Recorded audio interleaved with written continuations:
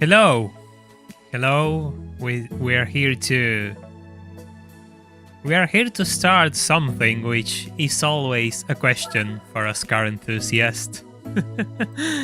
What is the answer to that question? What is the best car ever made? I hope you all are having a good time. We're going to tag everyone on Discord just so they know we are starting the live stream.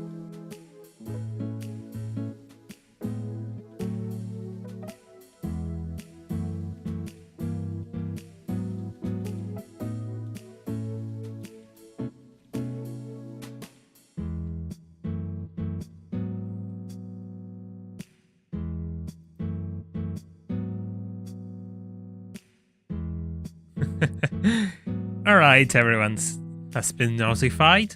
Of course, all of you have your answers to the best car question. I have to say, some of you might notice the Patreon goal has now moved to 20. We have a new Patreon and he's Crusader Glenn. He's here, so thank you for joining.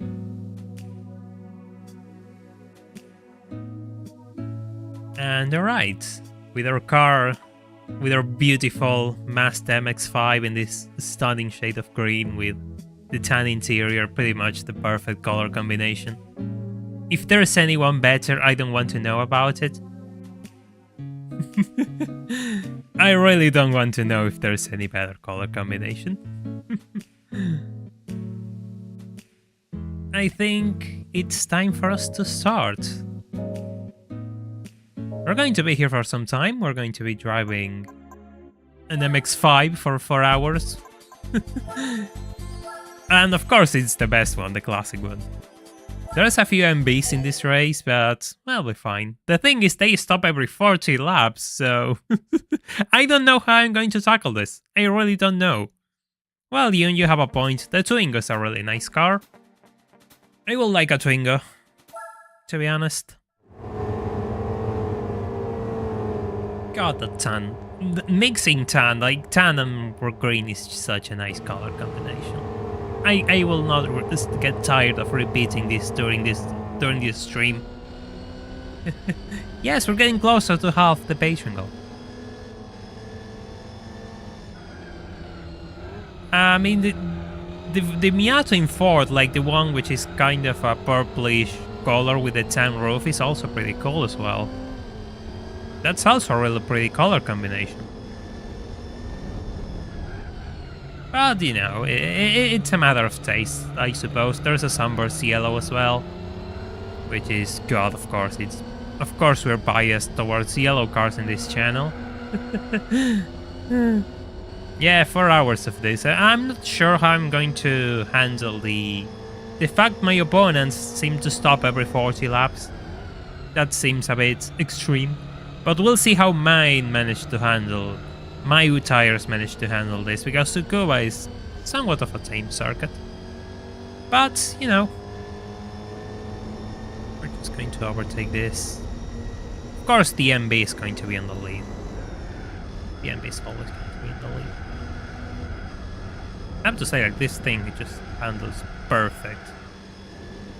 Yeah, the orange one. The orange one is really cool.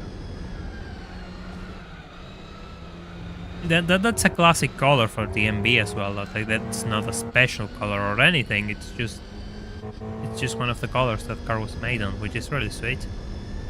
Means it's easier to find one rather than having to look for a special release. This one, like the British Racing Green with tan interior, I think it's a special release. So they are kind of limited. I mean, the version of the car is just like limited or something. It's a ladder B or something limited. I don't know. There's also one which comes with BBS rims, another limited edition. So how's everyone doing? I hope you all are having a good Friday so far. Ready to start your weekend nicely, you know, calm after work, or still working, some of you maybe. This thing just got weight reduction, you know, suspension, transmission, and the racing muffler, I think, and the racing chip. It's around 150-ish horsepower. Of course, I was faster during my, my trial laps, but well, it'll be fun. Ah, I see. Yeah, I mean, it's kind of impossible not to modify these cars. Pretty much everyone who gets one will modify them at some point because it's the nature of these cars. Personally, I will be fine with a Miata, like just have my own and just do a few things to it, but yeah, it's one of those cars which which really get the best out of people who want to modify them, because there's not many cars which offer good handling at a decent price anymore, and the Miata is one of those few.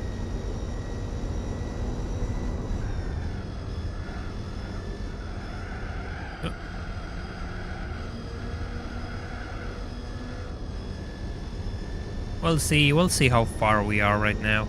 That was kind of a slow lap. That was kind of a slow lap.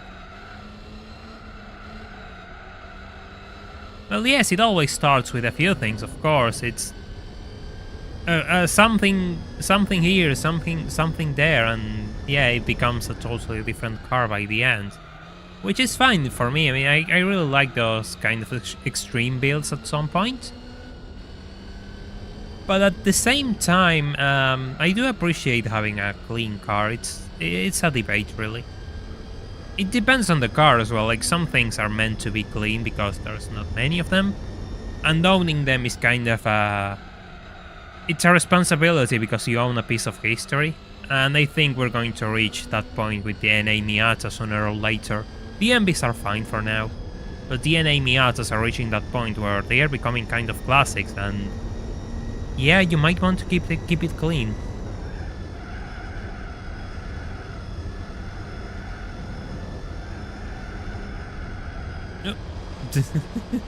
Off we go. I can live with that. Well, yeah, Tsukuba isn't an endurance circuit. I mean, if this one bothers you, then you better prepare for the 9 hours of Tsukuba. That one is annoying.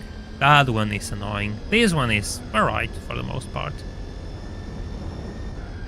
This one is alright. You don't even need a license to do this one. The problem is they decided to block endurance races until you have 25% completion, which is one of the things that actually bother me from Gran Turismo 4.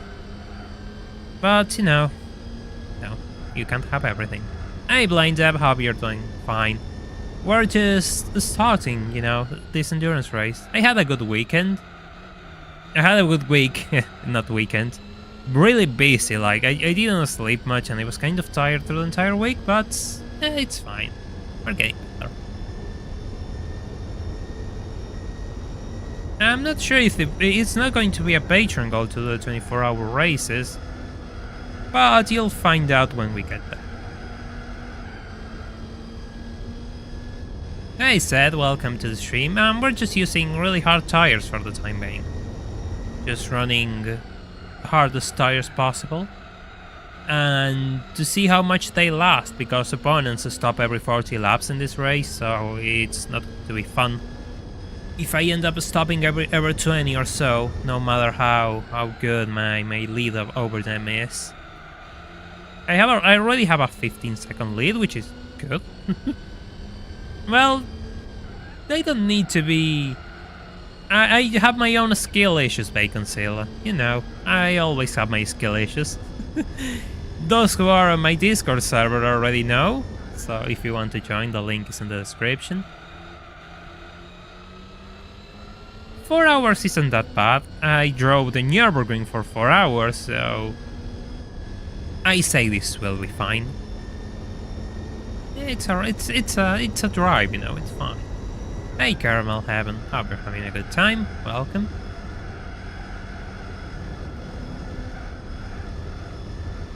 I have to say though, like, I recorded a video which most of you will see tomorrow. Those in Patreon have seen it already because they got early access.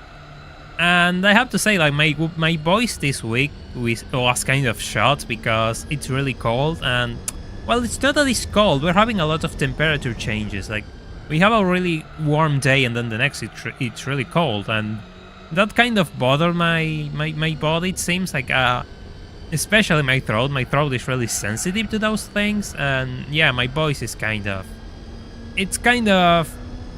suffering for the time being. Hey, Mitsuneg, I hope you're having a good time at work. Hope you get to enjoy a little bit of the stream while you have a break. A night shift too. I hope it's a slow night shift. Well, depends on how you say it, but usually night shifts are the one nobody wants to do, so they get pretty annoying. Yeah, it was satisfying to drive the Corvette in the 4 hours of the Nürburgring. I'll give you that.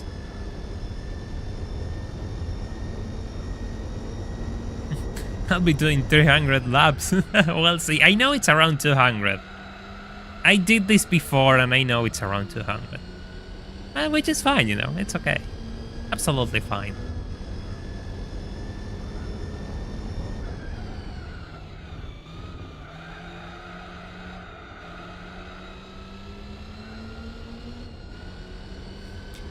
Funny enough, I never managed to do the 24-hour races in B-Spec. I just never bothered. In no small part thanks to the fact I had PS2 Slim and I didn't trust on it to stand around 8 hours. No. I didn't trust that thing at all. I saw about Gran Turismo Spec 2 playing tab. I haven't tried it, if that's what you're wondering. It looks interesting. It looks really interesting. I want to see the final product when it comes out, of course. But it's really nice the fact that people are finally getting under the hood of this game. Well, I mean, look at this, like the randomizer is just getting under the hood of the Gran Turismo 4. Like, you just have a random prize card, which is, you know, I will have never imagined we'll get this. So it's really good. Modding as a whole is really good. I just want to see what comes out of it, like what's next. I know adding cars seems unlikely, but we'll see what comes next. Also, there's a Gran Turismo 2 mod in the works, if I recall. I got that video recommended, but I didn't have time to check it by myself. And they are adding so many cars to Gran Turismo 2, there's a lot of work in that game as well. So that's going to be really interesting. I really want to see that one. 24 minutes of Le Mans. 24 minutes, yeah, 24 minutes, it's like 4 minutes per lap. So do the math, it won't be too long. 24 hours is just really long. Which is why we'll tackle them in sections rather than, you know, in a single setting, because being here 24 hours is going to be tough. But we'll do them in sessions when I manage to tackle them. Ouch! No! Yeah, I saw those progression changes, like having less rally races and just having a having a shorter Sunday Cup. Yeah, I get that. That's really useful. Hey Damian, welcome to the stream. Hope you're having a good Friday.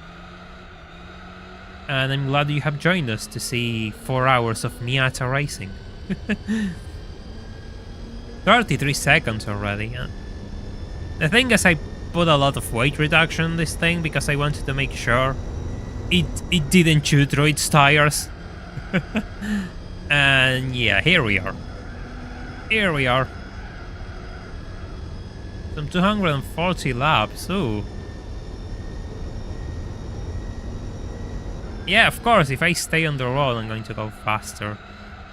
It's hard to remove the rally habits, given last stream's intensity regarding rally racing. We were doing a lot of rallying, and I was kind of struggling, so I'm still on that mindset. Oh, go-karting, that's brilliant. I hope you enjoy it. The GT3 Endurance is actually an hour long or thereabouts. It's not as long as this one.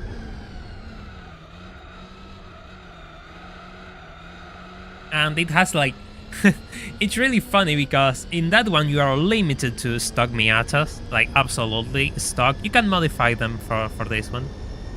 And the fun thing is, there's an opponent usually who has really soft tires and they take the lead, but they have to stop every 2 laps.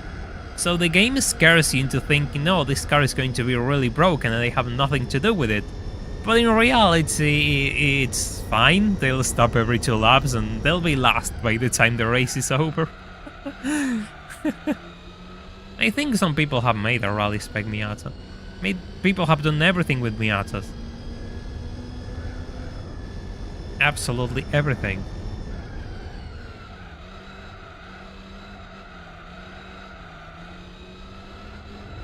Oh yeah, we have Silverstone this weekend. Yeah, that's going to be interesting. I really like Silverstone. I'm not sure how it's going to play out, but you know, it will see. We'll see. I do appreciate having some competition, but at the same time, it's Mercedes-Benz. I mean, I kind of wish other teams were competitive rather than Mercedes-Benz. Hey Saint, welcome to the stream. Hope you're having a nice Friday.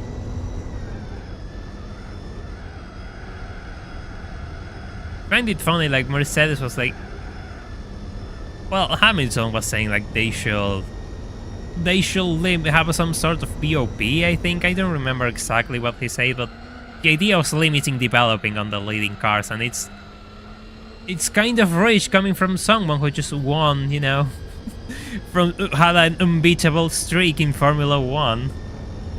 Why didn't you say that when you were dominating F1?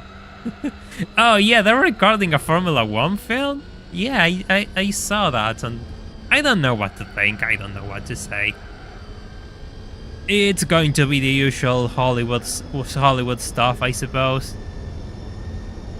I'm not too much into movies, especially modern movies. They just don't click with me at all. I mean, I'm all up for competition. It doesn't matter who it is for me. But my problem comes with hypocrisy, and I think Hamilton has a lot of that at times. Sue me, I don't care. I don't care. I think he has made a lot of statements which make him look like a bit of a hypocrite, and I don't really like that.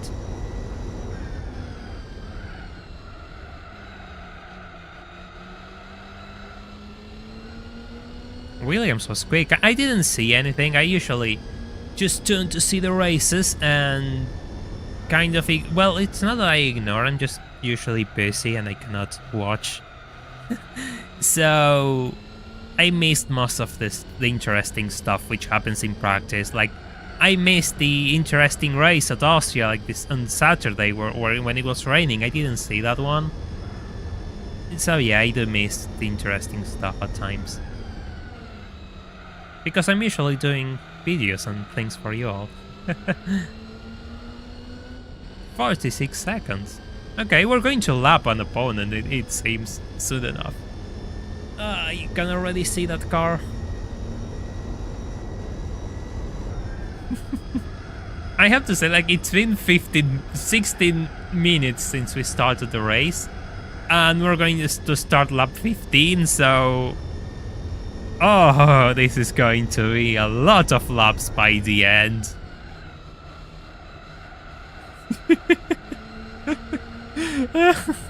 It's going to be fun. No, you're joking. Yeah, no. Yeah, of course, of course.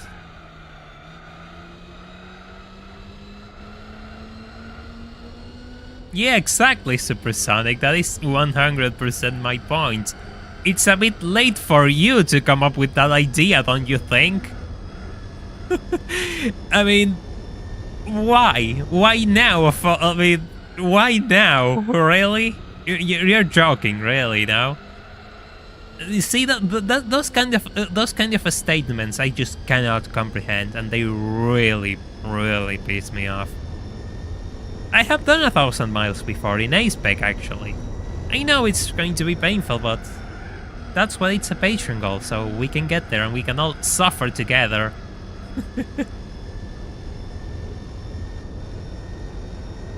So we can all see, so you can all witness my suffer on livestream here. And given I don't have the fastest cars to do it, it's going to take a while, so yes. But you know, we'll talk more when we'll talk more when I get there. I'm still kind of, you know, recovering my voice. So I'll struggle a bit today, I'm sorry. Yeah, I mean, developing new parts for a Formula 1 takes ages. Given how you have a year to be competitive, 5 months is ages, literally. So, yeah, that's not really good. I think that my problem with Formula 1 lies not in the cars themselves or the drivers, like the drivers are brilliant. My problem lies in the fact that the circuit layouts are god-awful and there's very, very few good circuits left in the entire year. I have made a video on Porsche Unleashed, and yes, I have thought about it, but streaming it is a bit difficult because it's kind of difficult to make OBS read the game, but you know, we'll get there. Probably we'll get there when we're done with the randomizer. I need a new game to stream. We'll see what comes.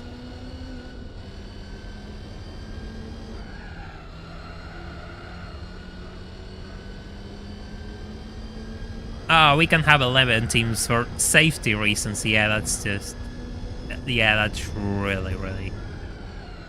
I mean, if I was Toto Wolff, I will do anything to protect my investment as well. The fact that...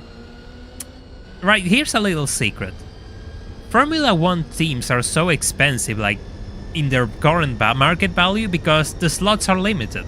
So if someone wants to enter F1, they'll have to pay an existing Formula team, and that really works for the Formula teams.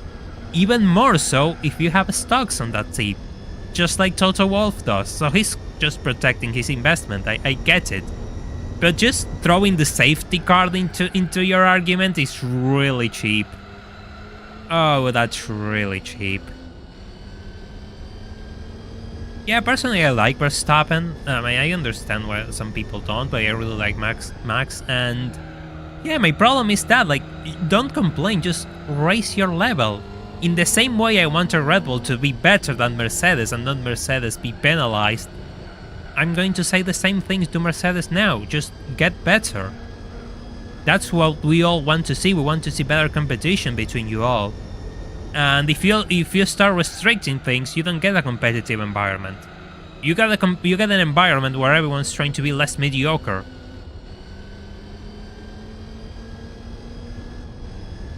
Hey Samantha, thank you for the message. We're going to keep going. Of course we're going to keep going, no matter what happens. Just as I'm starting to lap the first cars on the field. Ah, absolutely, Media UK. Every time someone tries to tell you something is done for your safety, it's usually a lie. Not just that, not only is a lie, a lot of times it will try to restrict your life a lot, and they will in place heavy regulations on you, and in the excuse of it being for your safety. So it's a really disgusting tactic that people need to start waking up to.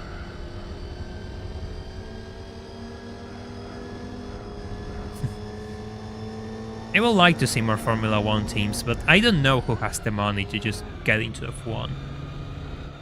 Getting into F1 is... I mean, I wouldn't blame anyone who says, no, this is too much money, I'm out of here. Because it is, it's really expensive. But I will lay the same criticism again. The problem isn't the fact that we have 20 cars, or the fact that there's no new teams. The problem is that no matter what you do, you're having 25 circuits and 75% of those are the same layout. Just 90-degree turn, straight for DRS, another 90-degree turn, and off you go. And there's very few circuits which are, actual circuits. And funny enough, those actual circuits are the ones where everyone's waiting for them.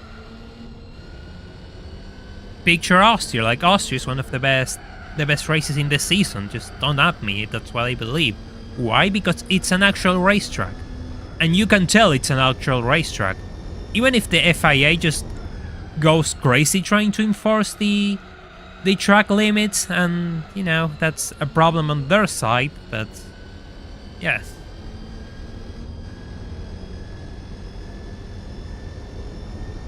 Ah, that's interesting, Samana. That's interesting to see that you wrote a thesis on Formula 1. That's brilliant. Yes, exactly, Raskris. It doesn't help anyone. You're just... That's the problem with regulations. It just makes everything worse. It makes everything absolutely worse. And that's my problem with people who, in all environments, right, who want to regulate everything. I believe you cannot... You need to have some basic rules, right? Some basic rules so everyone can live with each other. But you cannot micro-regulate every single move. That is absurd. And a lot of people seem to do that. Seem to think that's possible.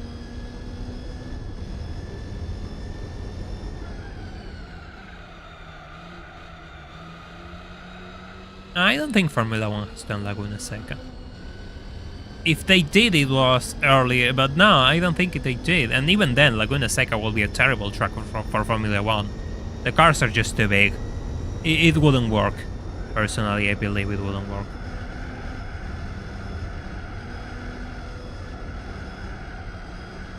Oh.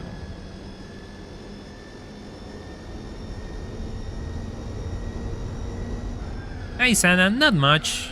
Just the first 25 minutes of this 4-hour race. So we're fine. You're absolutely fine. Hope you're having a good Friday.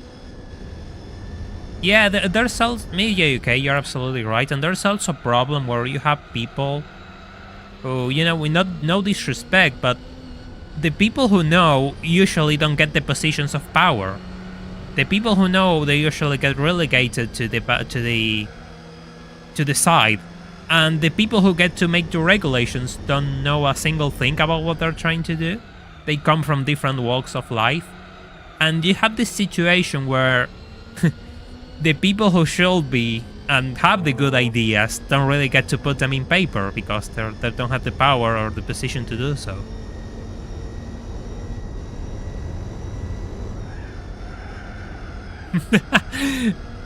Formula 1 on Pikes Peak. Well, maybe if you've seen Pikes Peak's car, they have really big wings, so they'll might make Formula 1 cars feel small. Yeah, I mean, $200 million for as an entry point is ridiculous. Yeah, absolutely ridiculous. And again, that's kind of on purpose. So the current teams don't have the interest in having new teams because the value of those teams will plummet. And if say, I'm not going to say that they will, but imagine that one of the backmarker teams they just want to quit. Like, they're tired of losing. They're tired of losing money. This is unprofitable. They want out. If you had an easier entry into Formula 1, that team will cost less. Even if they have an experienced staff, a car, whatever, it will be cheaper. Because entering to F1 with your own team just doesn't cost 200 million or more. So the current teams are obviously lobbying for keeping it as 10 teams, because in the case they want to break out, they will sell their team and just make a profit.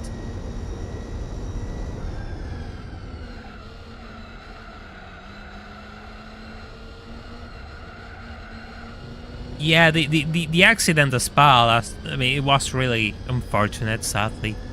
It's one of those really, really sad things which happen in motorsport. It was this, well, it wasn't the same condition, but it was the same that the last time we had an accident as well. It was just an unfortunate set of events.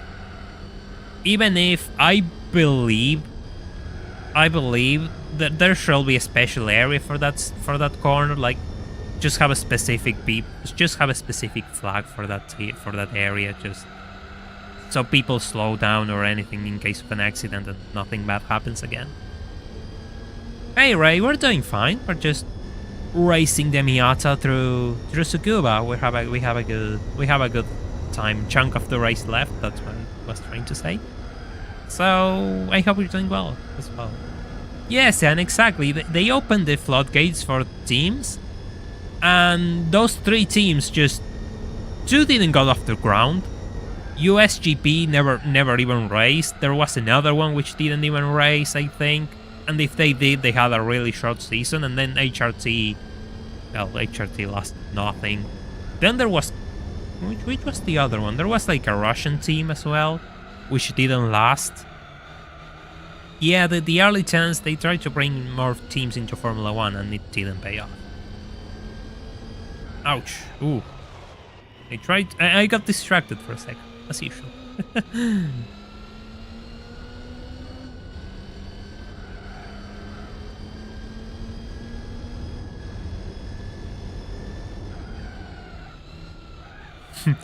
Yeah, well, that's a good question, Julian. How Formula 1 can be so incompetent with track limits? Well, they're kind of incompetent with everything. It's kind of a joke how the supposed crown jewel of the automotive, you know, the automotive world, like, is such a disaster when it comes to management. Hey Jinte, hope you're having a good Friday. Welcome.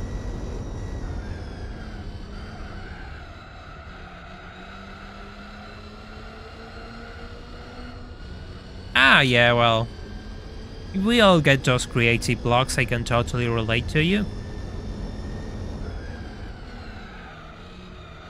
You breached track limits, 30-second penalty. You know what's fun? Even with a 30-second penalty, I will still have a 30-second lead.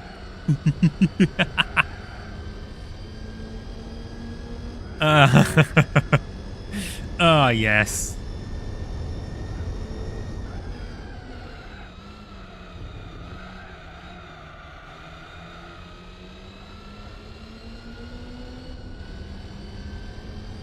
When is the summer break in Formula 1? We still have 2 or 3 races more, right? It's at the end of July, and then they come back for the Dutch Grand Prix. Or I am wrong.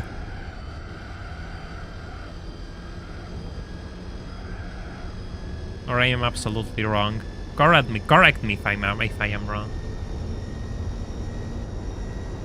Yeah, I mean, of course, the conditions were god awful. They shouldn't have to restart the race. Absolutely. Absolutely.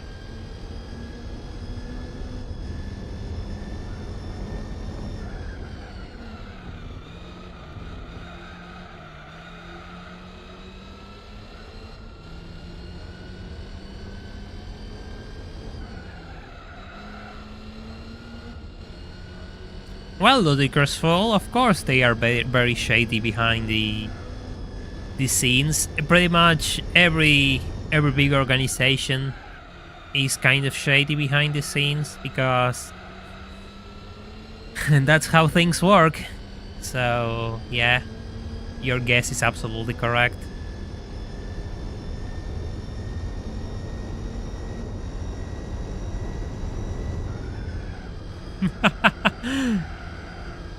I mean, you know how I'm driving when I'm streaming. I'm going to get all sorts of penalties.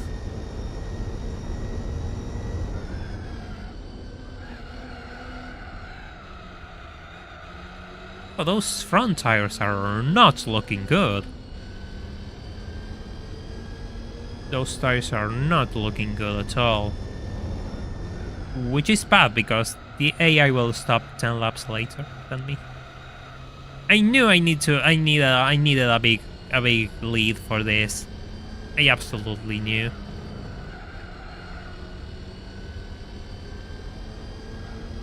Going to keep pushing for a bit more.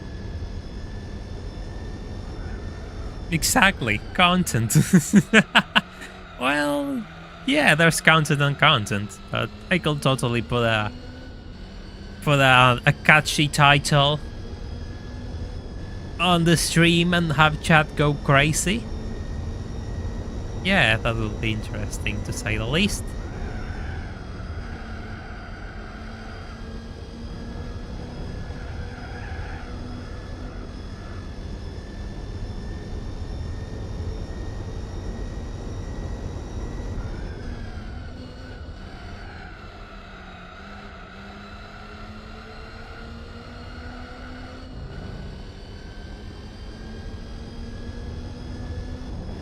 So I was thinking, right, this Sunday I want to start doing the driving missions. The thing is, I don't really remember the driving missions that well. So it's going to be really fun to see me struggle with them. Because there's so many, I don't know which ones I'll start doing. I'm pretty sure I'll start with the ones everyone wants to see, the final lap magic, mission 34 and all of that, and then work my way backwards. Tires seem to last around 30 laps or so.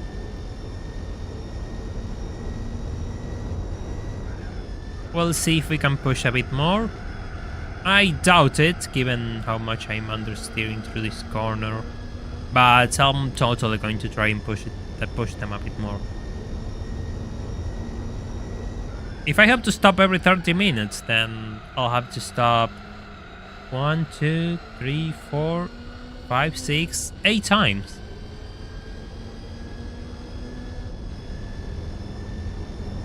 Yeah, exactly, Crusader. I remember that one. Mission 11 is really annoying. 34 is, of course, the one everyone knows and loves. Then there is the 23, which is the one with the skyline, where you have to do the slipstream thing and make sure the pack catches up to you. That one is annoying. Yeah, there's a few ones which I remember not liking. There's one in Opera Paris which is annoying. Hey Enzo, welcome. Hope you're having a good Friday. Here we are, just putting some miles in the good Miata. Who wants its first change of tires? We'll probably change them next lap. Yeah, that's probably how it goes, Damian. Like, you just have to... You struggle with one and then you just jump into another, which is a struggle. Those driving missions are tough. And I don't remember them quite well, so... it's going to be fun. Absolutely fun. Yes, this lap will stop. Every 30 laps seems to be the lifespan of these tires. 30 laps. Which is good. I was expecting a bit worse. I was expecting 20 something. But 30 is fun. Fine. I can stop, so it's good. I have a good lead, so we're good. We're absolutely good. Into the pits we go. Oh yeah, we're going to save, just in case.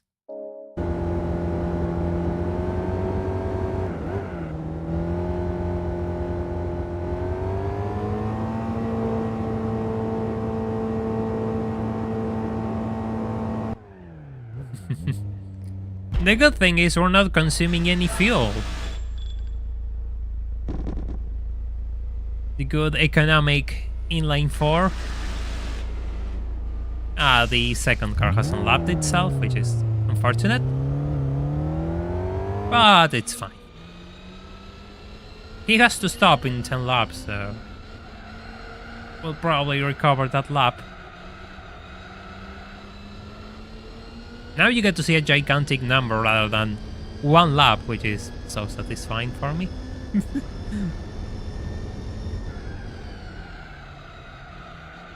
Ouch. The thing is, refueling doesn't cost time. Like, you can just refill while your tires are being swapped and you won't lose time. You just have to time the refueling with the tire swap, with the tire change, and then you can just do both at the same time.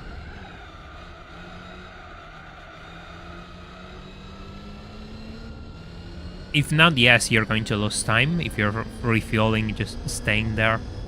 But yes, you can just use the tire change to refill the car, which is what I usually do. But I don't need it in this time. I'll just refill on the next lap. Just wanted to avoid refilling. It doesn't make any difference, really. It doesn't make any difference at all. But I thought it would be a nice touch not to refill.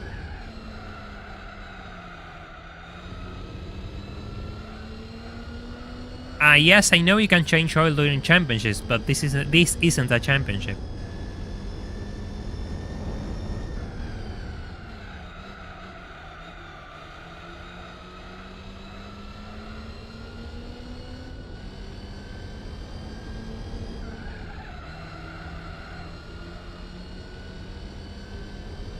Yeah, that's kind of a tough subject, Supersonic, because yes, in a way, I think I understand the problem that Formula 1 stewards have.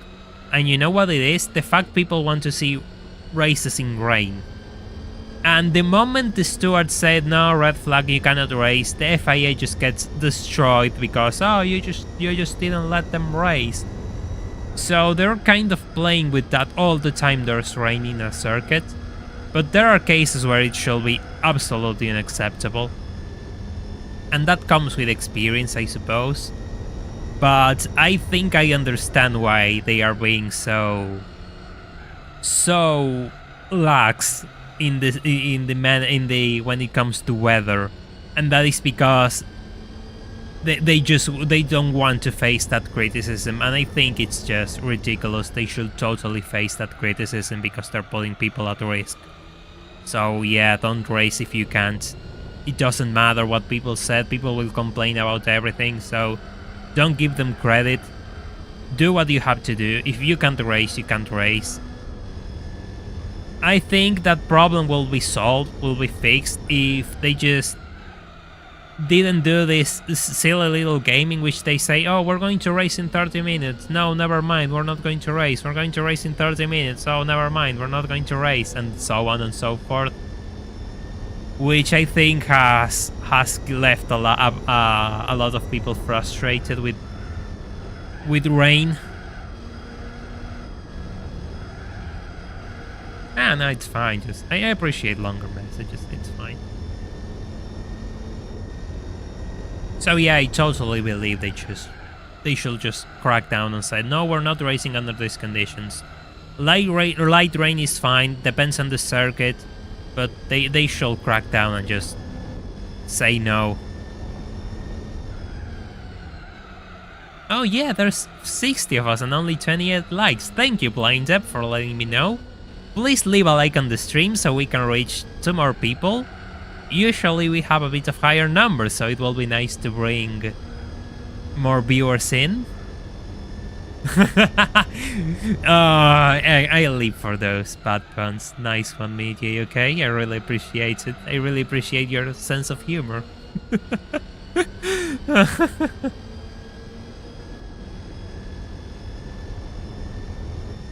I see, NASCAR can race on the rain. That's really good.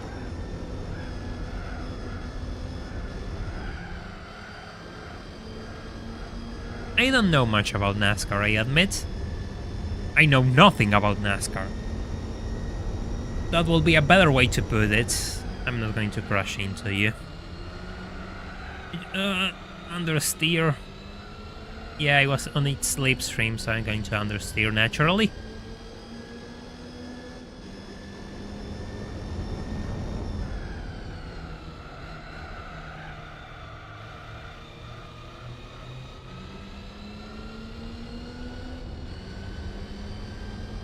where can I overtake you?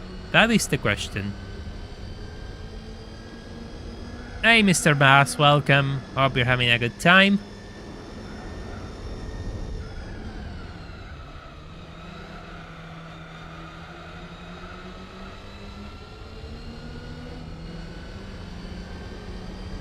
Yeah, exactly, Supersonic. At times it really feels that way. And yes, it could have been avoided if, you know, they didn't care about it. Yeah, NASCAR Le Mans is going to be one of those things which we'll remember after a few years.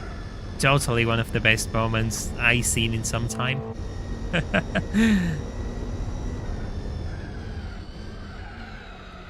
It was really nice. I'm not going to lie, like, I'm really excited for Le Mans next year because there's going to be so many cars. There's going to be so many cars. And it's going to be nice to see Ferrari made a car for Le Mans, or they made a car for the entire WEC season, because my theory is the fact they made a car for Le Mans and not the rest of the season. Just a wild theory. Yeah, NASCAR Le Mans, simply lovely. By the way, Bas, how's your Gran Turismo 4 challenge with cheap cars coming along? I'm really curious to see that. I really want to see how that ends.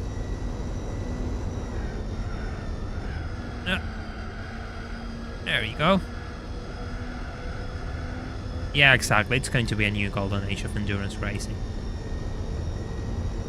It's when I always say the same. People don't realize what they got until it ends. I believe it's going to be the same with Rally. People talk about, oh, the Group B, the Group B. The current WRC cars are absolutely mental. And they're not getting many attention, which is a shame.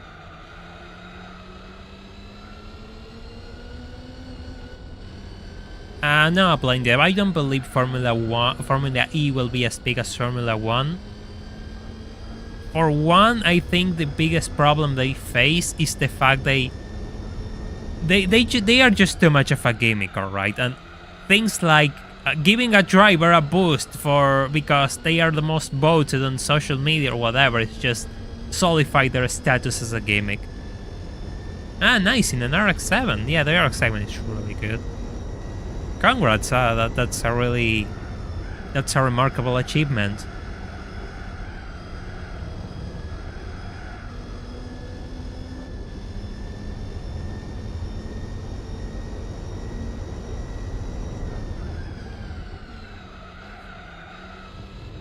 Yeah, the 787B is interesting. The 787B is an interesting case.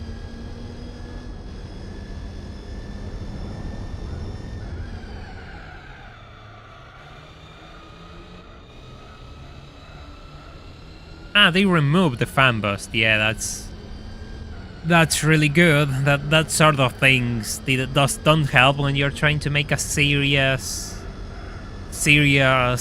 type of competition, I will say.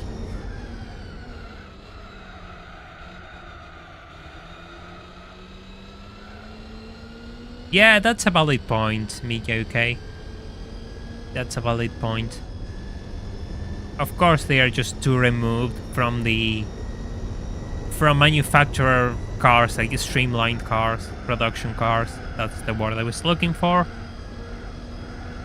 But in a way, I think they are pretty cool, and they should do a bigger effort to advertise WRC.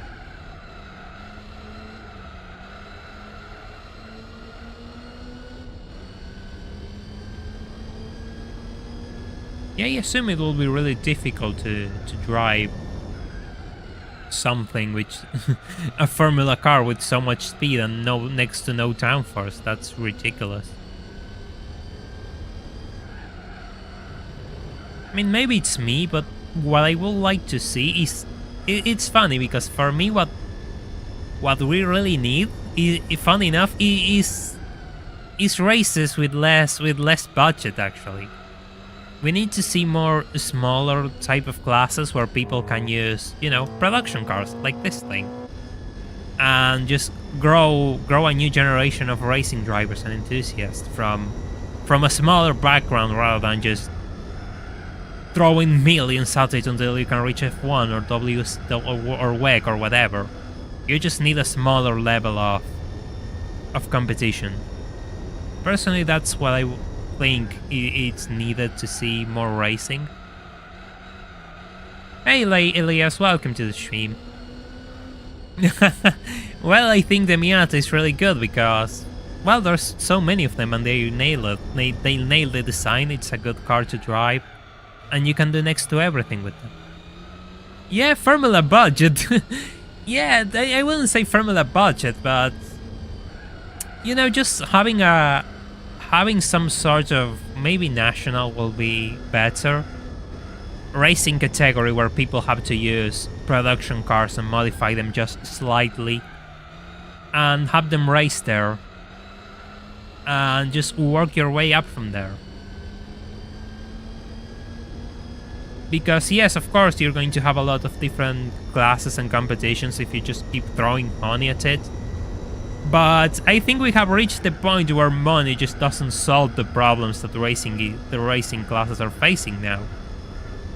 As I was talking earlier, like the boring track design won't be solved with no matter how much money you throw at it, because having a racing circuit is really expensive and there's not much you can do with it.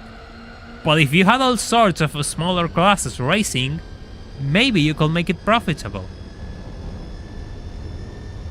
So it's just a wild idea I have in my mind, you know, just something I believe in. I'm not sure if it's 100% real, but it's just a theory.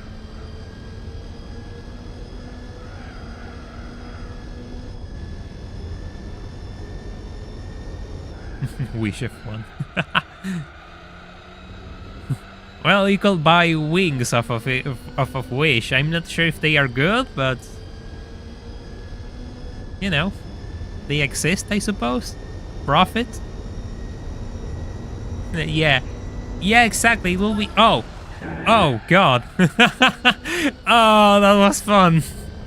I almost pitted. Oof.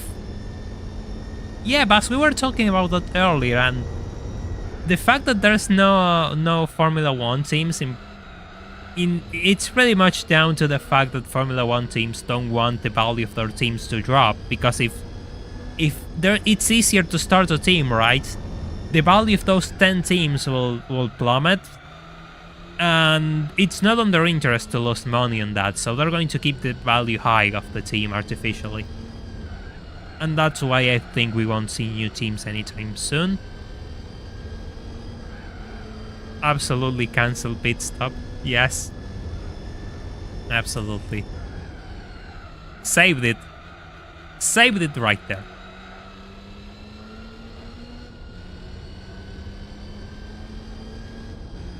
$1 billion, God, that's so much money. Unnecessary. The fact they don't allow Andretti to join Formula 1 is criminal. Go find me another team with so much experience in single-seaters.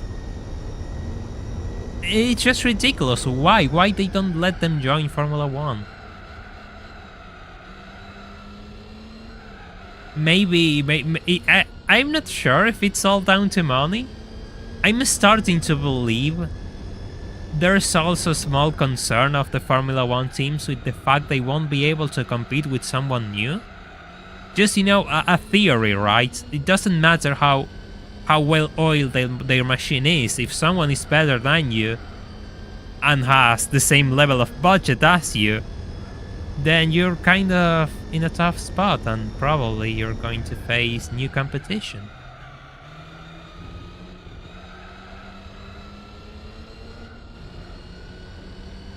The AI. Oh, accidental pit stops are one of the best things which the AI can do. It's rare, but it's so fun.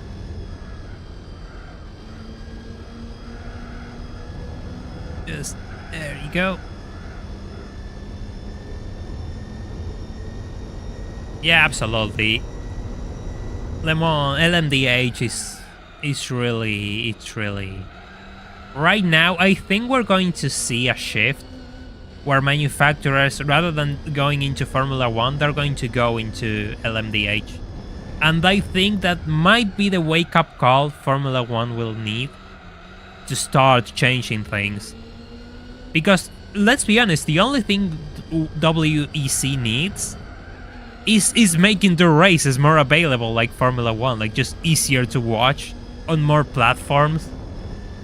That's the only thing they need. And I'm sure that if they invested a bit more in transmission rights and ease of access, they could totally compete with Formula 1 toe-to-toe.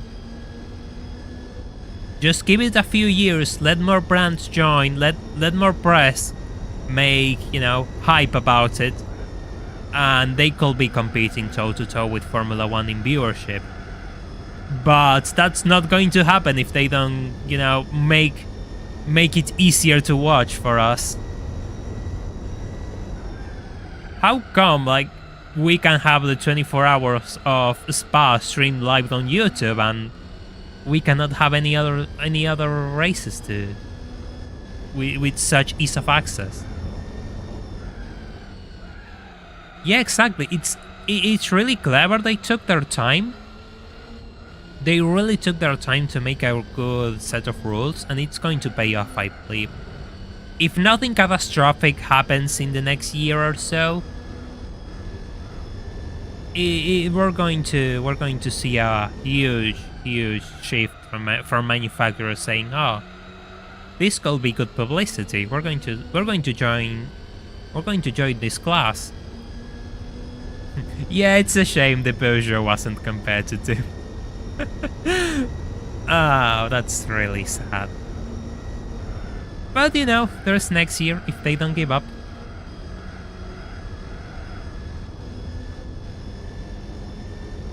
I wouldn't say normal TV, but online will be so much better, because with internet you don't have to worry about regional regulations for TV and those sorts of things, which are usually a massive roadblock. And then people wonder why TV's dying. God, that's a lot of cars. Like, they're just all three packed together. I'm not sure if those three are in the same lap. I assume they are. So I'm just going to squeeze right in the middle of them and lap them all.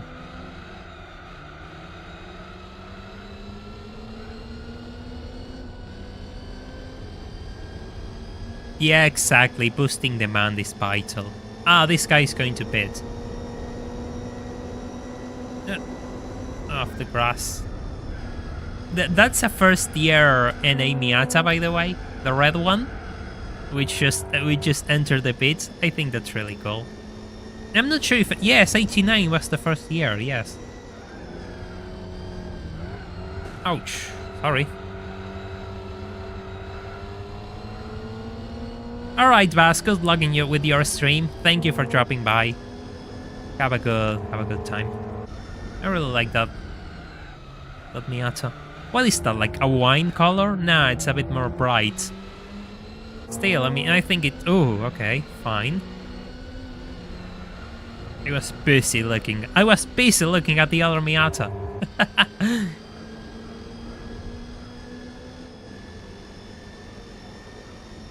Okay, so I'm just going for the dive. There you go. Did I gain 2 laps on this thing already? It's going to be so absurd if I already gained 2 laps on this thing.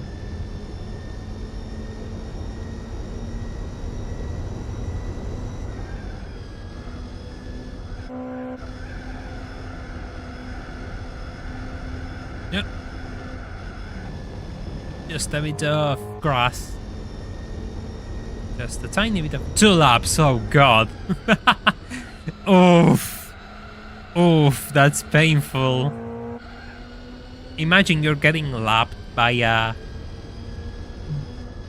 Well, no, I wouldn't say slower, but because we are not slower, but an older car just like the NA Miata.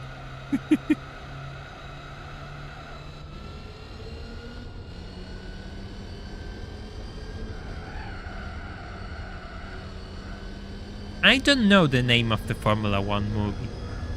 And I don't think I will care. I'm not sure. Ouch. That's not good.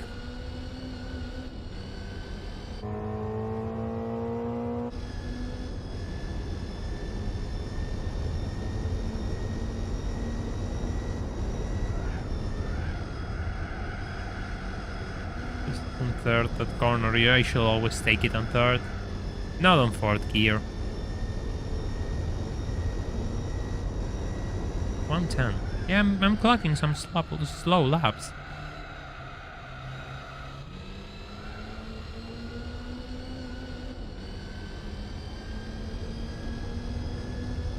Oh.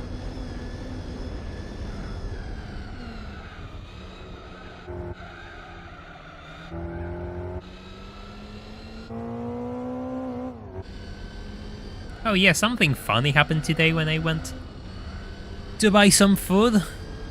So I go out, right? Just as usual, just go walk into the shop. It's a few blocks away, the shop I wanted to visit. So I just go walking, right? And I have a lot of things, so a lot of groceries to... When I come back, so I just said, oh well, I'll just take a bus. Well, there was a strike. None of the buses which take me back home were working. So I had to go back home walking with a lot of groceries.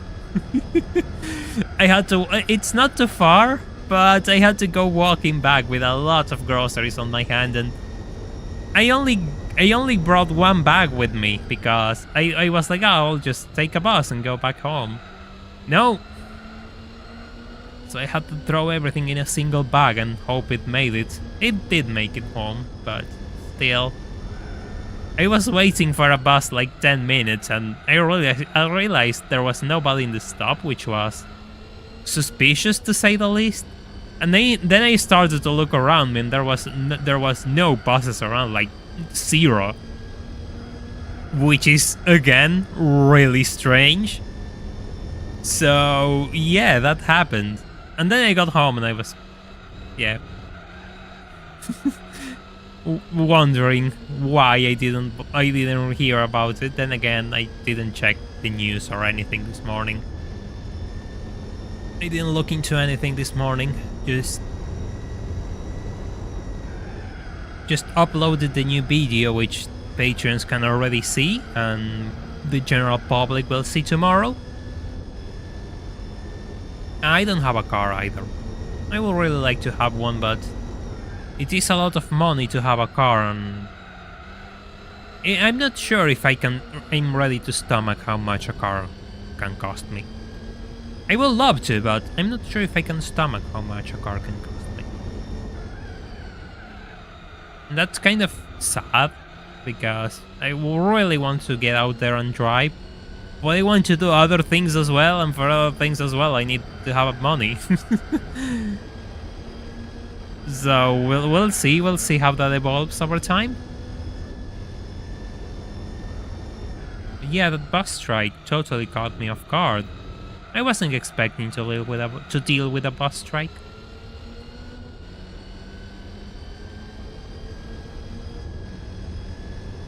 I just want to drink water.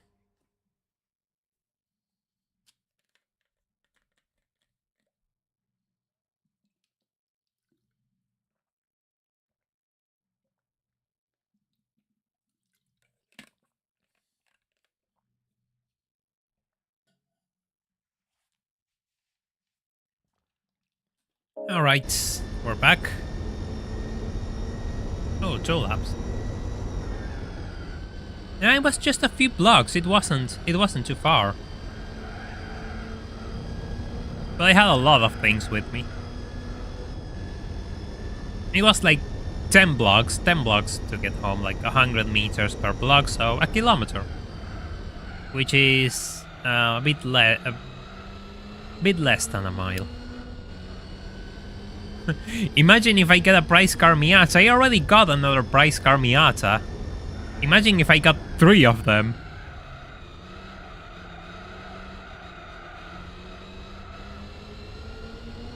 And this one is still the best. The other one I got is just a boring color, but it's an NA, so it gets a bit of extra points, I suppose.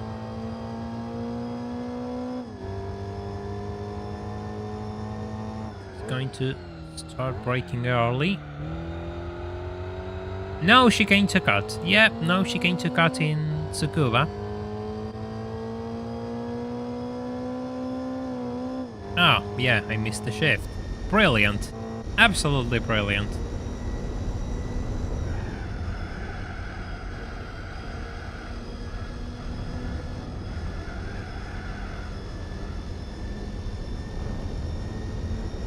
Yeah, the problem here for me is like, if I have disposable income for a car, I always ask myself, wouldn't it be better to start saving that money and, you know, consider leaving the country?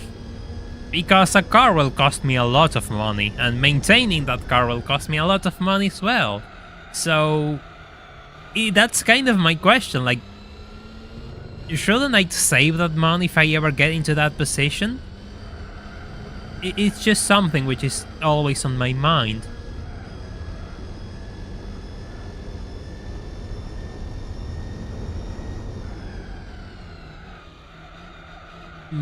So yeah, I mean, as long as but the thing is, I really want to learn how to drive properly before I get out of here as well, so I can leave with a driver's permit at the very least.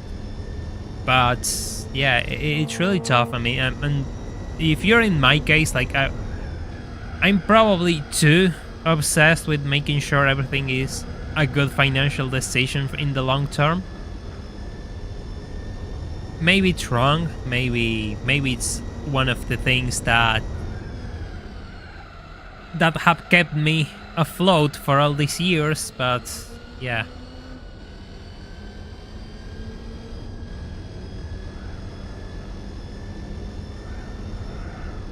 Well, that would be interesting to just start playing with the randomizer and figure out which are the most broken names, or which names have the most bizarre price cards. But the amount of work that I will need to do to get all the prize cars will be... yeah, it will be something. But yeah, I mean, I'm really curious as well. I'm not going to deny that. I'm really curious. I kind of did that with the randomizer showcase video I made on my channel. It just threw a few names together which were recommended by some people on my Discord, right? And I just showcased the results that, yeah, you could have a lot of broken cars.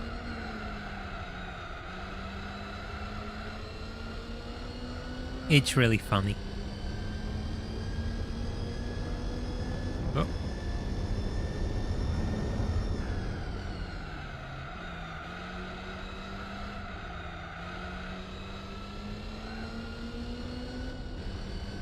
It does make me wonder though, like, how many names have the cars that you need to reach the GT World Championship? In a few words, a K car, a truck, a boxer, a classic, and, you know, an FF, an FR, mid-engine, four-wheel drive, those things. Because I'm sure some saves just don't have a truck or a key car in them, and you cannot do the GT World Championship.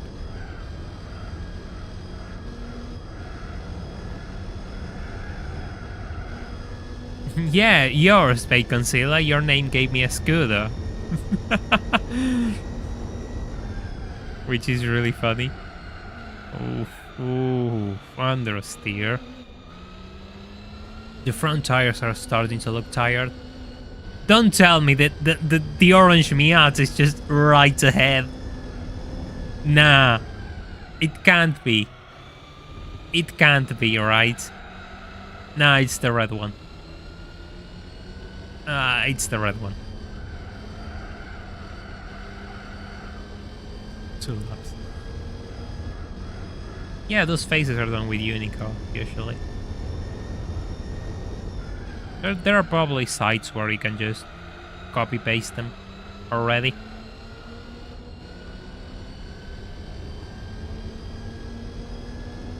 Do GTLM? Well, that's good, but if you don't have a truck, well... Yikes. If I manage to leave my country, where I would like to go? See, that's a difficult question. Because in my situation, it's not so much where I will like to, but where I could. Seeing where I will be allowed to go, and maybe if everything works, just continue doing YouTube and working with this. And living, being able to live myself. Like, right now I don't have to pay rent, but if I go out I will have to pay rent, pay everything, so I will need to be really solid financially. It's really a long-term plan, so it's not going to happen next year. Hey, Sundari Kisali, welcome to the stream. I hope you're having a good time. You have a Formula GT? Yeah, absolutely. It's going to be good for the World Championship. It's going to be tricky to manage the pit stops for the softer tires, but you're going to be absolutely fine. The midget is a truck. Yeah, it is a truck, but you have to make sure it can beat the Silverados. The Silverados are really fast. A save file with motor wagons, well, I think that's not a save file but a torture device, if you ask me.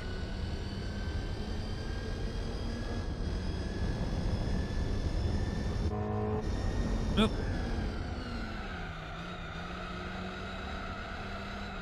Ooh, there you go.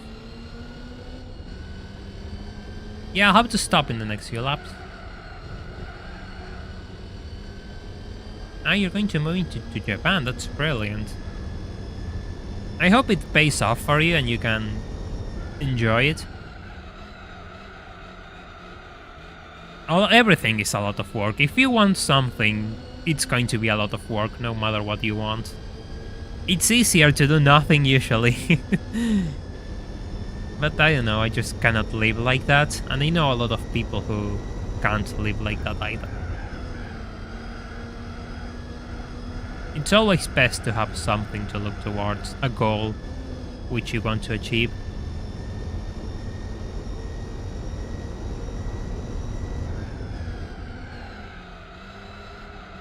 Probably my goal when I get YouTube, to be stable.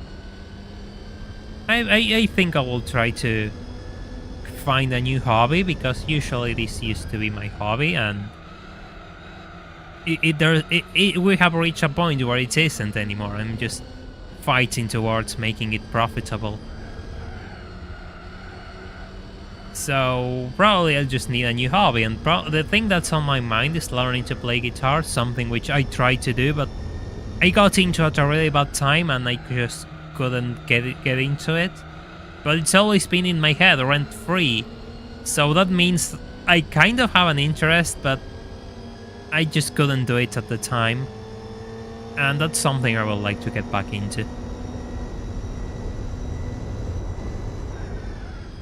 Well, Cita Diaria depends on the car you have to drive. If I didn't have to deal with penalties, Cita Diaria will be a lot more manageable, truth be told.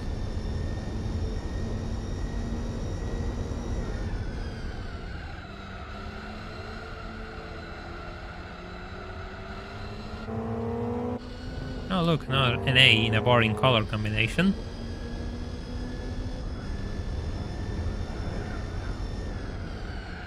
No. We're stopping this lap. This is the lap where we stop every 30 laps like a clock. The rear tires are absolutely fine, but the front ones, especially the front left, is totally shot. And it shows, believe me, it really does. Which is a shame because the rest of the tires can do a few laps more, but that left front really throws everything into the garbage can. It's really annoying when that happens, but it's part of the experience.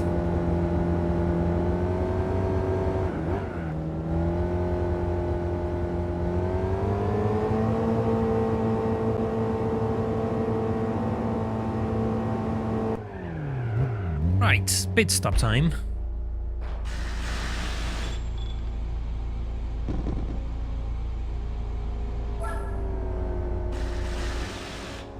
There we go.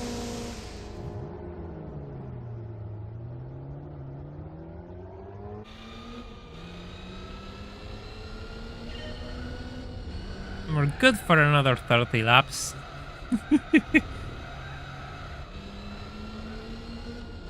I cannot believe that an hour has been passed. This is going to be a long race.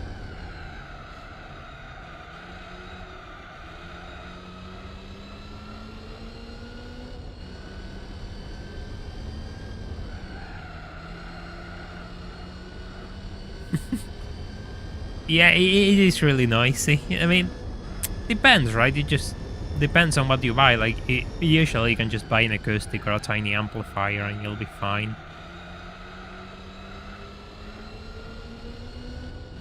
It also depends on your room. Like my room, I mean, my room, the one where I'm just recording and streaming and all, has a bit of investment in it as I try to soundproof it the best I could, and it worked. It really did work. So I guess I'm speaking from a privileged position. Yeah, that was the first step, way before the channel was started. Soundproofing this room. Yeah, it was really difficult actually. Hey Racing UK, welcome! Hope you're having a good Friday. Thank you, Deadpool. Good to have you on board. I really appreciate it. I really appreciate that we can count with you.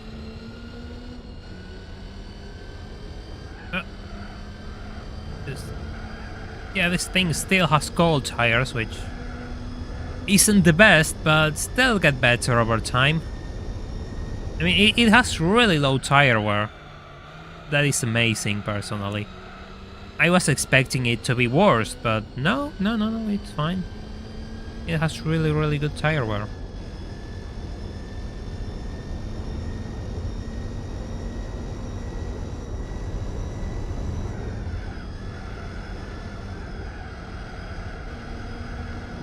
Dropping to third. Ah, well, that's a good way to start the Friday, to end the Friday, if you ask me. Hope they're good. Hope the beer is good. I'm going to overtake the 89 again. No, I am not from Italy. I am from Argentina. I get that question asked all the time if I'm from Italy. I mean, I know some people from Italy, so I can see why people think that I'm from Italy, but no, I'm not. Even if there's a lot of crossover between Argentina and Italy. Hey Kasari, I didn't play Tourist Trophy. It will be interesting to try it out. Maybe, we'll see how it goes. Well, there's no such thing as being late in this stream, so don't worry about it. Nobody should worry about that. Yes, I'm using the PS2 emulator, the one everyone uses, PCSX2, the only one, the only PS2 emulator there is. The only good one, because I haven't seen any other.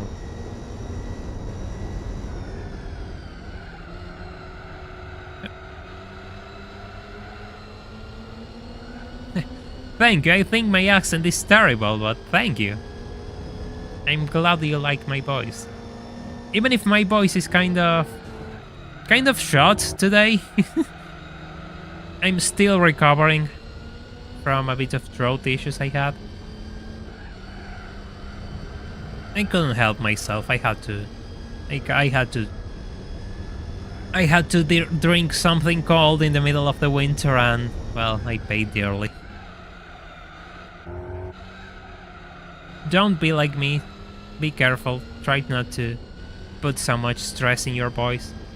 I'll totally make a tea with honey by the end of the stream just to recover the voice.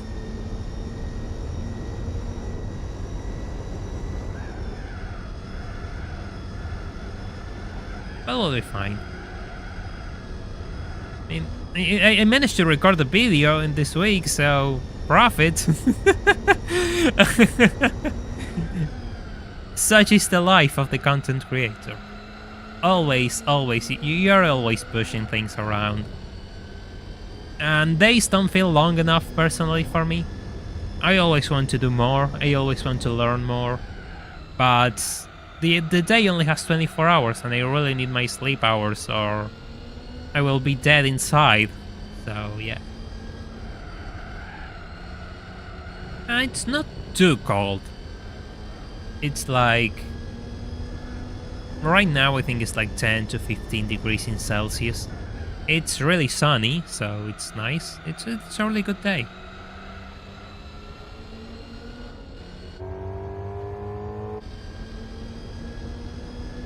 It's the fact that sometimes we're having a lot of temperature shifts. Like, we had a few days with 20 degrees and then it's just slumped back into single digits. And that threw me off. That really did throw me off. Also, there might be a case of me wanting to eat ice cream in one of those days with 20 degrees and just eating ice cream in the middle of the winter, which is something I do. And then I say, oh, I have throat issues. I just don't learn, don't I? I just don't learn.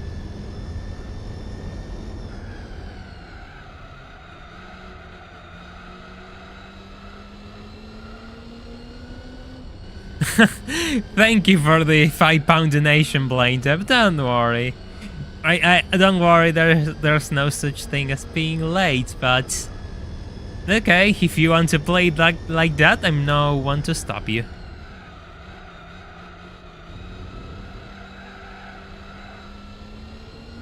Well, I'm always looking forward to provide some entertainment to everyone.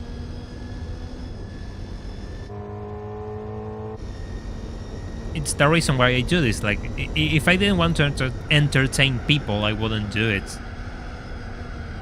I mean, I guess it's... I'm just really transparent about what I like to do. I always wanted to entertain people, and I spent a lot of time thinking I couldn't do it, and in a way I wish I could make that time back.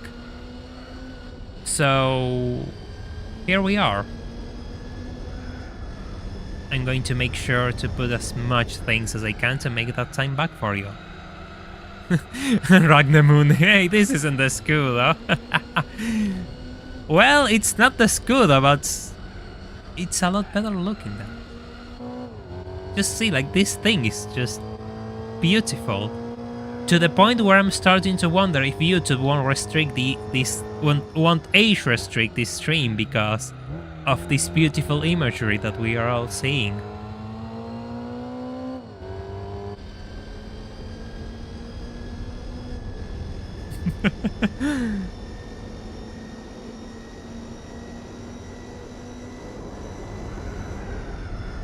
It's time to get past the NA again, the other NA.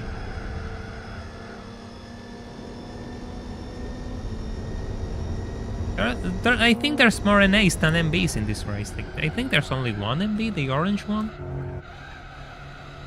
And the rest of us are NAs. Also, lap 69, obligatory nice moment.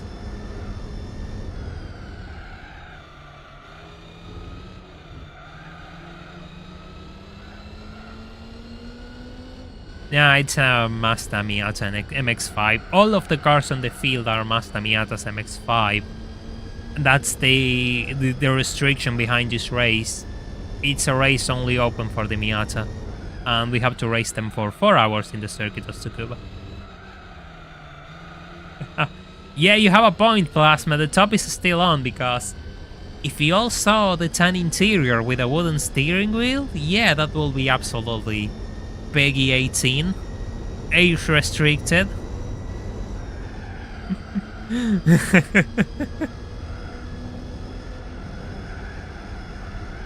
We make it? Yes, we make it. It's going to be a 110 though, yeah. Kind of a slow lap. I want to beat my best time, but I'm not sure if I'm going to reach it. I always wonder like how I got that time, but I don't remember. I absolutely don't remember how I got my best times.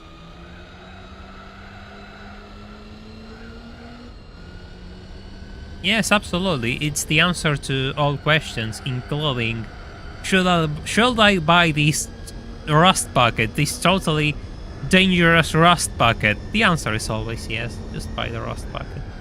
Buy the rust bucket, Miata. You'll see what you do with it later, but buy the rust bucket, Miata. No, I mean, if I have to be serious for a moment, no. Don't buy the rust bucket, Miata. It will be nice to save it, though. Yeah, we have to get the top off, but we can't. Best lap? No best lap. Almost a second off. Yikes.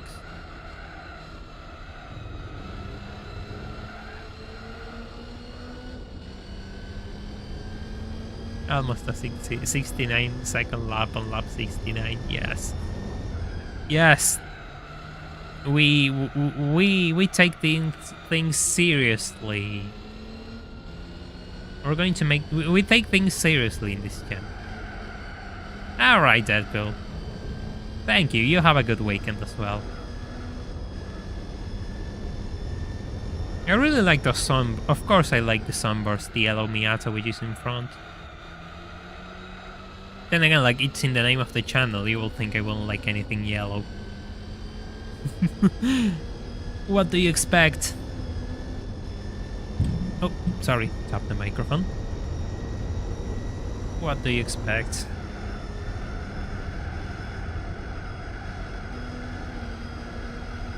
Just a bit of rotation there. That's totally a third gear corner. Another lap with a 109, but this one was a bit higher.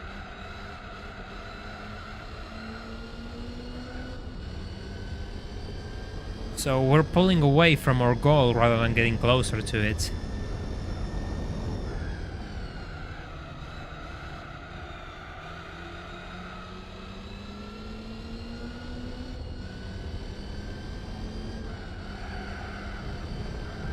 Bit of corner cut there.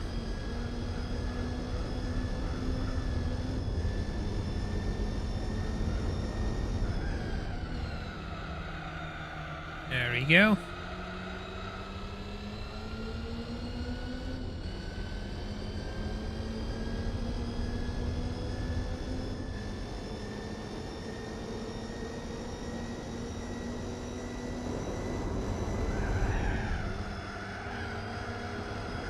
I'm not sure if I can overtake on the outside, but I can totally overtake on the inside now.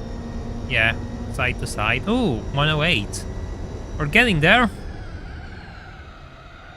We're getting there. I'm not sure if this lap is good enough. I think the entry was already pretty slow, but we're getting there for sure. Alright, Glenn, you have a good night. Thank you for dropping by. Hope you and your cat rest well.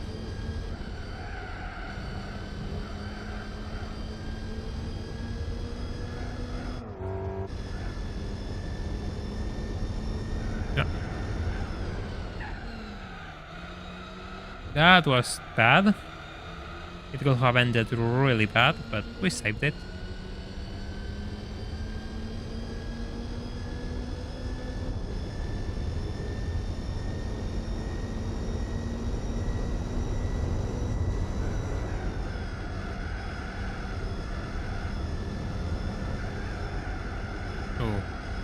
Oh. Ow.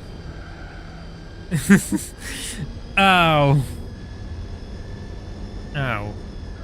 Yeah, that lap could have been good, but I just threw it into the garbage. Right at the last second, too. Right at the last second, I just go wide, and I knew I was going to go wide, but well, whatever. It is what it is.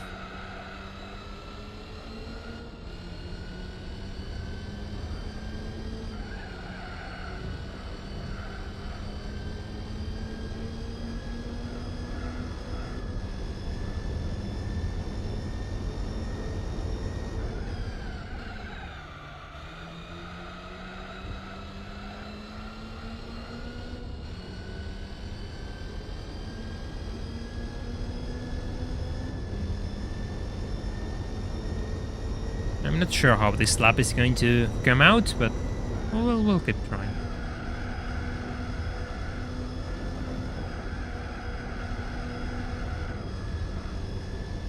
$1:09. Yeah, a second off.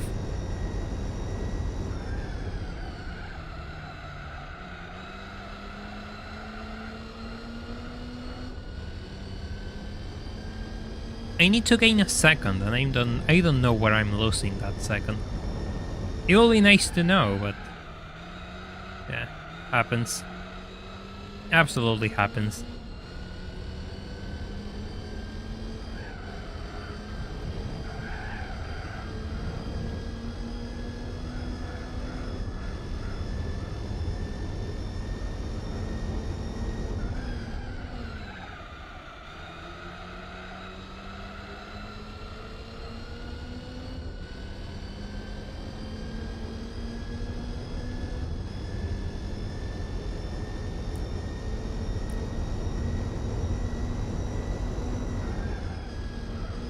May I have to carry a bit more speed through this corner, but when I tried that I went straight into the grass, so maybe not. 107? 10... Oh, that was so close. That was almost the best lap. Ouch. This one won't be a best lap though. Well, I managed to get close, that's what matters, I suppose. Didn't manage to beat it, that's disappointing. Now we'll just keep trying later. We have a lot of race to continue.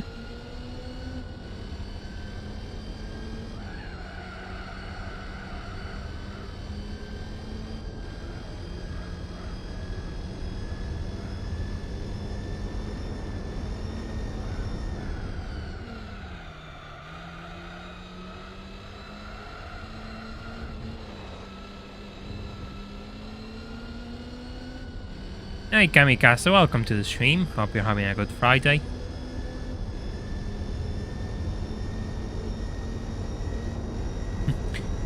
Two-minute penalty. Yeah, that seems appropriate. Fun enough, that will put the NB on striking distance of me, kind of. Kind of. Going a bit wide here. It's slow.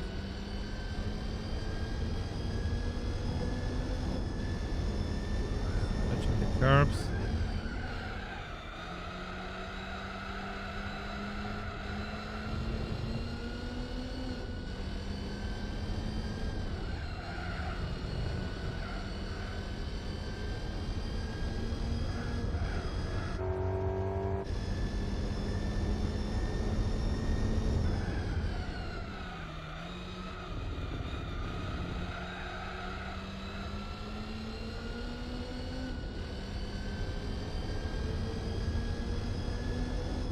Yeah, that makes me wonder, if you could pick a car for, you know, any car, a budget car, which one would it be? It has to be your only car, of course, we're talking budget cars. 109, oh.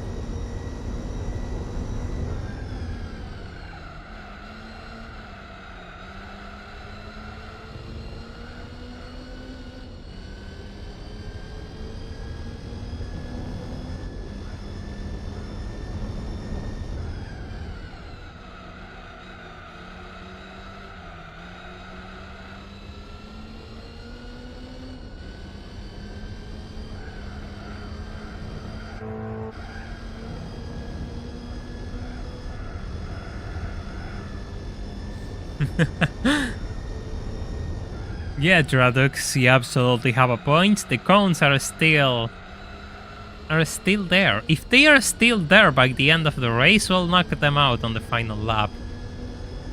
Hello, hope you're having a nice Friday. Welcome.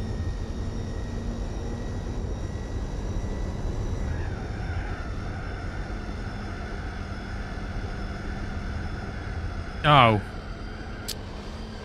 damn it.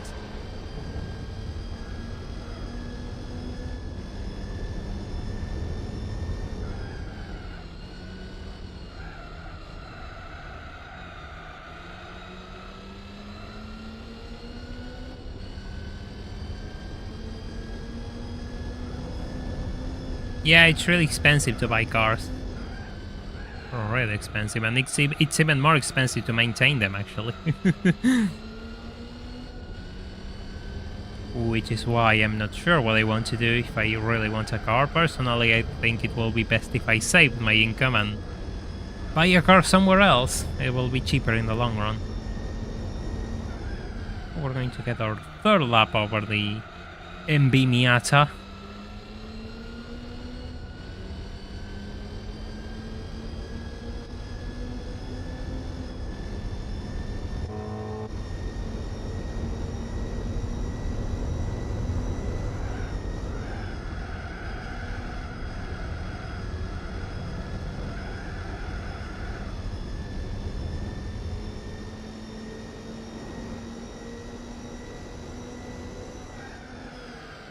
Easy, I don't want to tap you. I mean, yeah, I don't want to tap you. Of course I don't. There we go. There we go. Easy.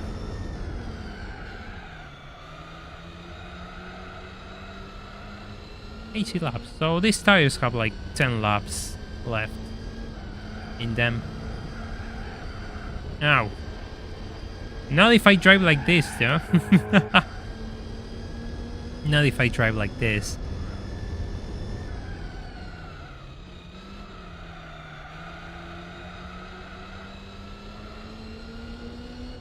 Well, depends how you look at it. I say there are good cars to be found. It just depends on where you live. Some places have cheap cars, some others don't.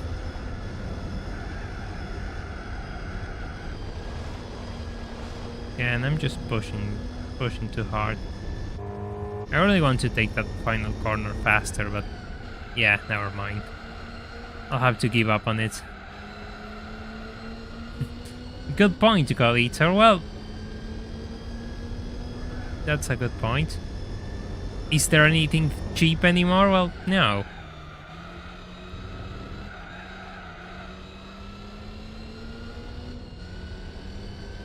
Then again, nothing was ever cheap. Like, the problem is your money has less value thanks to inflation. Which is what people tend to forget at times.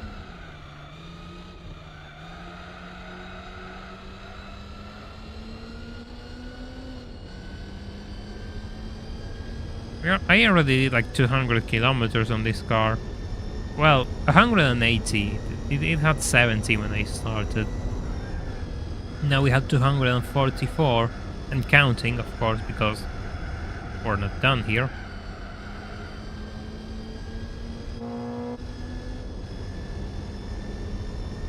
A second, please. Going to drink a bit of water.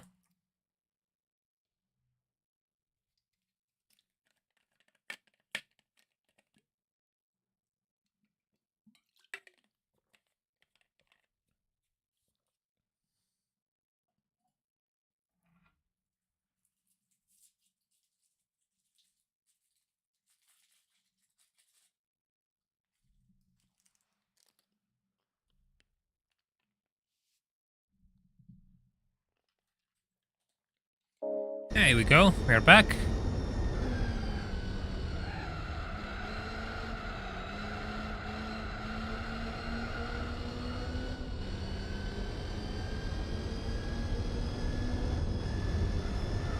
Well, what would you like to drive? That's the question.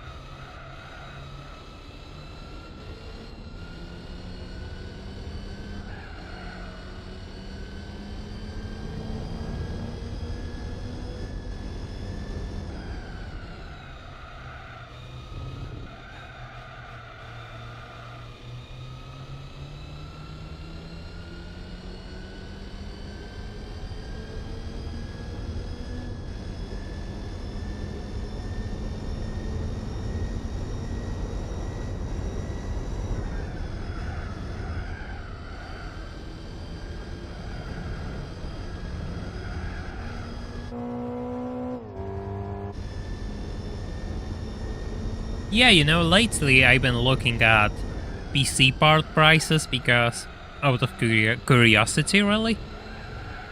And yeah, it will be really expensive to get something which is future-proof over my current rig. I mean, I kind of need it, but it's really expensive.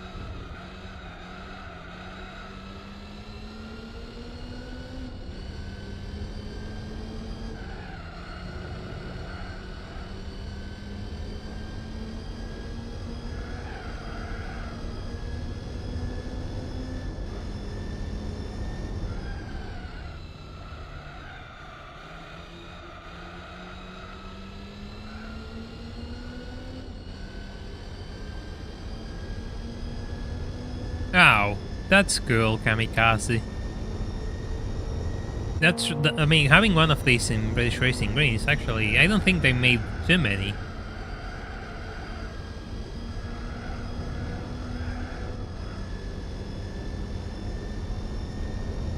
I have a Ryzen 5 2600 and a GTX 1660, and then 32 GB of RAM, and you know, the usual SSD and then other hard drives for extra storage. I mean, it's nothing special, but at the same time, it's really good. Like, so far, it's been really good for me.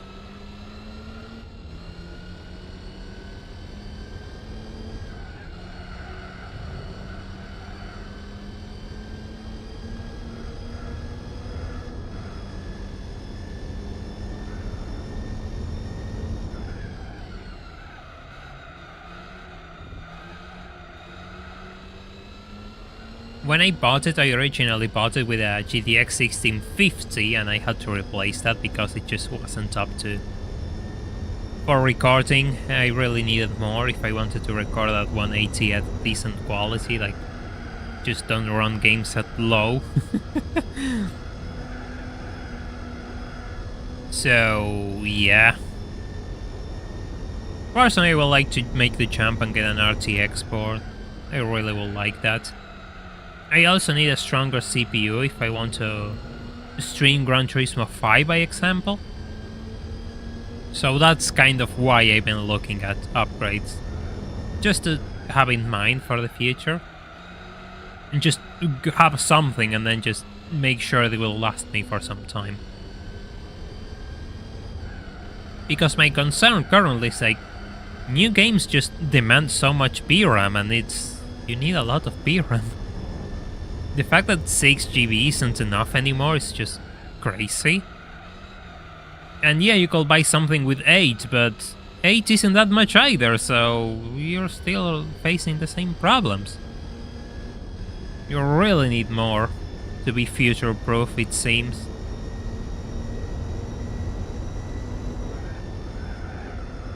I seen another Ryzen race. I want a Ryzen 7. I just need to see which one. I'm using an emulator right now.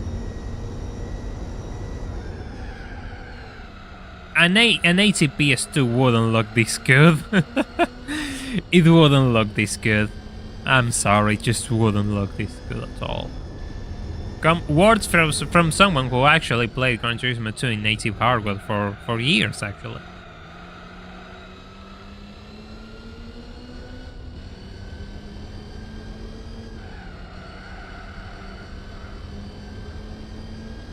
Yeah, it's pretty much 12 gigs, pretty much.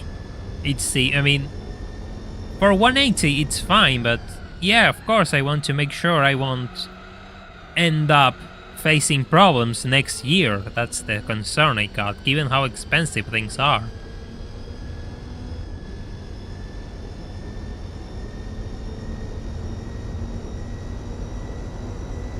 Yeah, I heard about AMD cards, but I'm kind of skeptical about AMD cards. Truth be told, I had so many good experiences with these NVIDIA GPUs that I never had issues with them, so I want to make sure my experience is as trouble-free as possible. Given most of the time I won't have time to just fix my minor quirks, I want it to work. I'll probably follow the NVIDIA path.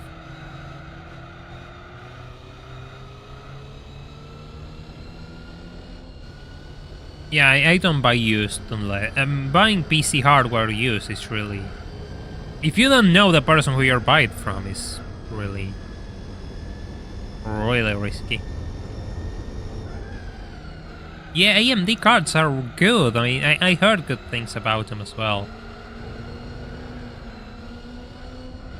Their drivers are getting better, it seems, and that's really, really good.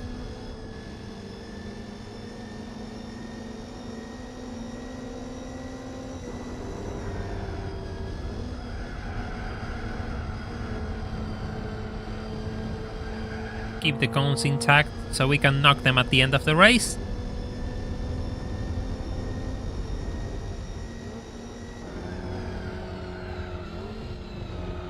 Ouch, sorry.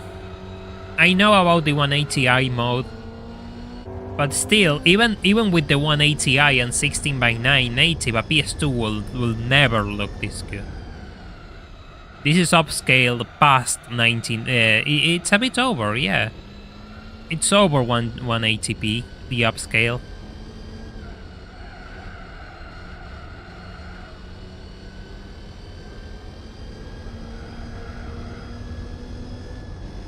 Oh god, I mean, I know Linux is usually really solid, but the problem for me is I like ease of access. I mean, I like to have everything working from the get-go. I mean, I could spend hours trying to solve a few issues and make everything to my liking, but I don't want to. That's kind of the problem with Linux. Of course, it has way more options than Windows, but at the same time, you have to work for those options. And not everyone can do that.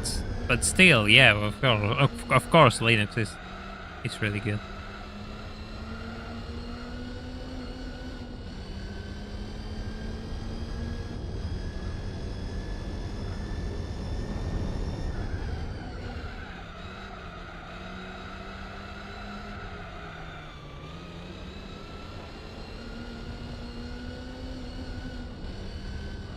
How many laps I'm planning to do? Well, as much as I can. That is the plan for today. Put as many miles as we can in the MX-5. Getting darker in my room. Time to turn the lights on in the room. Getting darker.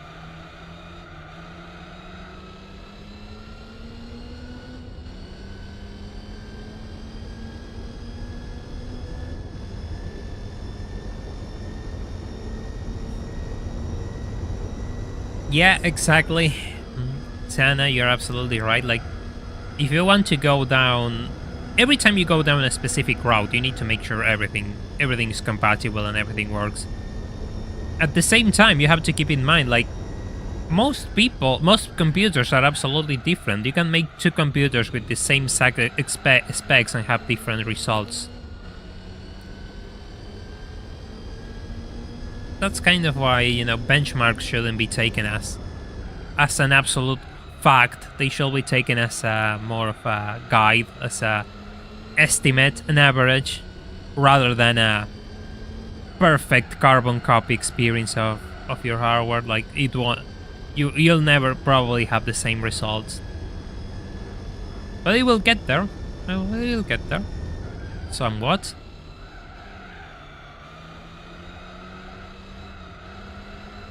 As many as I can appears to be 200 laps. Yeah, it seems it will be around 200 laps. Absolutely. Seems we're going to be doing, yeah, we'll get there. Yeah, we'll probably get around 200. 260 is too much, but 200 is doable. Just have to maintain the pace.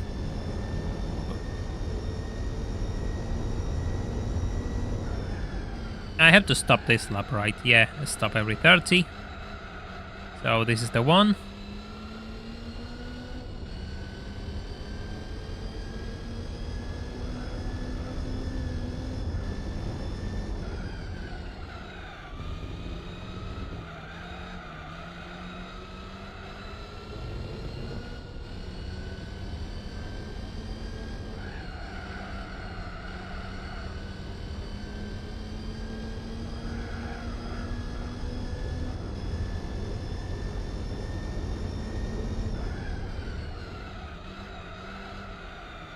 Oh, the yellow Miata is second. Interesting. Probably will be the MB who comes up in second by the end, but interesting.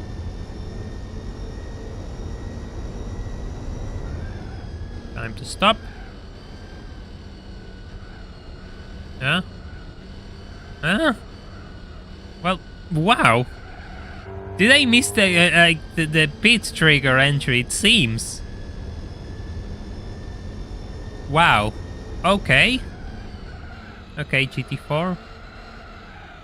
I'll do another lap more. That was really weird. It's right at the entry, it seems like. It doesn't give you a... There's nothing, there's no way to enter, it seems. If you don't go straight in, like at the first... No, I don't know what I'm trying to say, you know what I mean, you've seen it already. And maybe that's why I've been able to leave the pits when I almost entered them, when I almost entered them the previous time. I was able to correct and leave.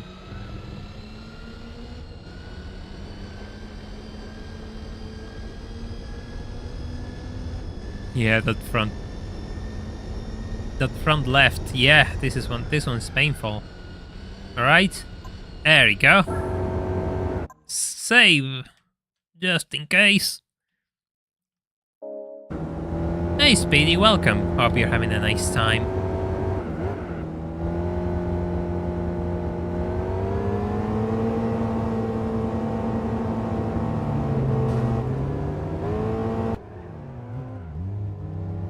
We are indeed at it again with more endurance races. This weekend will be driving missions, so it's going to be a busy weekend in the channel, and new video tomorrow, by the way, which Patreons have already seen and they got early access. So if you would like to see it earlier, you can check the Patreon as well. What's my opinion on 2020 to 2023 racing games? Well, I haven't played them, many of them, but I mean, I just see the same problems across the board, right? The fact that despite so many, you know, there's no many offerings like that. That's the problem, that there's no many offerings, and yeah, it's kind of hard to find something to get excited for. Nah, don't worry, you don't have to drink. Yeah, this track is really tough on your front tires, but the Miata is just handling just fine. I really have to enter earlier because of that front left tire, otherwise I will be able to do more laps because the rest of the tires are absolutely fine, which is really funny.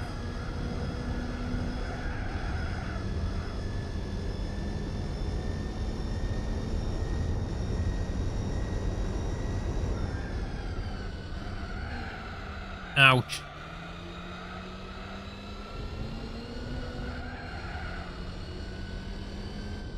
Yeah, that's absolutely valid. Like, the things look pretty, but they aren't exactly fun or engaging.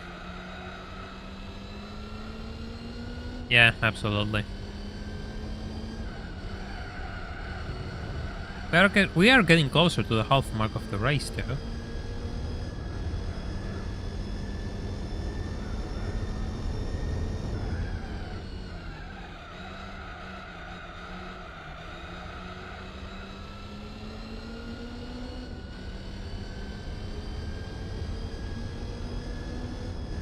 At this pace, we'll be able to do more than 200 laps.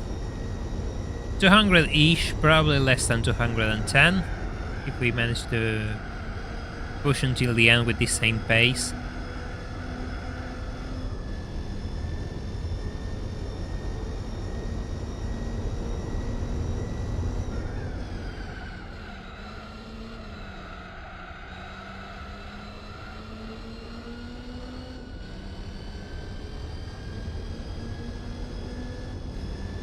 I still have my PS2. It's in its original box, actually. I'm not sure how well it works, but it's there. I don't have a controller for it though, I think.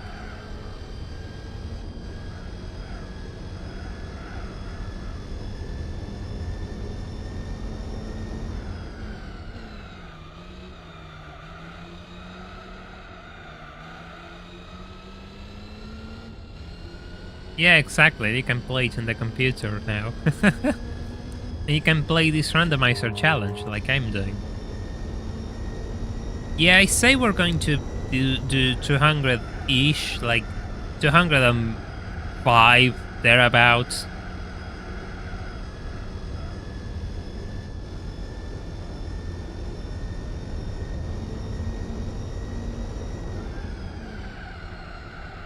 Carbon fiber wrap. Piece of plywood. You'll be surprised how many of those, you know, fake spoilers and things are made from similar materials, but using plastic instead.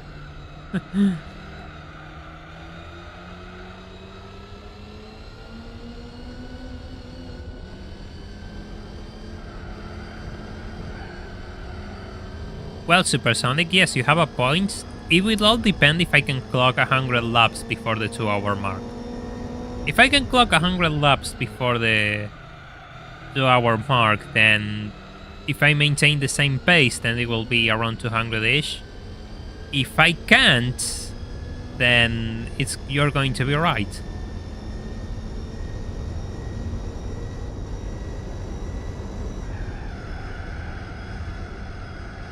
Aerodynamic.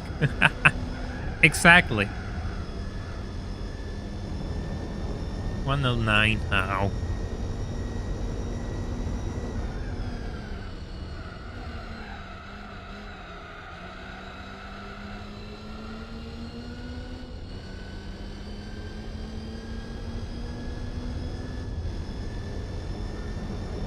Now, Speedy, I don't own a car. We were talking about that earlier on the stream. The fact that even if I could, I will start wondering if it's, I mean, given how much it will cost me, if that money wouldn't be better spent somewhere else. It's just something I have in my mind, I suppose. Yes, absolutely, Ludicrous. It's so... no. You mean, you don't have to just throw... You just make it look worse, you know. You don't make it look better, you make it look worse, so don't bother, just don't. Keep it as is, it's more respectful.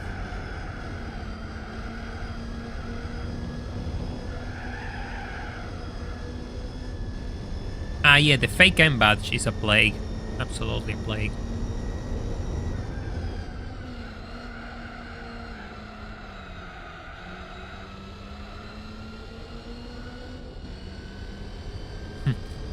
I always remember this. I was with a relative, right?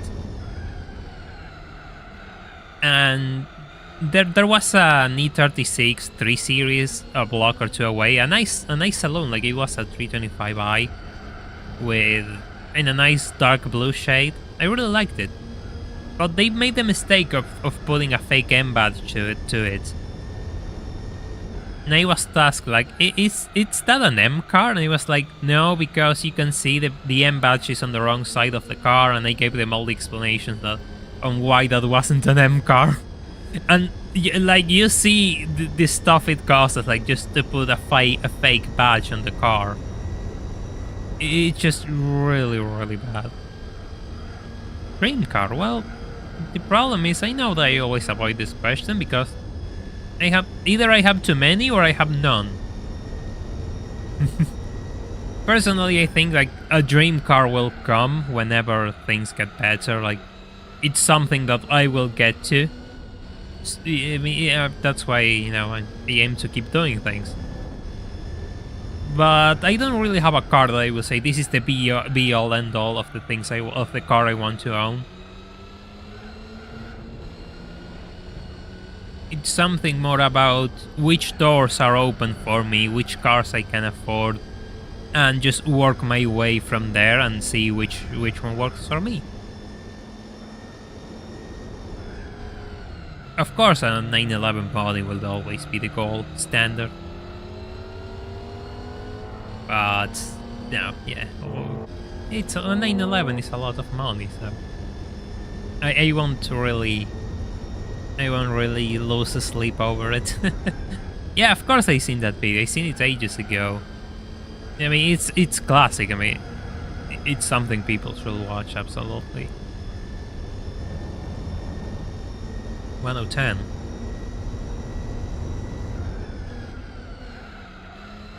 The MB took the lead again.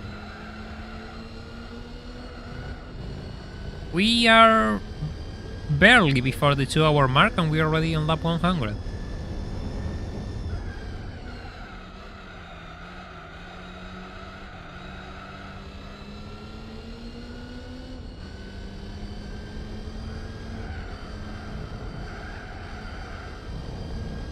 Yes, I am from Argentina, Speedy.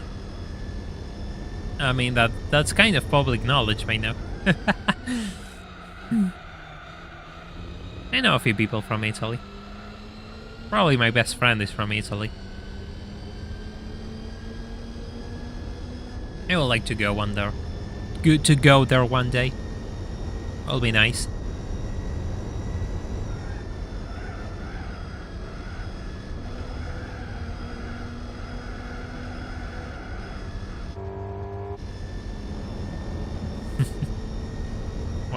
That's getting closer into sub 109. Still though, we're not going to clock that 108.333 it seems.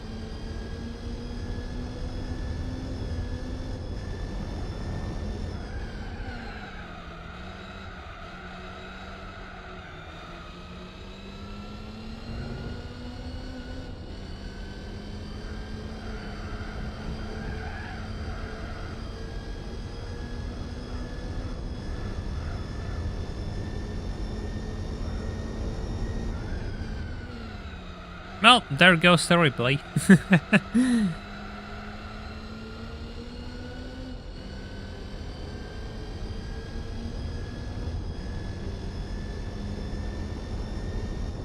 Yeah, absolutely. It's going to be less than 210. That's going to be the number, I believe. Just as we can we? Yes. Lap 102, as we go past the first half of the race. Hey Vladimir, welcome to the stream. Hope you're having a good time. Hope you're having a good Friday. Here we are past the first half of the race. And we're going to keep driving this little Miata, it's going to get closer to 300 kilometers. You're not late, Hariba. There's no such thing as late here. Welcome.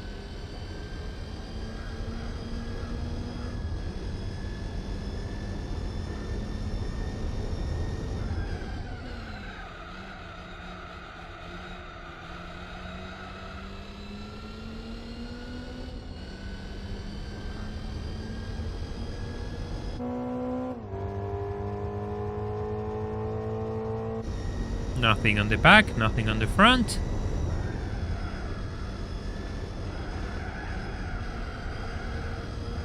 Three laps, oof.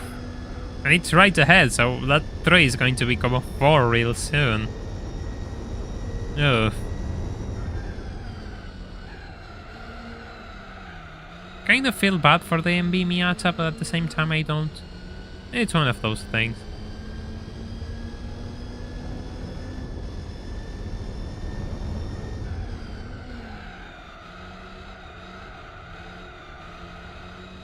I don't remember though, like... yeah, I know, I remember now. The original game gave you the RX-7 LM for winning this endurance race. The MR2 is really good. Which one of the MR2s, like the AW11 or the SW20?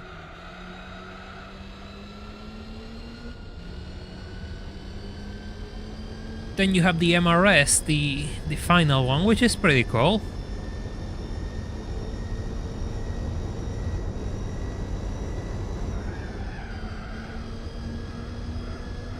People tend to sleep on the MRS, but it's really, really nice.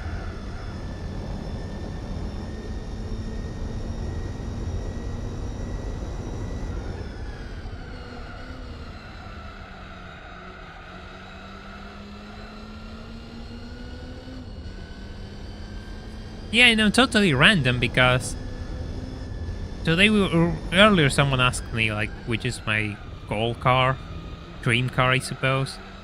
And today I was watching a video on the Aston Martin Rapide, which is a 4-door Aston Martin which was made for a few years.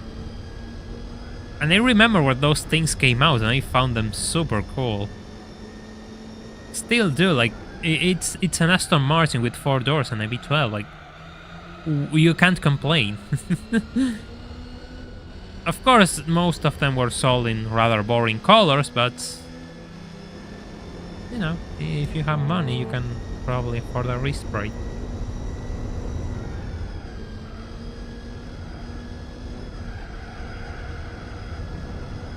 But yeah, that car has been rent-free in my mind since I saw it today, and it's like, oh, that thing is so cool.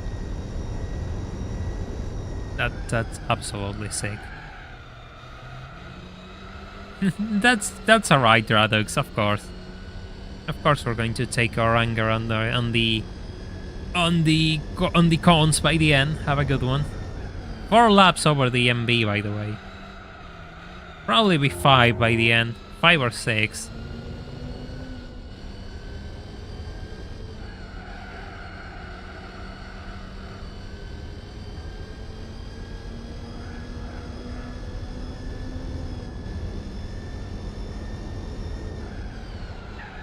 Just tap the grass a little bit there. It's fine, just totally save the car, just not an issue at all.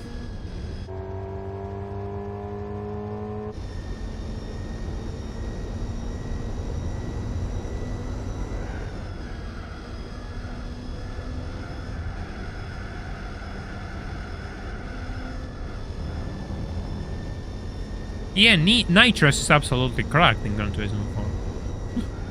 The only saving grace that it has is the fact, well, you cannot refill it during races. But yes, it's absolutely busted.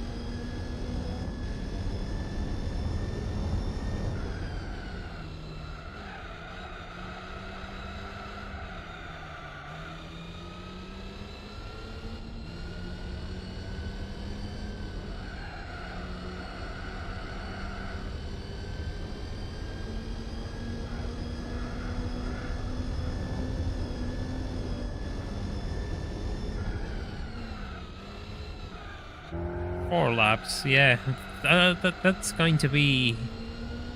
I'm not sure, maybe we can gain more over the second half of the race, but my god. That's a lot of laps. At a minute and 10 per lap, that's 4 minutes 40 that we got over the MB. Oof. Yeah. Yeah, absolutely. Like the nitrous in Gran Turismo 4 is busted. But at the same time, it can make a lot of cars viable. Like in my least cars of running Gran Turismo 4, the Honda Beats managed to beat the NSX thanks to nitrous. Especially in tracks like New York. Like you have a Honda Beat which is competitive in New York. That's absurd. 207? Oh, 7 laps. Yeah. 7 laps over the MB. Yeah, that will be interesting. Depends on how my pace holds and how often it stops. It stops every 40 laps, so it's not going to stop until lap 40-ish. No, 200. 200. Oh god, I have a soup of numbers in my head. 120-ish, I suppose. So we got a while. And we stopped on lap 90, so I have to stop on lap 120 as well.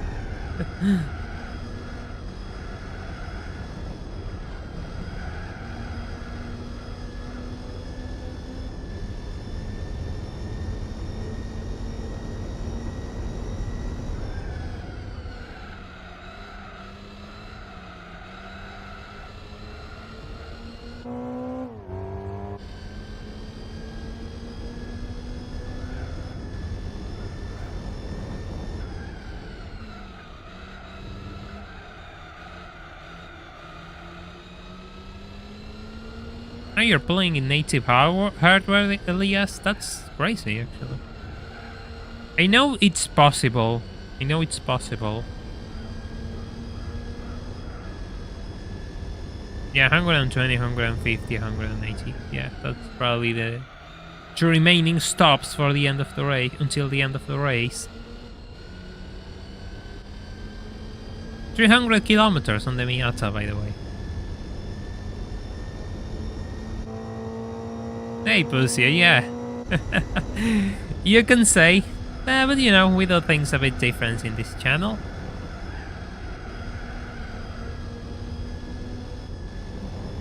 We do things a bit different in this channel. Hope you're having a good time, by the way.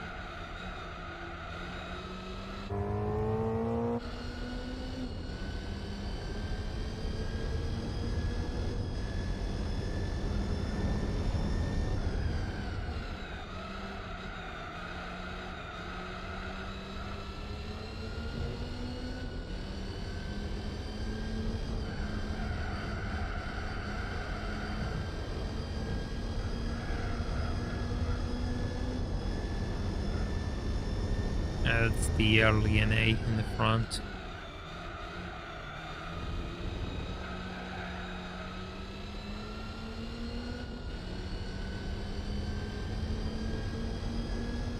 Truth be told, I'm so grateful for PCSX2 because my PS2, like, I always had a really bad experience with my PS2.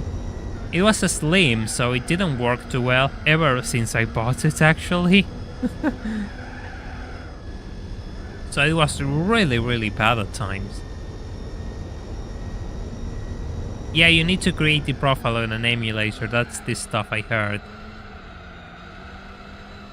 Yeah, that's exactly the workaround I heard. Yeah, personally I prefer emulator as well. Not only for the fact that you can just improve things, it's just 10 times easier to record. You don't have to be restricted to physical memory cards as well. Believe me, that gets really annoying when you are playing multiple games. Yeah, I prefer the use of access of emulation, absolutely too.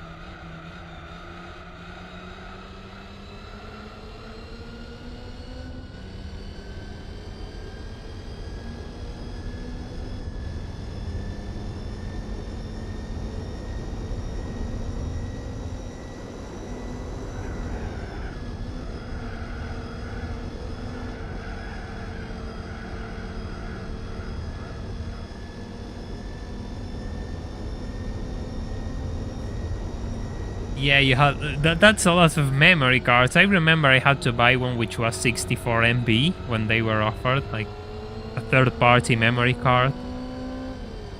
And you know, being a third-party memory card, it meant that it kind of struggled a bit to fit on the PS2.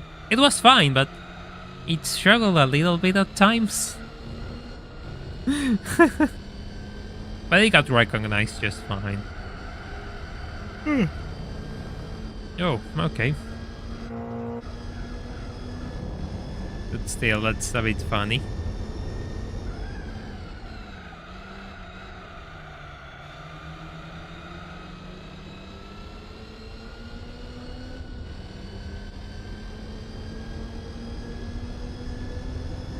Yeah, you just wait until the PS2 becomes nostalgic again, and you'll have to add a 0 behind that. So get them early while you can. Beat the competition, get everything early while you can.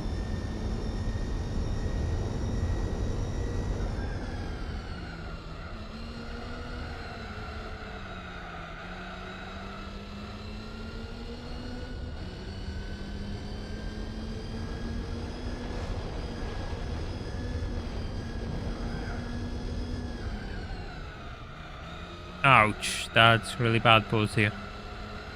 That's really bad, yeah. I actually had a similar story, but it was totally my problem. And because I was a dumb children, I turned off my PS1 while saving, and I lost my first Gran Turismo save that way. Lost a lot of cars, lost everything, lost tons of cars. Yeah. I had to do everything from scratch, and I didn't do that again. But yeah. I lost my first Gran Turismo 2 save in a really stupid manner. Now it's kind of funny, back then it wasn't.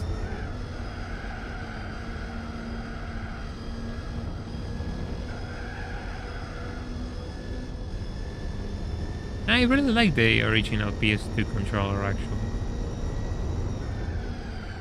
Maybe I'm not used to it, but I really like the original PS2 controller. It had like sensitive buttons, like the square and the X button were pressure sensitive, and that's really useful for these sorts of games. The triggers, yeah, that's true. The triggers do stick, R2 and L2. Yeah.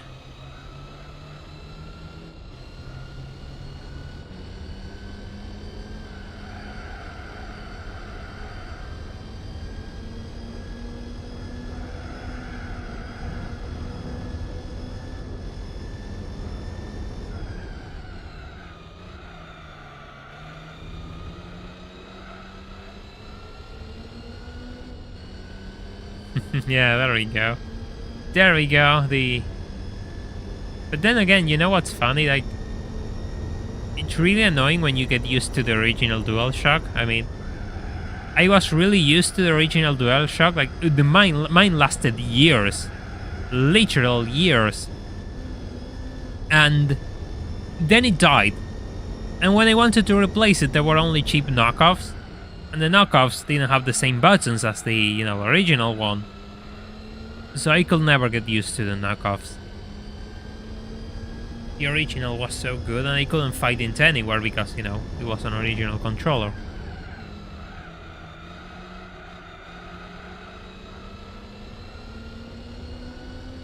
The layout of the 360, yeah, I prefer the triggers on the back. They're really useful. Like right now I'm just driving and braking with the triggers. Upshifting and downshifting with triangle and with Y and B respectively. I just say it on the DualShock layout because that's the one I remember the most from my childhood.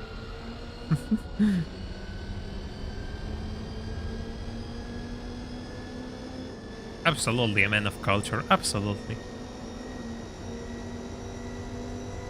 It just died. I think it was the cable. The cables, usually these controllers die thanks to the cable. You just have it in a bit of a weird position and then the cable breaks and gives up.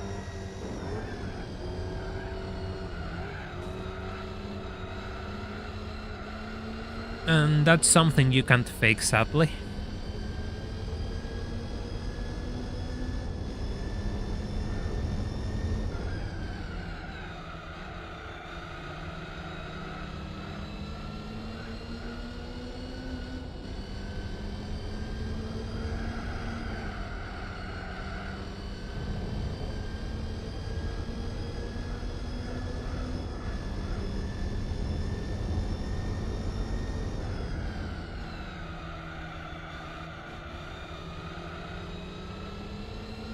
It was funny because it happened when I was playing a game, so I lost my controller while I was playing a game, which was kind of sad. I really liked that controller.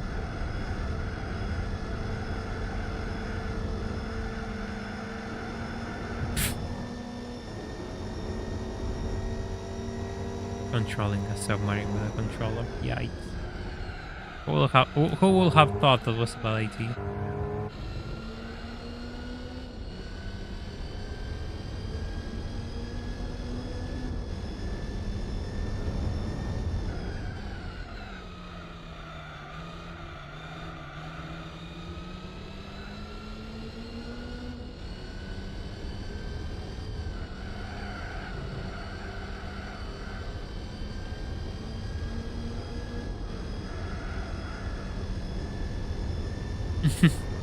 Funny enough, I used to have a Logitech controller before this one. It was really good. The problem is the cable died, and it did a weird input thing, where it will just register inputs that I didn't make, and that just made it useless. Especially, I mostly played racing games, so imagine you're driving and your car suddenly starts braking, or you start accelerating in an awkward spot when you just want to coast. So yeah, I had to get this Xbox 360 knockoff. It's alright, it works, you know. But still, I kind of like that Logitech, the F310, I think it's what it was called, because it had like the triggers were a bit more stiff and it was easier to balance them out, and you could get, you know, kind of sensitive throttle inputs, which was really fun and useful.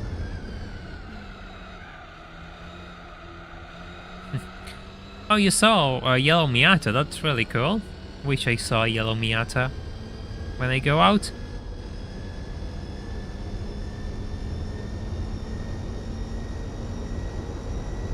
Ah, yes, stick drift. And you know what's funny? I used to have a controller which had a more sensitive stick on one side and less sensitive on the other. Like, it was more sensitive on the right than the left. So the car will make right turns really easy, and left turns it will struggle a bit. Yeah, sunburst Miatas are really nice. They are a bit rare, if I recall, but they are so cool. God, I wish I could find a sunburst Miata.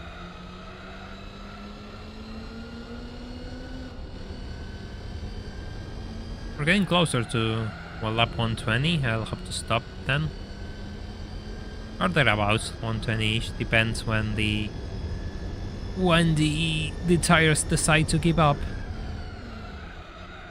The rear tires are just fine. That's just criminal, though. The fact that there's so much wear on my front tires and the rear tires are just don't care.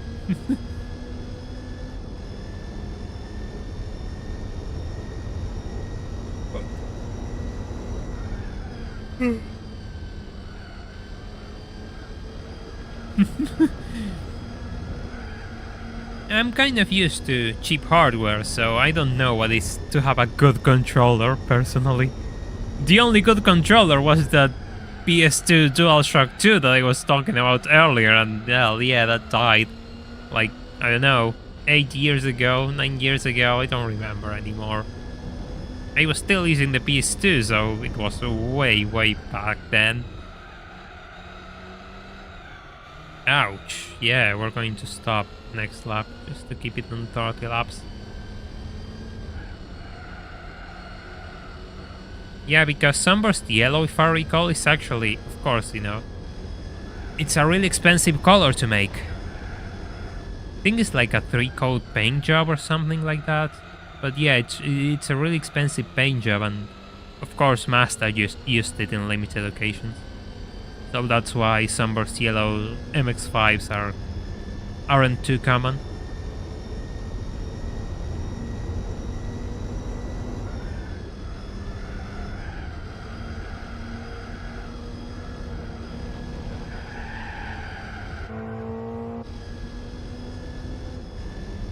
Kind of slept on the upshift there.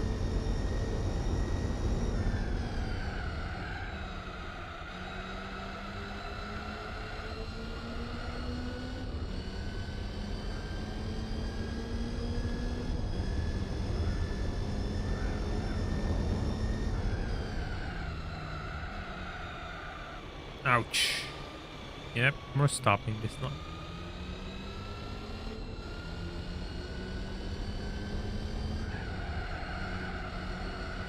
Yeah, for one, I'm not like this one, like the British Racing Green. I don't think it's that common. I know they exist, but this was a limited edition as well. I know there are MBs in British Racing Green, which are really nice as well.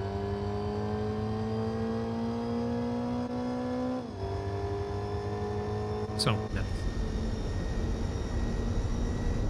Yep. Here we are. New tires. Save time.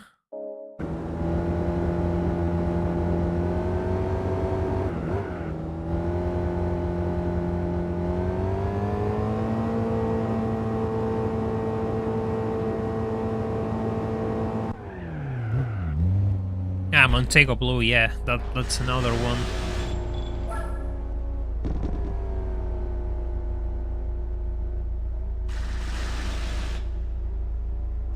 Blue cars are really nice. They're kind of underrated. Not many people pick a blue car, but I think they're really nice. Blue can be really understated. People just don't realize. And it will be 10 times better than just picking a silver car or grey car or black car. You know, just pick a kind of, you know, softer blue. You'll be fine. Something leaning towards bluish spectrum rather than full out grey. It has more character than, say, just, you know, flat out silver or grey. But, you know, that's how I see things, not exactly how the world sees things.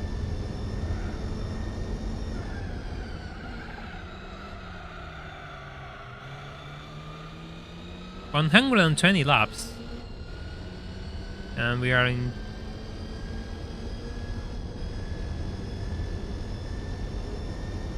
Yes, the downforcing, there's no reason not to run max downforce in Gran Turismo 2, because yeah, there's no reason at all.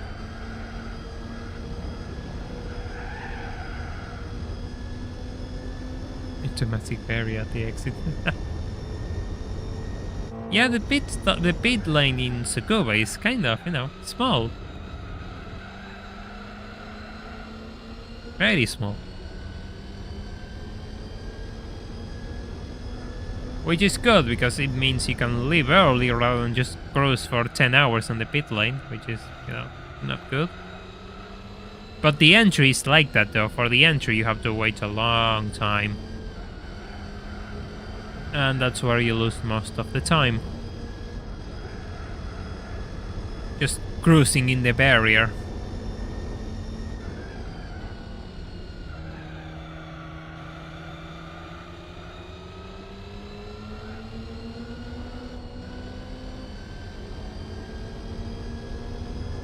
Yeah, Laguna Seca can be pretty bad. I had issues in El Capitan when I was doing my Chiseta B16 stream. I crashed into the pit lane a few times because it's on a really awkward angle. We have to do the Laguna Seca endurance here as well. Still faster than Ferrari. Oh. Okay, just... Hey, thanks.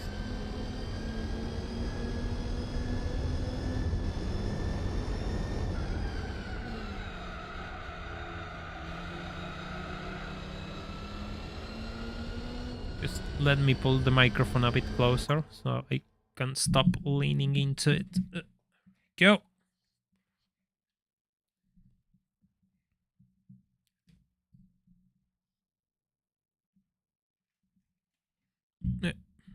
There you go. I was, you know, just leaning towards it because it was too far. Now it shall be fine. Keyword shall be. Depends on how I move during the stream.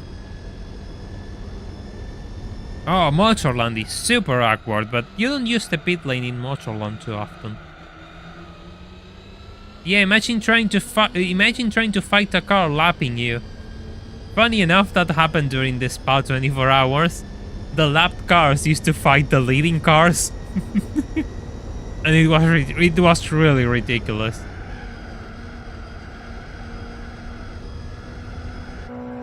It was absurd.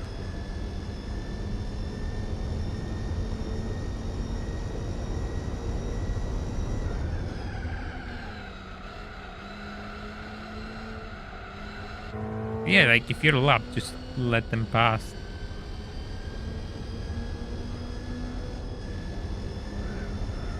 No need to lose time fighting with another car. Right? Like you gain nothing out of it. That's the problem I don't understand. Like it in a cost-benefit sense, it doesn't make much sense. So why would you?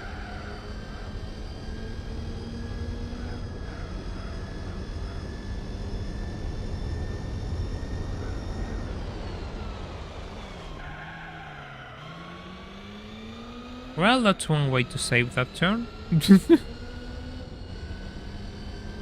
How many kilometers? 333. Nice. Not 334.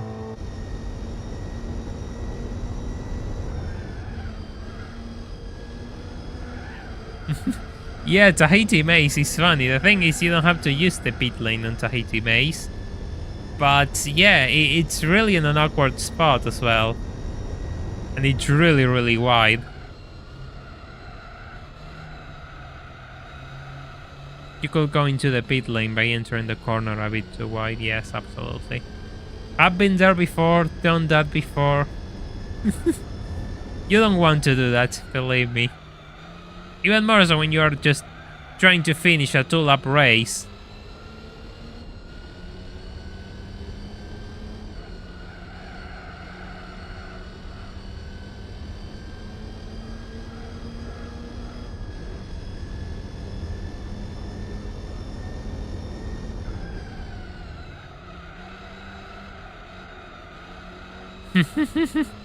Yeah, I had a few issues with the 500 in Tahiti Road, funny enough.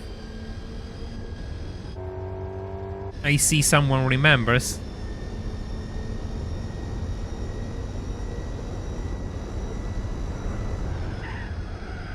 Ouch. Yeah, I'm not going to get that 108 ever again, right? That's really disappointing. I will have liked to get at least close to it. Yes, it has a pit lane. No, Tahiti Maze is a rally circuit, but in Gran Turismo 2 you have Tahiti Road, and Tahiti Road is a tarmac circuit. Then you have Tahiti Dirt Rally Road 3, I think it's called. And that one is another rally course which doesn't have a pit lane.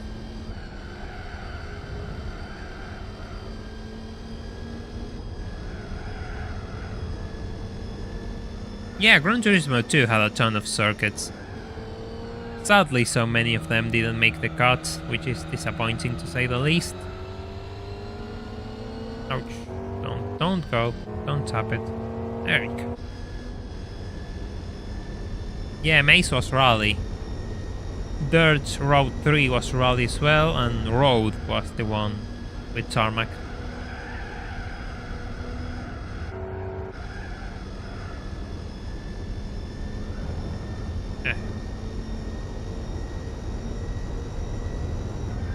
Good enough, I suppose.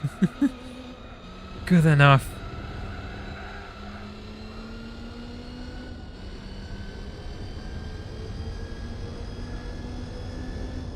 Yeah, Red Rock Valley was one of the coolest tracks. The one which I believe should have been used more is Rum Night. The fact that that track hasn't been used at all is insulting, to say the least. That's probably the one I would like to see again, Rum Night.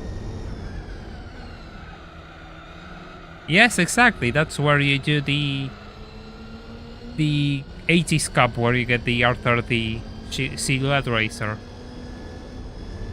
And you can sell that for 125 credits. 125,000 credits, mind you. The R30 is really fun, yeah.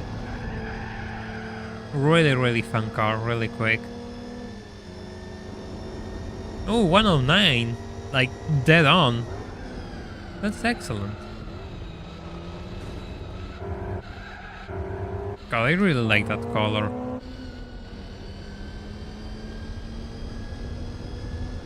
I really do like those colors.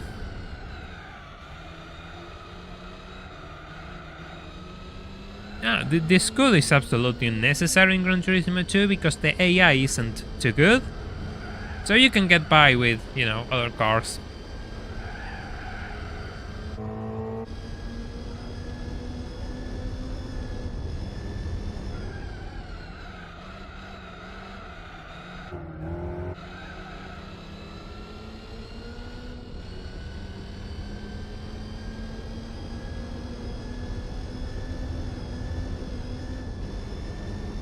Yeah, you can just jump into price cars like that in Gran Turismo 2 if you know what you're doing. And pretty much you just unlock the infinite money schemes, which is good because then you can drive and buy whatever you please, rather than just being trying to get money to buy the cars you want. It's really good that you have that option open from the get-go if you know what you're doing. It doesn't take too long to get to a point where you can just grind for cars and get whatever you want, and then just tackle the game at your own will. Price card thoughts? None of it yet. We still have an hour and a half left. Yeah, it's a rally.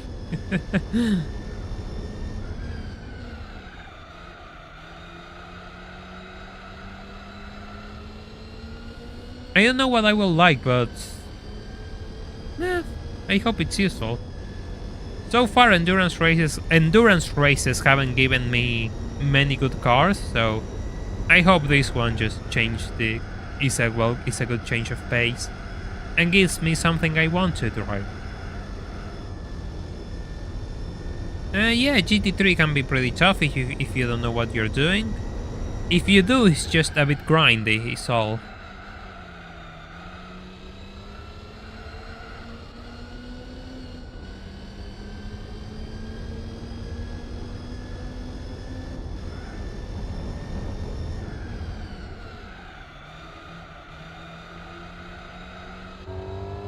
Motor wagon, of course. Oh, you all like to see me suffer, don't you? What is the best way to improve the B-Spec driver? Well, first of all, you need to start making him drive really slow cars, K cars by example. Then you just move into a Miata, and therefore, you just go climbing cars. And also, you just have to make sure he races in every single track, and make sure he overtakes opponents, because that improves driver skill as well. There is probably a guide on how to increase the B-Spec pilot ranking, because there is a method. You need to buy specific cars and make him use those cars. Yeah, GT3 had the special Stage 11 endurance race, which was really fun. God, I miss the special Stage 11. Really do. Brilliant circuit. Absolutely brilliant.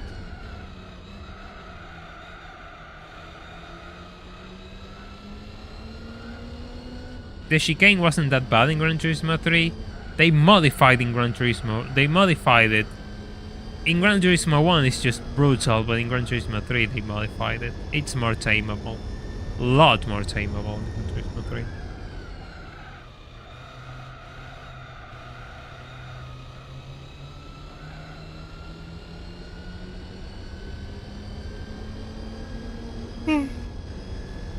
Oh god, I'm so tired today. Today I'm going to sleep really early. Probably as soon as the stream is over, just go to bed.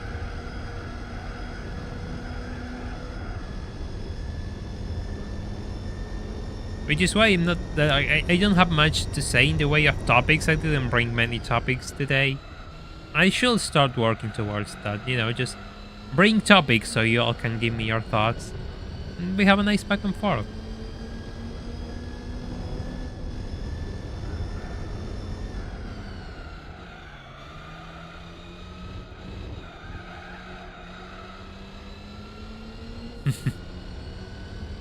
Hardest track in Gran Turismo 4, well, the Nürburgring is there, so probably that.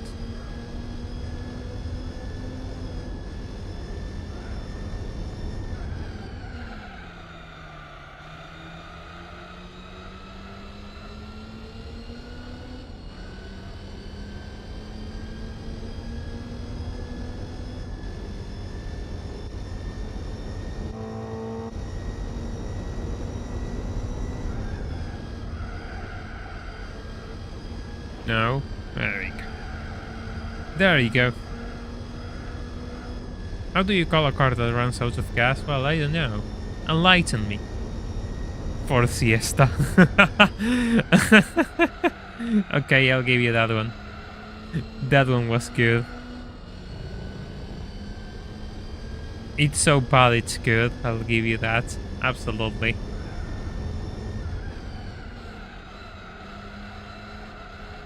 No.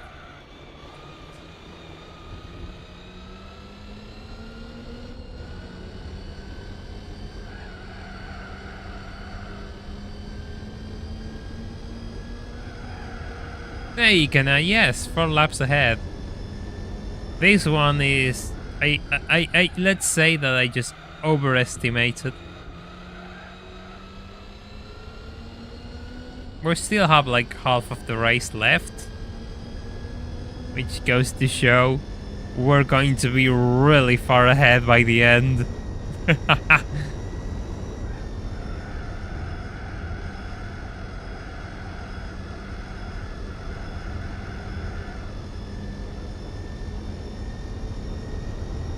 One lap. No, my laps are getting slower. Nice. Absolutely nice. Just what I wanted.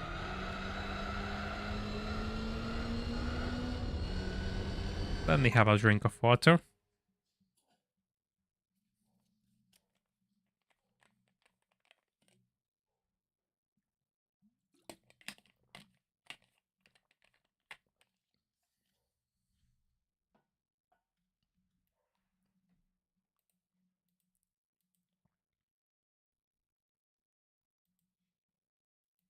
Right, let's continue. Oh, there are 2 cars ahead.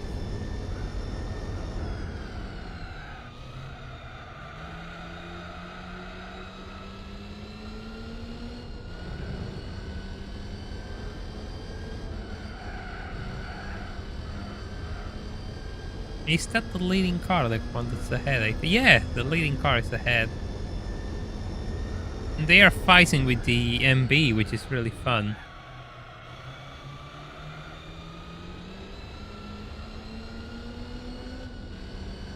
Yeah, exactly. A lot of people B-spec these races, but... I mean... Yeah, maybe, I guess. I like to do them live, though. It's fun. It's fun to just turn the stream on and just lap a track for as many laps as I can.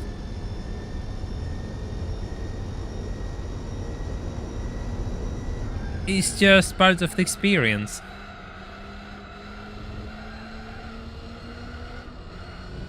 Wait, Speedy, does that mean if I don't make it into lap 140, we're not going to hear your joke? Is that what you mean?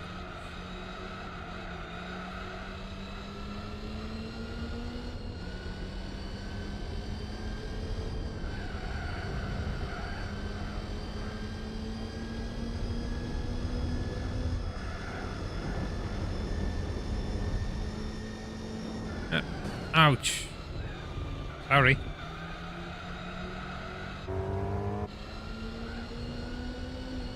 We're going to be 5 laps ahead of the yellow Miata, by the way. Just letting you all know, we are currently 5 laps ahead of the MB.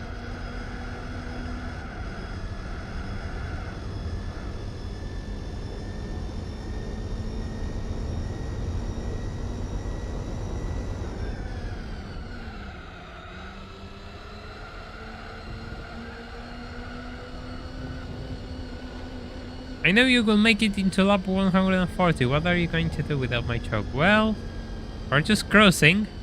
We're going to take our sweet time before we reach lap 140.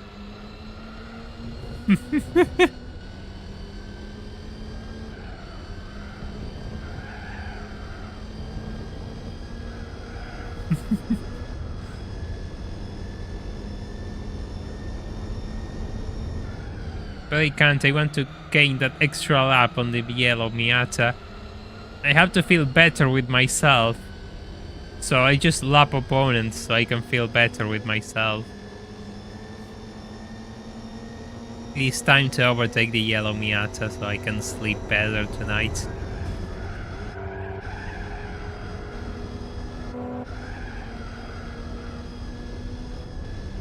$109. Yeah, 109. 5 laps. There we go. Excellent. Absolutely excellent.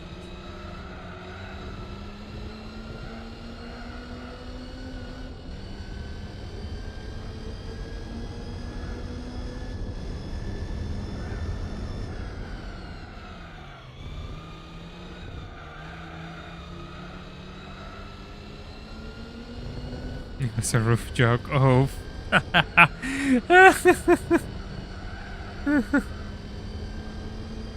Oh god. Oh god.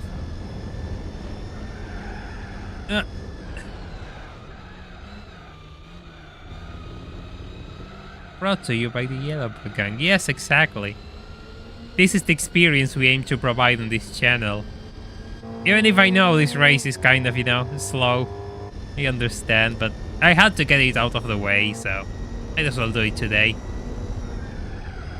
Just turn on and just bring you all this race today. I thought you would do that. Oh god, here we go. Here we go.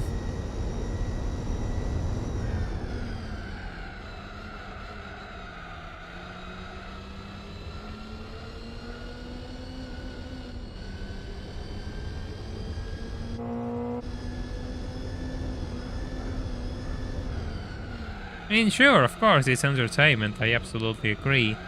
This is how it works, like you and me have this back and forth and we try to entertain each other while we have this game in the background and we talk about all sorts of subjects which we are allowed under the YouTube guidelines, of course. We don't want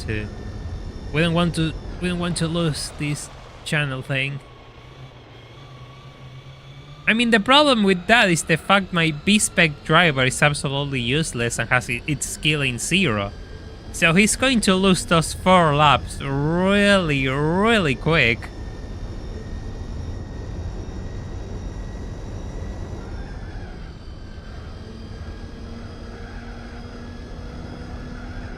So we're kind of tied to A-spec. Hey Adriel, welcome. Hope you're having a good time.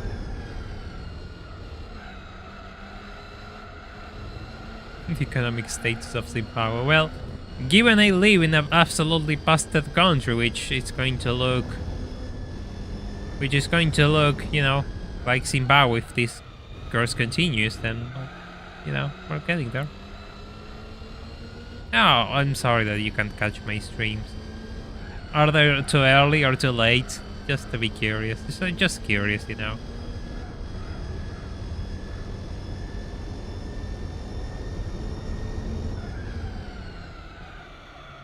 Yes, lap 140 is closing.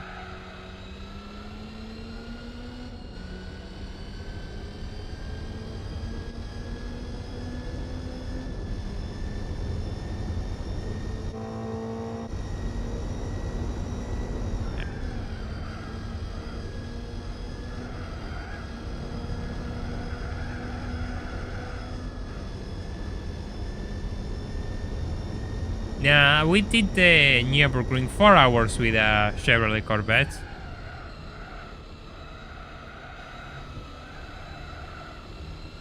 Do I have a streaming schedule? Well, usually I try to stream on Sundays, and once a week, once during the week at least, I'm trying to do, and it's always at the same time usually.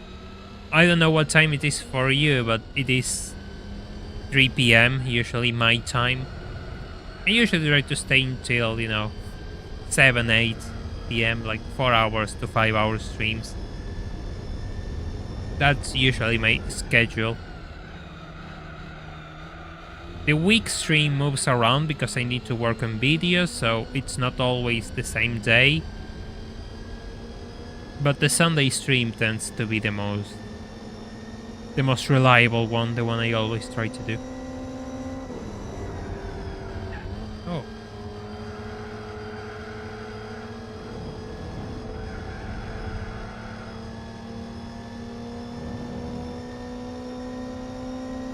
Can I? Yes, I can.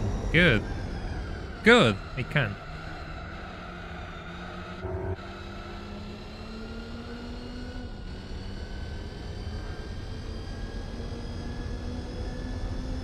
Nice, Julian. Nice. Nice. 3 p.m. you're sleeping. Yeah, but the streams are long, so you can join whenever you can if you want to see them. And if you can't, you can always watch the VODs later. They are always there for you. I don't block them or remove them, so even when the stream's over, you can watch the VODs. Well, has 4 wheels and flies. A garbage truck. Yeah, seems alright. A beetle.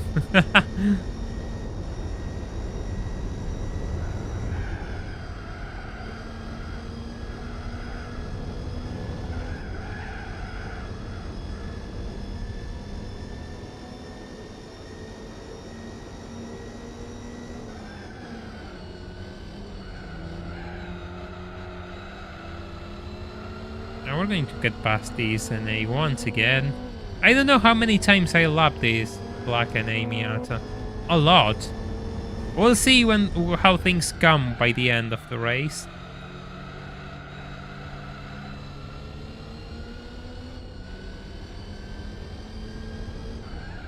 What do you call a car on fire? Oh. Oh.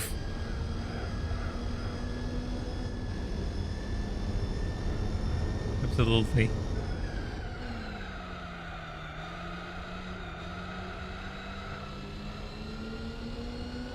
Not fuego. Yeah, the not fuego spy as well can be used.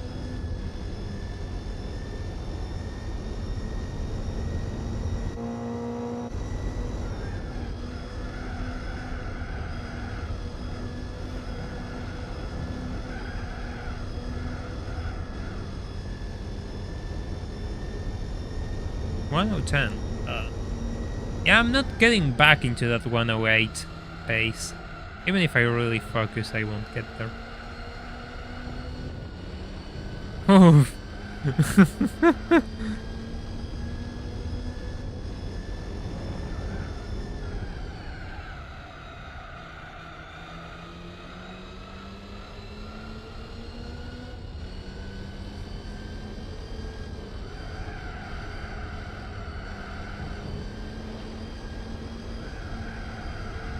What is red and bad for my mouth? I don't know. Enlighten me.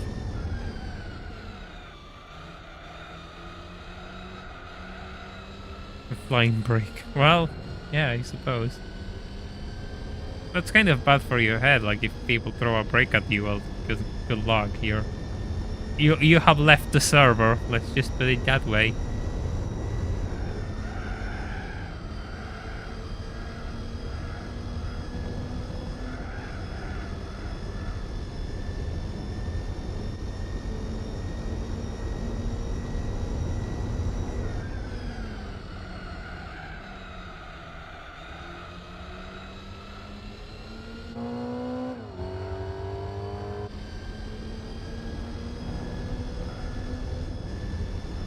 Getting closer to lap 150, where I hope to make another stop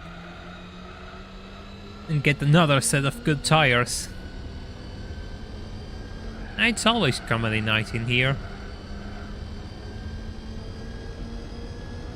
And you're just... that's kind of the point of this channel, just the absurdity of watching me do totally unnecessary things, like do this endurance race in A-Spec mode when I could have just grinded the V-Spec pilot off screen and just, see, I did endurance race live, nah. We're here for the suffering, and that's kind of for entertainment.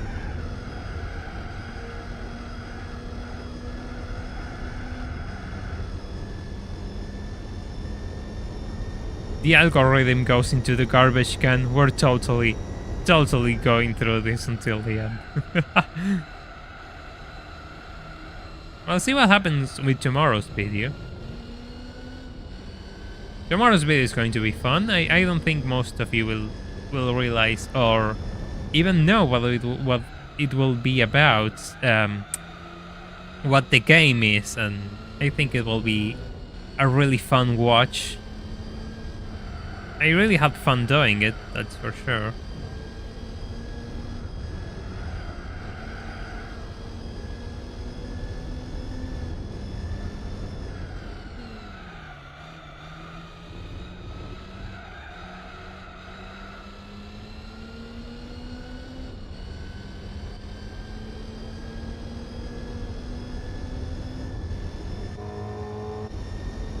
my focus PTM. If I fall asleep on the wheel, then so be it. I was there for the Chisetta run in Seoul. Oh, God, that one was bad. That was really bad. Then he managed to make a setup, and the car was actually surprisingly drivable. But it took some time to get used to its driving. God, that was terrible. Yeah, that was terrible.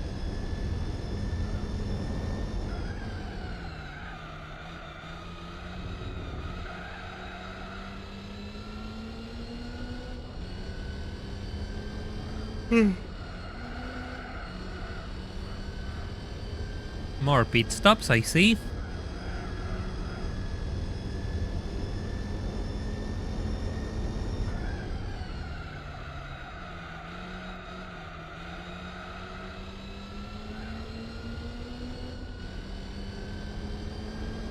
Was there for a while. I suffered a lot, yeah. That one is going to be part of the... it's absolutely part of the lore, the channel lore right now.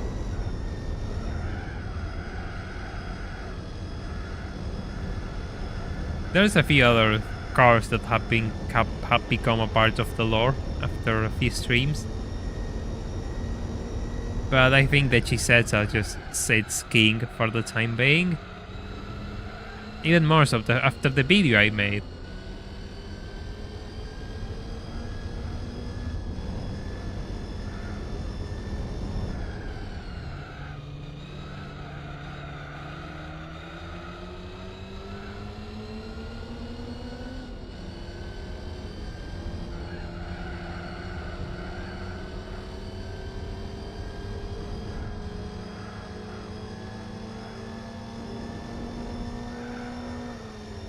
Ouch. That's on me. Yeah, the car understeers and oversteers. It's really bizarre. And then you realize that you have to lift your throttle in order to make it rotate. And that makes everything better. Once you crack that, the Chisetta becomes more manageable. Not easier to drive, but manageable. Then you have to work until you actually manage to understand how to master it. But once you realize that you have to lift off and then turn in like I'm doing now, yeah.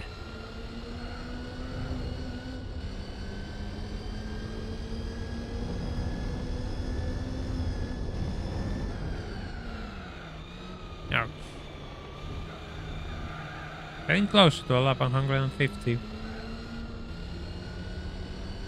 Scooby.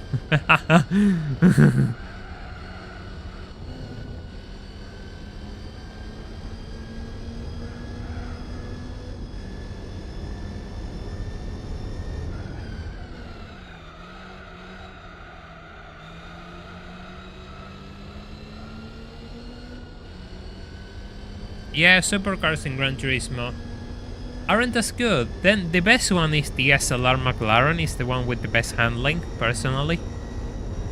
But anything else is... yeah. Probably the Tommy Kaya, the ZZ2 is actually really good as well. Of course, then you have the W12. The W12 is absolutely cracked.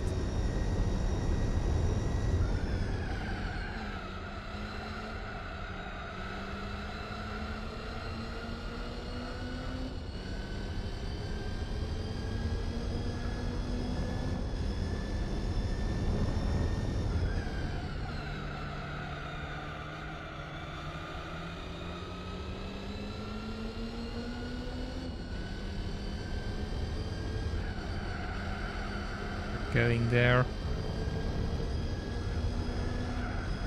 The Sonda is weird. I haven't driven the Sonda in a long time, so I can't tell you, but the Sonda has always been weird to me in this game.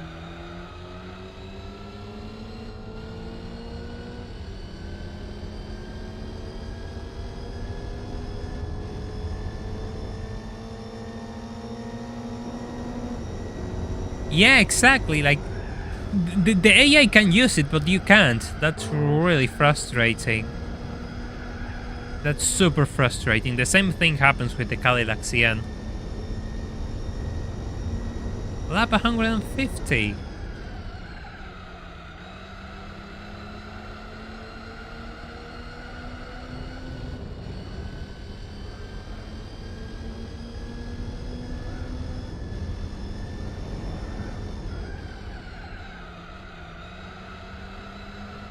Ouch.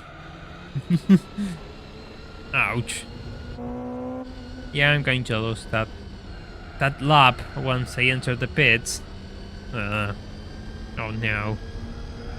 I really don't. I really don't want to lose that lap. Guess I'll recover it later.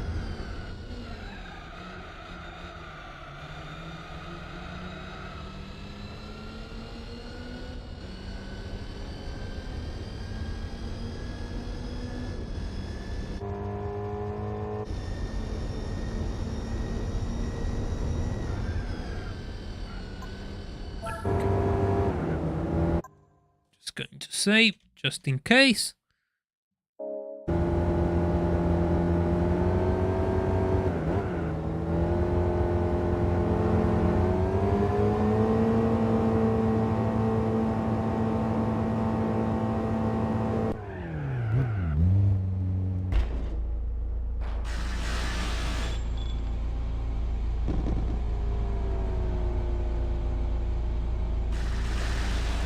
Ah, Said, I see. Yeah, I mean, I suppose I make for good background noise. I shall talk more though. I need more topics. Today I don't have many topics as usual. Yeah, I appreciate that you are in the back. I'm in the background. Alligator in the best, an investigator. Hey Mark, welcome. Hope you're having a good Friday. Here we are, we're just clocking the final hour of the 4-hour endurance with the Miata. We have a pit stop more and then, yeah, we'll be able to wrap things up. We still have a good chunk of race to tackle. So yeah.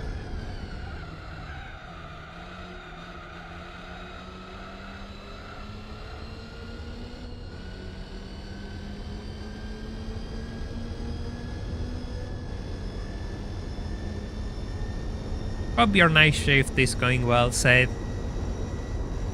By the way, should forgot to say. Oh, I see. Well, we can relax now and just take a break. I hope. Yes, this is all in the randomizer. It's on the title of the stream. It's on the title of the stream.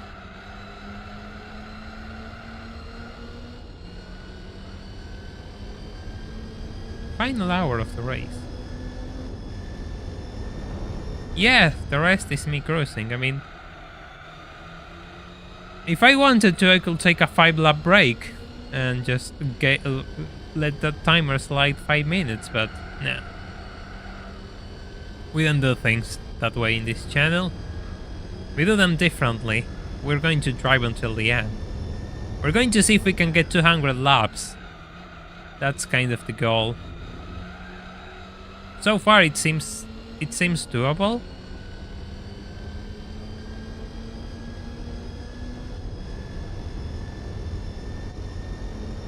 And then we'll see, you know, the prize car. The prize car better be interesting.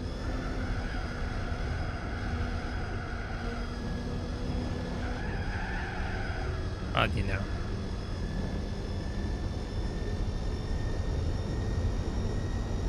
We'll probably get something god-awful. Endurance races haven't been on my side.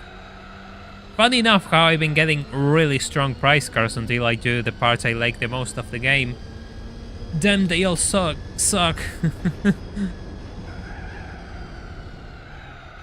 What's my opinion on Romania? I don't know, like, it's a country.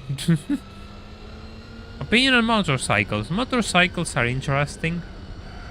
I like them, but I haven't had that interest on driving one. But they are really nice, I really do. I really like hearing good motorcycle whenever they go past. Like the engine sounds, of course I do. Yeah, it tends to be with night shifts. Night shifts are usually really slow. Depends what you do, like, if you work at the food service, I mean, in a restaurant or something, then nights is usually pretty, you know, pretty chaotic.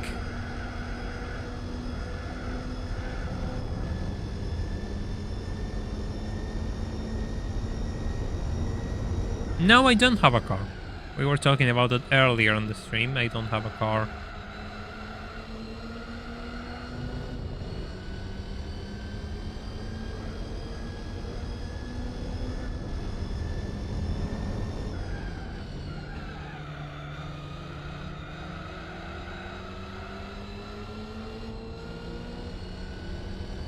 Well, my children just woke up. Well, I see. I mean, I'm not the best entertainer, but you know, hope it serves as a break while you're. While you're. I'm not sure how old it is. I mean, so I'm not going to say it. If you're just babysitting until he goes to sleep, then I hope that doesn't take too long. And it can be tough, like, to be, you know, a parent and just have your children wake up in the middle of the night. I don't have a license now.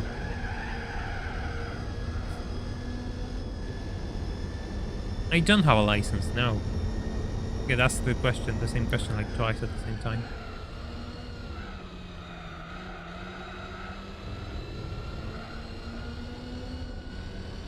I mean, I know how to drive, I took a few lessons, but each time I wanted to buy a car, the prices skyrocketed and I couldn't, so it just stayed there. I drove a few cars, have a bit of practice hours behind me, but that's been a while ago. Just one of those things. I haven't driven a car in years, though.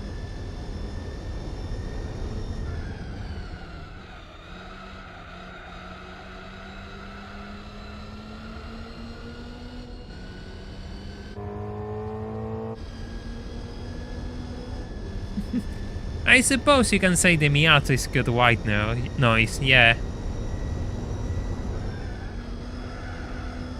Just hearing the inline 4 redlining makes for a good background noise to fall asleep to. 110, still 110s.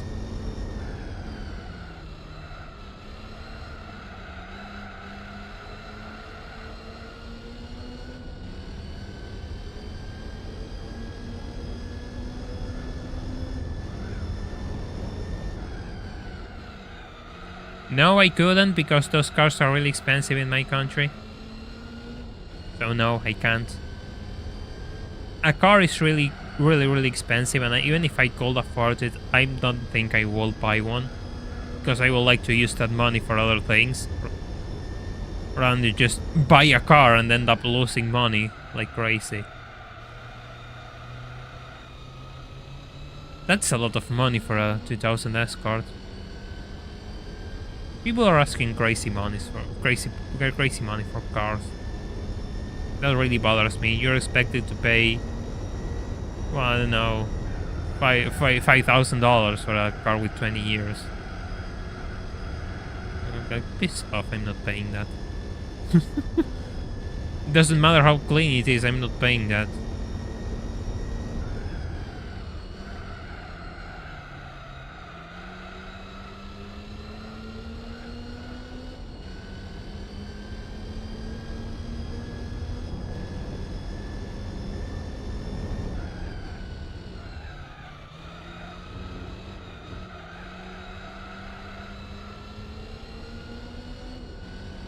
Yeah, the problem is, like, in Argentina, you don't have new cars. Like, new cars aren't coming in, and if they do, they come in really limited numbers. Therefore, the only real market that exists is the used market.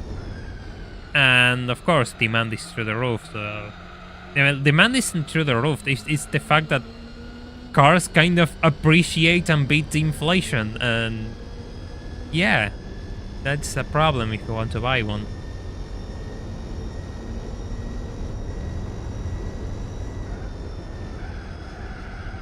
I wouldn't say even they appreciate, they just manage to beat inflation. They hold their value ridiculously well. Even more so when you realize that no new cars are coming in. Of course, the value, I mean, the value will it will be devaluated, but when you adjust by inflation, then things get interesting. Let's say you just paid $20,000 for your new car, and now it's $5,000. But the amount of things you can buy with that $5,000 is less in here because well, depends on the car. If you get it in Argentinian pesos, it will be a lot more.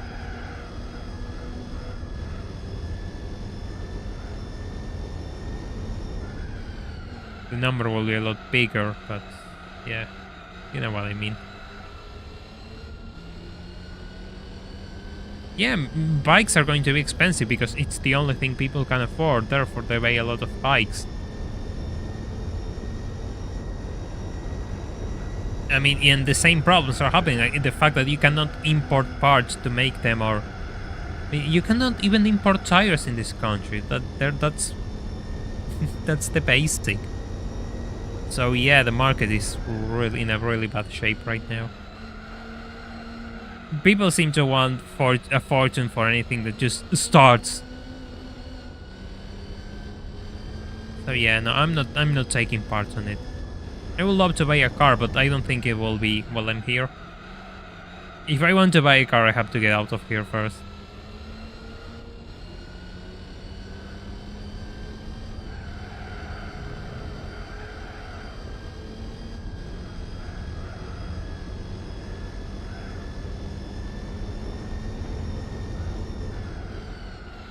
Yes, that people cross the border to buy groceries. Those who live in the border, and they make a lot of money because they save so much. Yeah, that's common if you live near the borders. People do that all the time.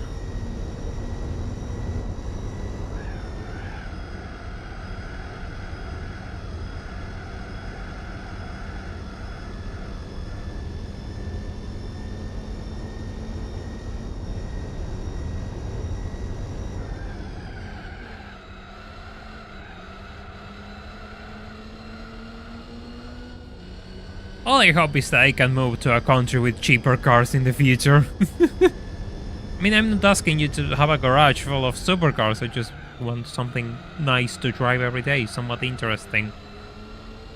Probably with 4 doors. Bit of a luxury spec because I like luxurious 4-door cars.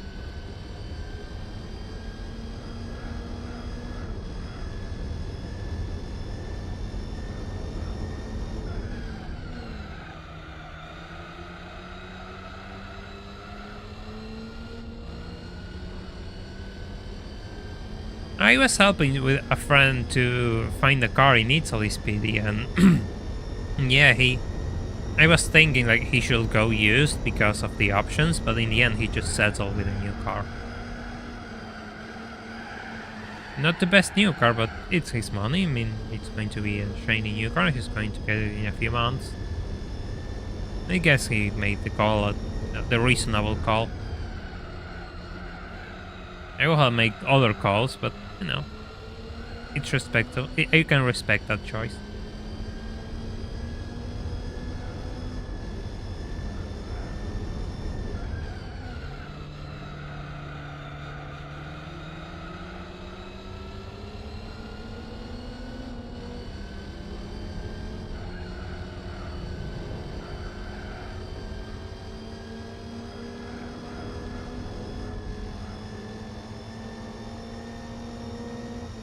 There. Getting past the sunburst Miata. Ooh. Miata jump scare right there.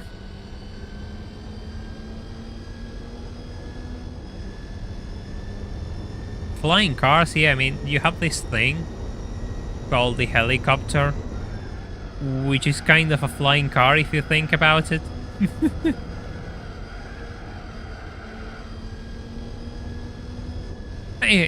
Hey youths, welcome to the stream. Hope you're having a good time.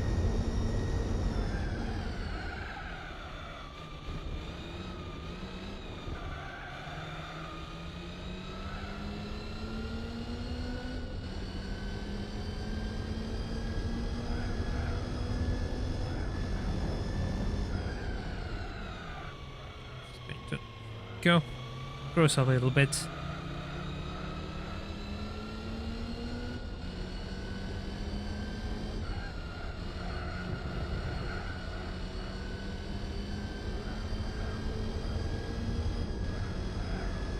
No? Is everything working fine? Can you all see the stream? Or it's just stuck? Or is it me? Wait a second.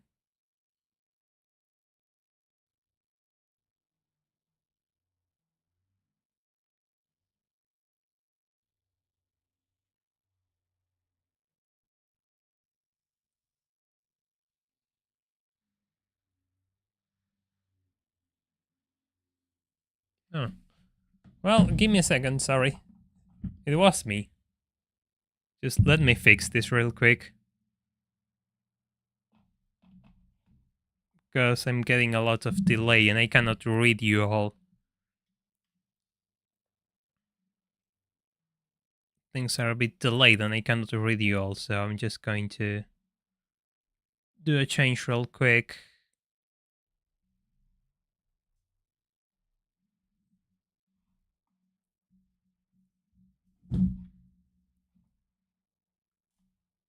Yeah, it's paused because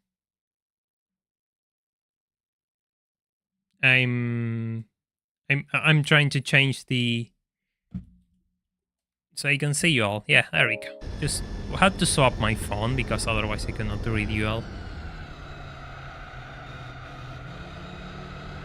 Yeah, that was the problem. Like I had a lot of like the stream was buffering on my phone and I thought it died. But you all say it's working, so. And I see it's working, like according to OBS it's working, so. It was something on my old phone. So I just got it back in order. Sorry. Just better be safe than sorry and all of that.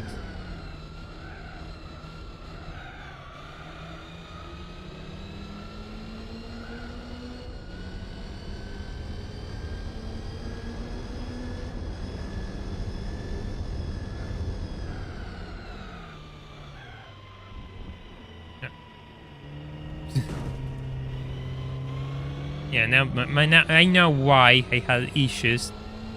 My phone is just buffering it at the highest quality rather than the lowest. And that's why everything just died.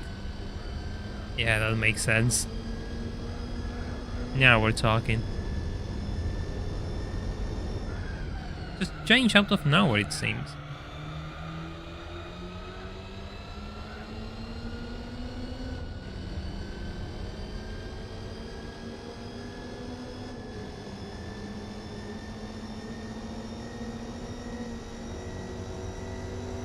How to recover this position I lost? Well, not lost, I'm just... Nah, it's not the internet, it's the phone itself. My phone is kind of old, so it doesn't cope too well with 720p live streams. And I even use an older one, like I only turn it on for streams. So I can just put the stream on the background and read the chat, and that's the one I was using. So it kind of died, and now I have to use my proper phone.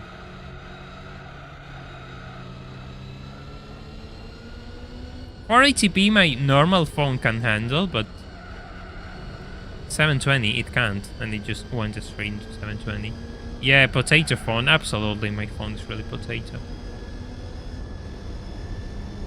Really, really potato phone, but you know. I barely use it, I mean, I'm not much of a phone person. So yeah. almost a Nokia. We'll see when things get better if I get a better phone, but truth be told, given how easy it is to steal a phone in this country, I always go for the cheapest I can find.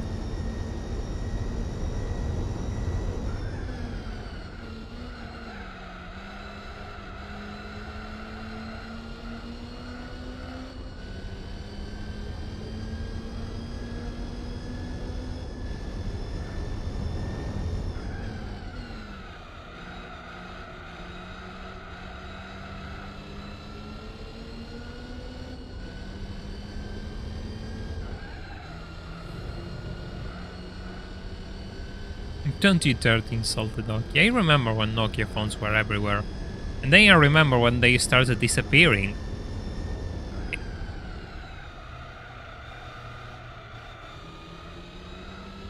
Worst thing is, like, I still remember when Blackberries were like the cool thing to have, and then how those disappeared.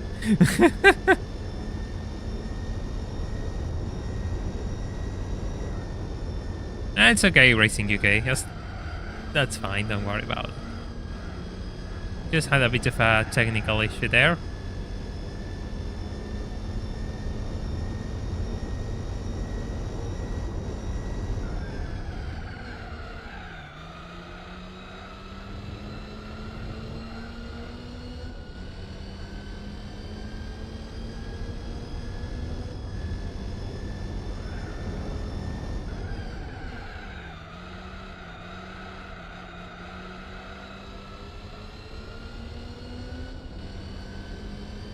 Yeah, the BlackBerry craze didn't last too long.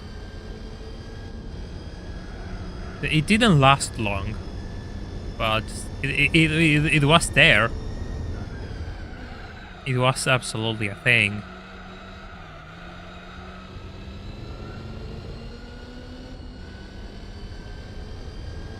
Hey Tradux, you didn't miss too much. We were talking about older phones now. Nothing too special.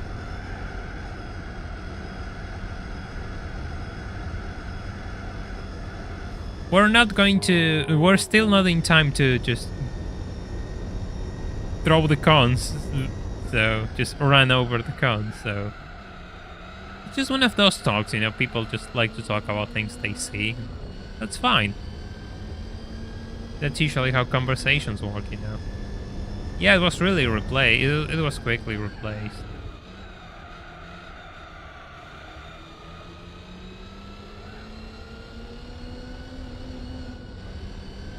Absolutely quickly replaced.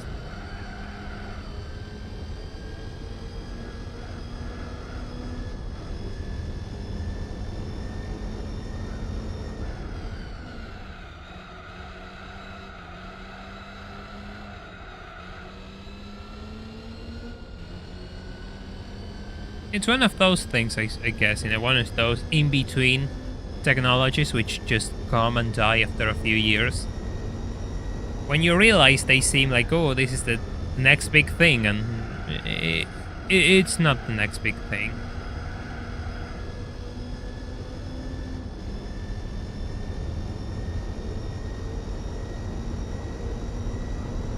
Ah, Alcatel, I remember that brand. I actually remember those Alcatel phones lined up.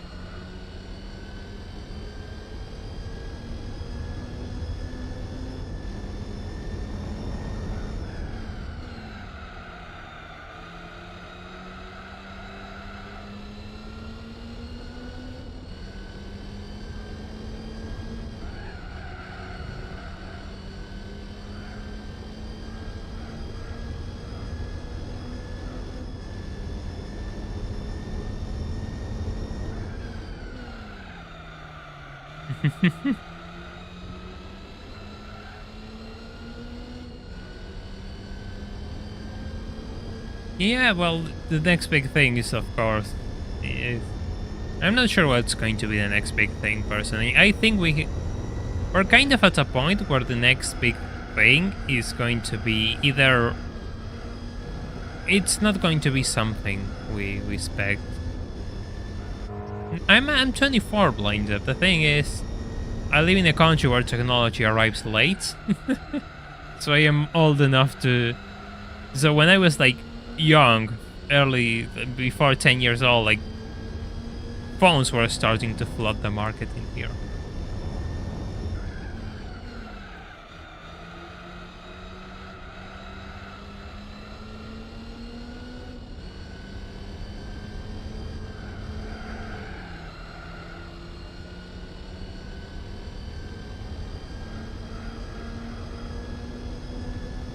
Yeah, Mitsubishi. But we don't talk about what happened to Mitsubishi.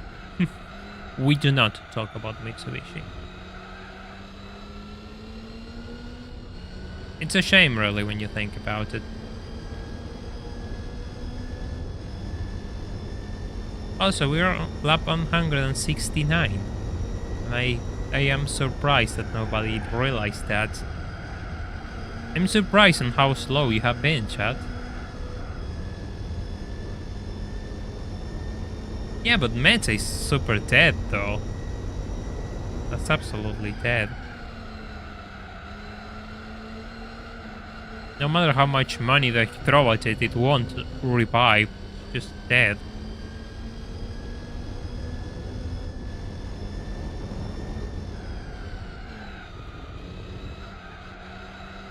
Ouch. Yeah, these tires have to survive at least 10 laps more. So we can end the race with with the final set of tires and I don't have to stop again.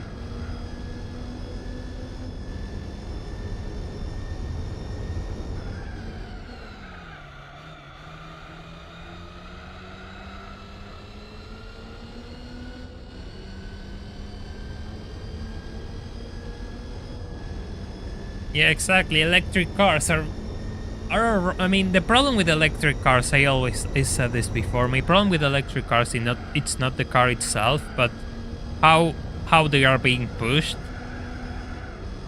It's not going to fix anything, and it's going to make it worse even more. So if people refuse to make the switch to nuclear and they just keep using, you know, unreliable energy sources.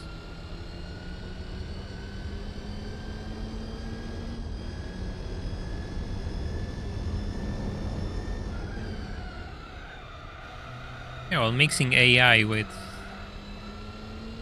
the human body will be interesting, to say the least. That will be putting it nicely.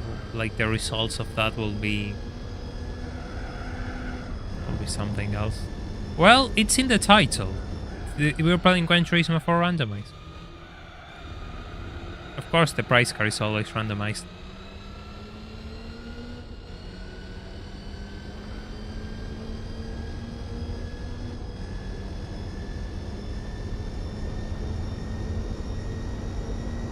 Yeah, but the problem with sustainable, like in quotation, is sustainable in quotation marks. Like solar panels degrade after a few years, and they are really, really toxic.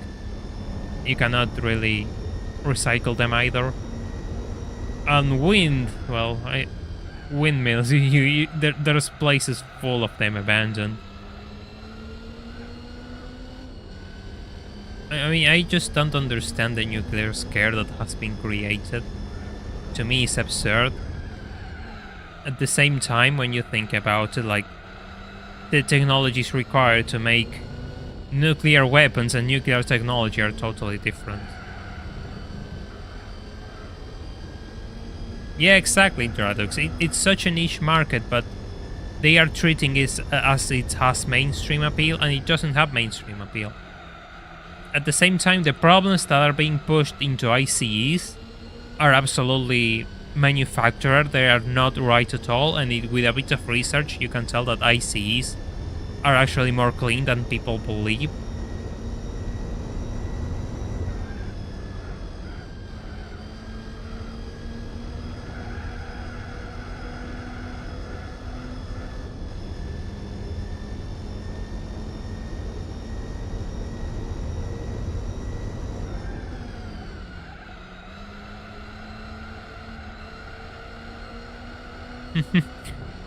Well, that's an interesting take, Otomi. Personally, I don't find it random. I find it probably a bit too long. It should have been a 2-hour race, not a 4-hour race. It's just like they made it like 4 hours. Why? Because we can. Done. It's just unnecessary. Well, here we are. We're going to push until the end.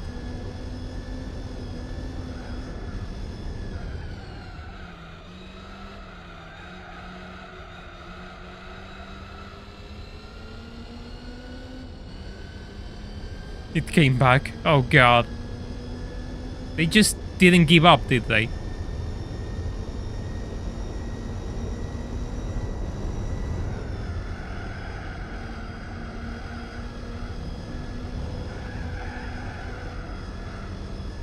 The second car is right ahead, meaning we can get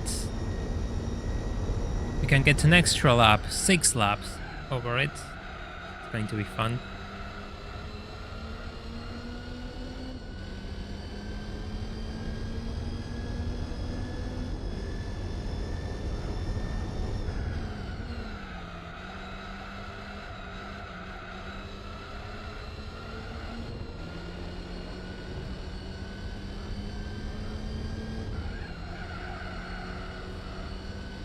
Yeah, I mean, for older cities, those compact cars are really useful, but when you realize all the infrastructure, all the changes you have to make to infrastructure, they become a bit not so nice, do they? That's really when it gets tough.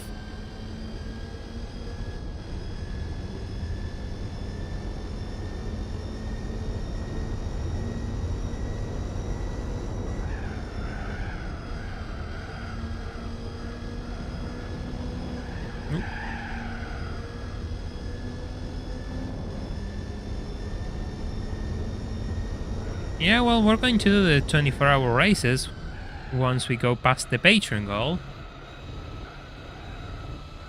We're going to do that as the next goal, which won't be a patron goal, it's going to be something else at the real, so... yeah, of course, they're fun content, we're going to see how it goes.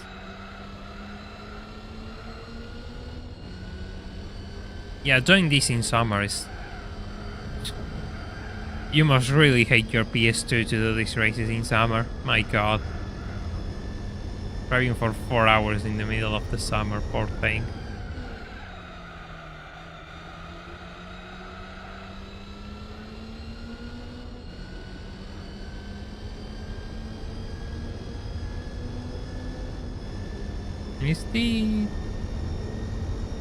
It's going to stop. Oh, that's kind of early. Given it stops every 40 laps. Ah, never mind. I'll take the position. Yes, it is winter on my end. That's why I'm kind of doing all these long races, because it's winter and I can. I would like to do the 24-hour races before summer. It will be nice to get there by the end of this month. So we still have August and September, which are more manageable.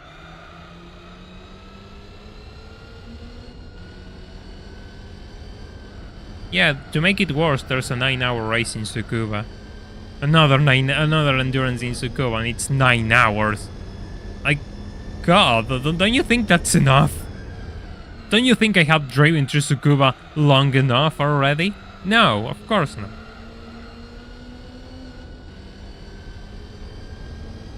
Good God. Ouch. Missed the shift.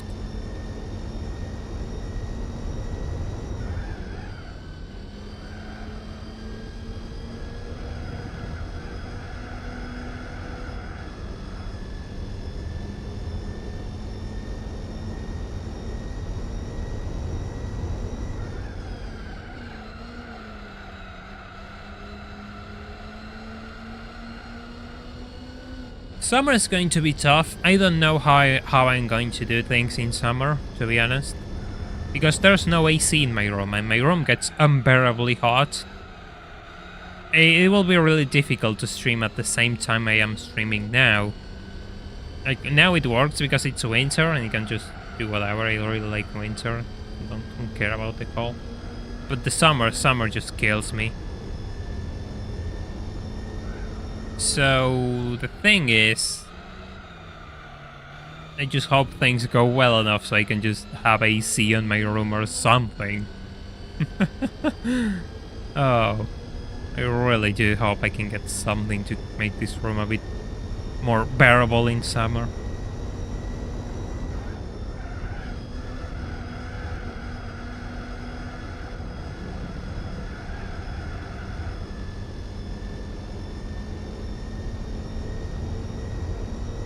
Yeah, the thing is, it doesn't matter which car you take.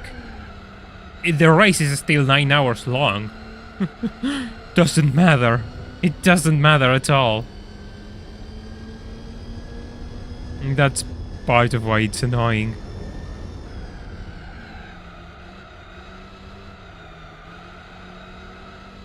Yeah, summer is unbearable unless you have AC. I never had AC in my home, fun enough. I always had a fan. But I would like to have AC if I want to, you know, stream. Because my god, it's going to get really tough. And this room is like an oven. I should put something like, you know, better isolation in the roof, but I don't have the money to do so. So we're going to be streaming with 40 something degrees. Ooh, outstanding, excellent.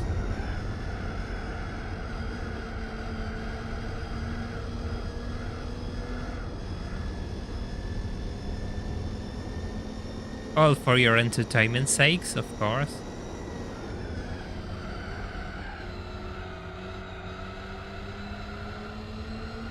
I have 2 laps more on this set of tires.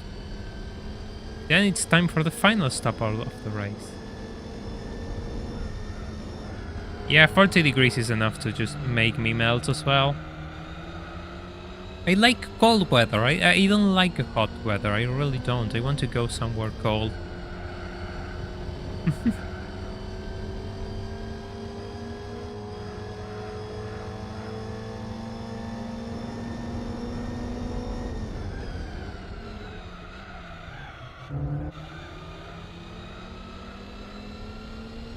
Put ice in front of the fan. Yeah, the problem with the fan is the noise. And believe me, I tried. It makes so much noise that the microphone picks it up and it's not good.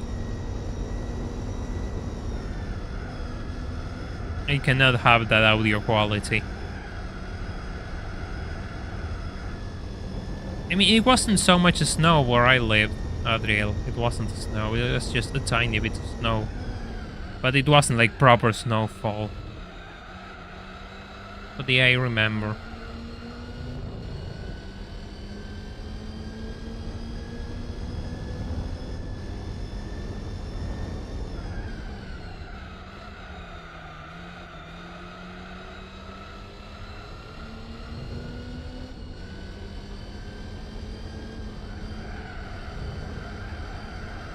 No, just a bit of, just touching the grass a little bit. It's easier to warm up, absolutely. Absolutely easier to warm up. Guess it suits me. Off the grass.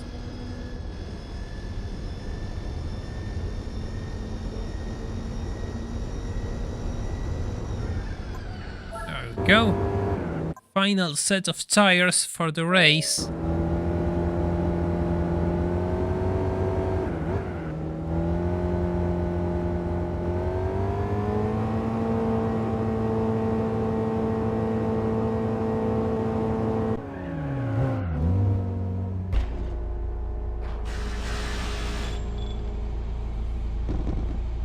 To put the bigger fill up the tank. There we go.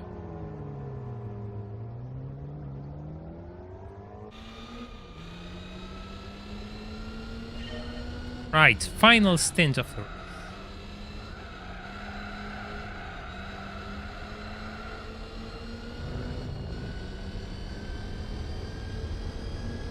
granizo means hail in Spanish. So for those who don't know, just say hail in Spanish. H-A-I-L. That's what it translates.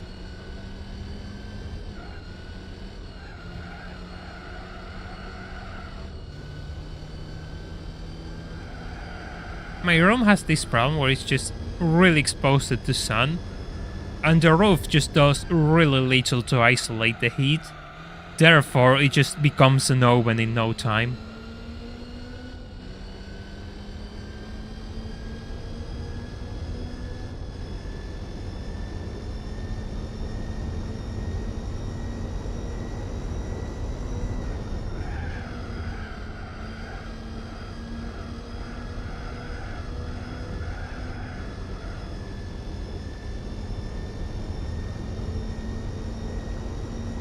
Well, Well, you always learn something in this channel. That's what we aim to do.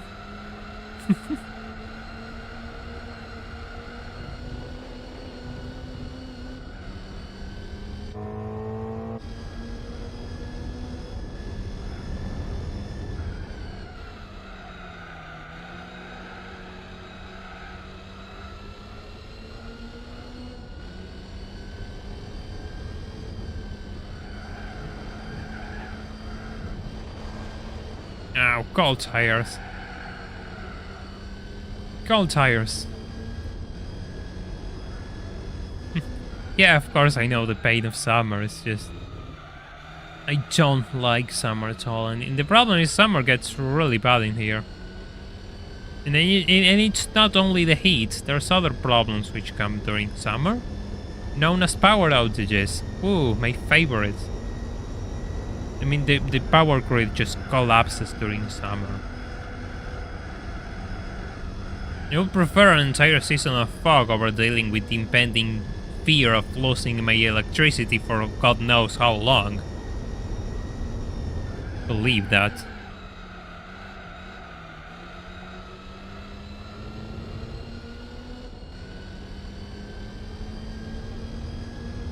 Just as I start talking about electricity, my lights just blink. Love. Nice. Just beautiful.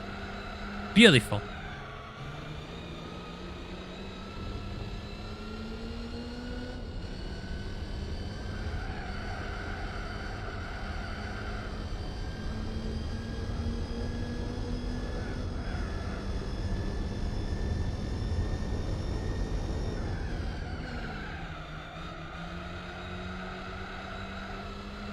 I wonder if we'll get to the 200 laps mark.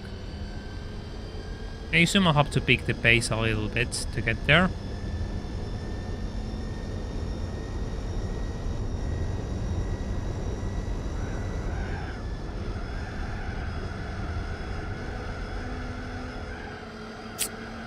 Understeer.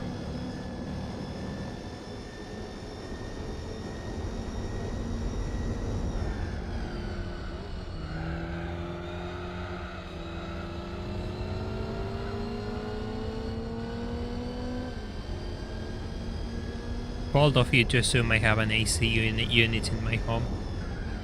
What makes you think I can afford an AC unit? Even if I could, I don't know where I could fit it in this room. That's a problem. This room is really small. It's really small. And I cannot fit my AC unit even if I bought one. Damn it.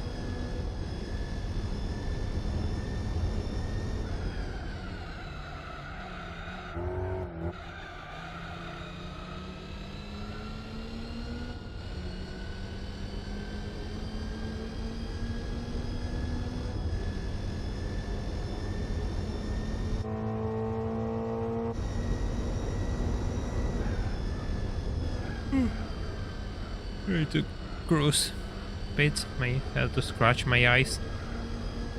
No, not even. I mean, the portable one I could, but I need to see a few things, like where to put the.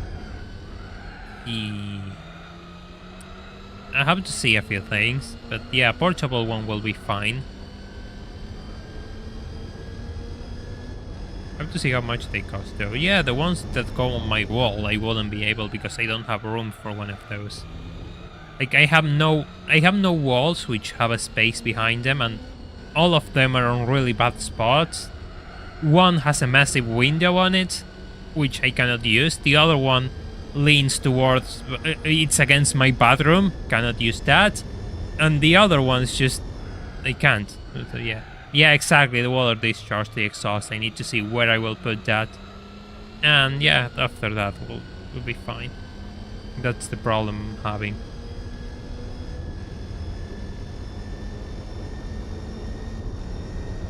Welcome back, Supersonic. Now we're just into the final section of the race. It's just a quiet race, really.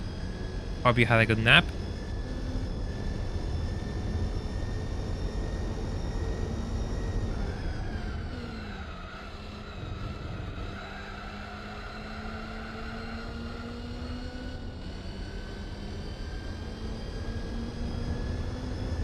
Yeah, and I don't have an AC unit.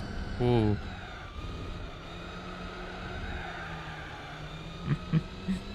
I really don't have much outside this PC that I just put together. I mean, everything went towards the PC so I could just do this. Just dive in. Don't care. Just want to do this. You take sacrifices in life, and I'm happy with the sacrifices I made, I should say.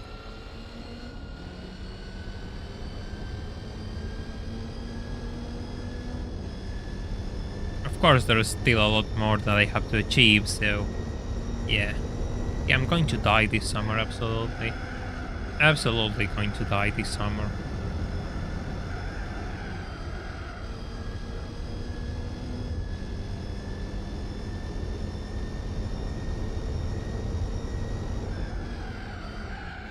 Unless we finally... I am finally in a position to afford an AC unit. That will be fun. Can maintain the stream schedule.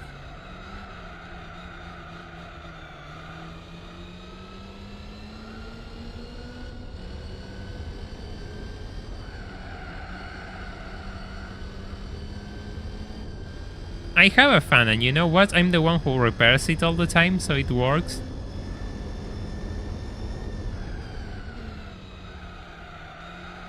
Adriel with the personal questions, I see. No, I didn't go to... I mean, I did go to university, but I dropped out.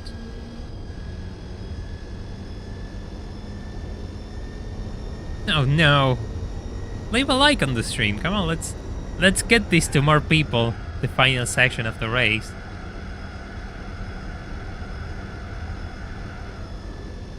Just a screenshot and put it on the server if you want to see the funny number again.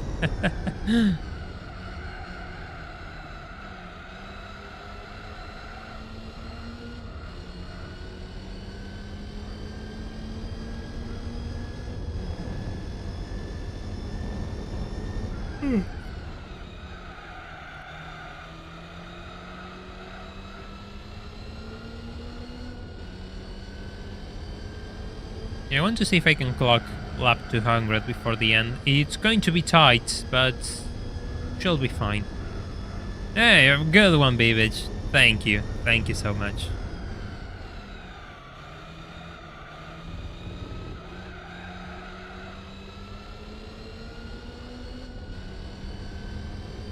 Ah, I see. You're not the only one. I'm not the only one with AC issues. The fan is fine. Like, if I didn't have to stream and record, the fan will be okay. The problem is it makes so much noise that I cannot stream or record my voice, so I need something a bit quieter. If I want to have any hopes of doing anything live at this time of the day.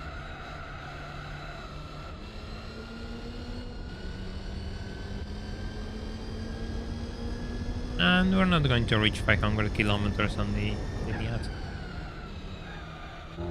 Going to be close though. But it's not going to be there.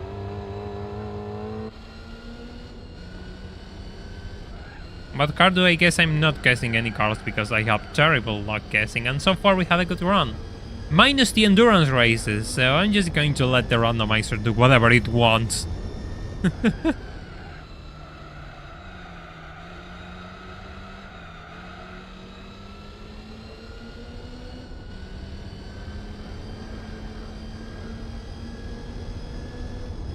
I just explained, like, the fact that I cannot fit it inside my room. That's the problem. I explained it like 10 minutes ago, Julian. You were here.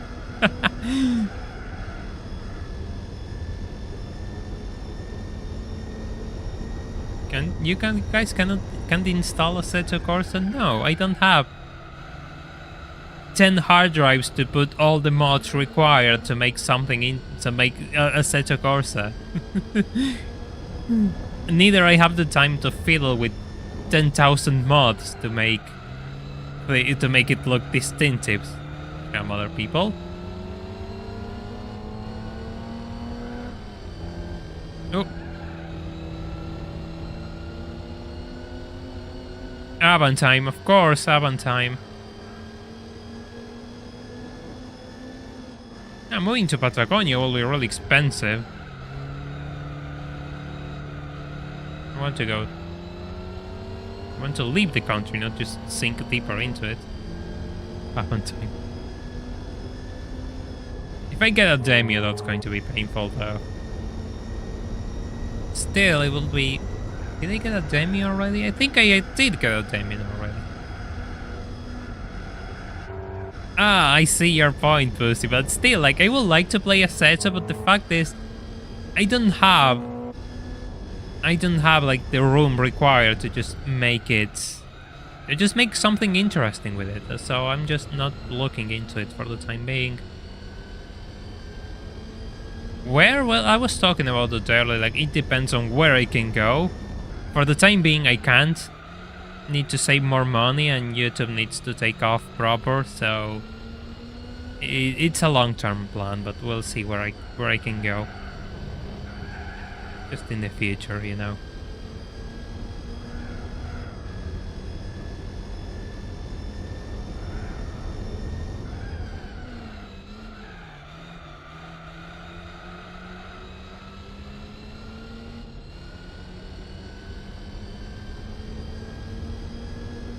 And yeah, I'm not sure, like, it really depends on where I can go, truth be told.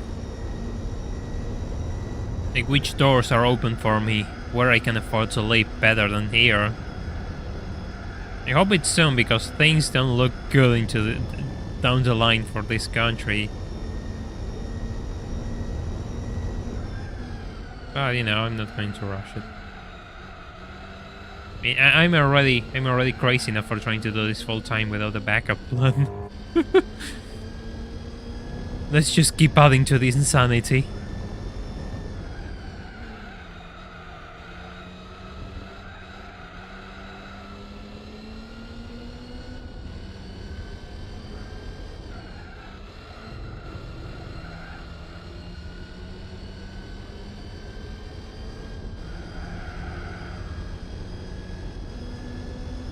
I don't know if there's a cost to it. I mean, just people like to watch certain things and YouTube just pushes them.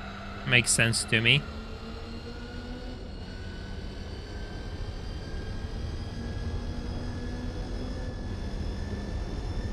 You know, Spain is like Argentina 2.0. Spain has a lot of issues which are kind of present in Argentina. This isn't like a normal decline. The Argentinian madness is not the normal decline, believe that. It's a bizarre reality separated from the rest of the world. Italy will be nice. I mean, I have to learn Italian, but I would like to visit Italy. I know people in Italy. Oh. Yeah, I'm not too... I didn't have too much time to see what's happening in the world.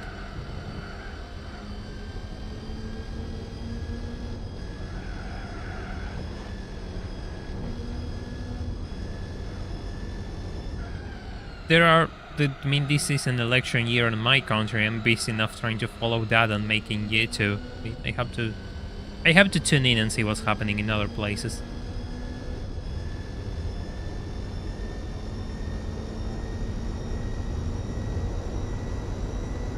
Things are pretty crazy here, like with the election run. Things are really going crazy. Like the establishment is desperate because there's a guy who has a chance of being president. He knows actual economics. So the entire people who live off the state are really scared that he has a chance of winning, and they're throwing all sorts of dirt at the guy. It's going to be fun. I do hope he wins though. It's going to be funny. Hey Sevens, welcome to the stream. Hope you're having a nice time.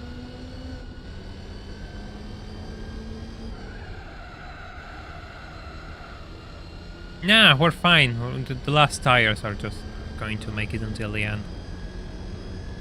Yes, in 2001 there were like 3 to 4 different presidents. And you know what's funny? You know what's really funny? Argentina celebrated the fact that they refused to pay their debt. Like, they ask for money and they refuse to pay it, and they think that's something to be celebrated. Ouch. I think most countries have crappy politics. Oh, they didn't touch the cones. I mean, the way I see it, most countries will... most countries have this state system in which they just live off the citizens, and the political class just gets all the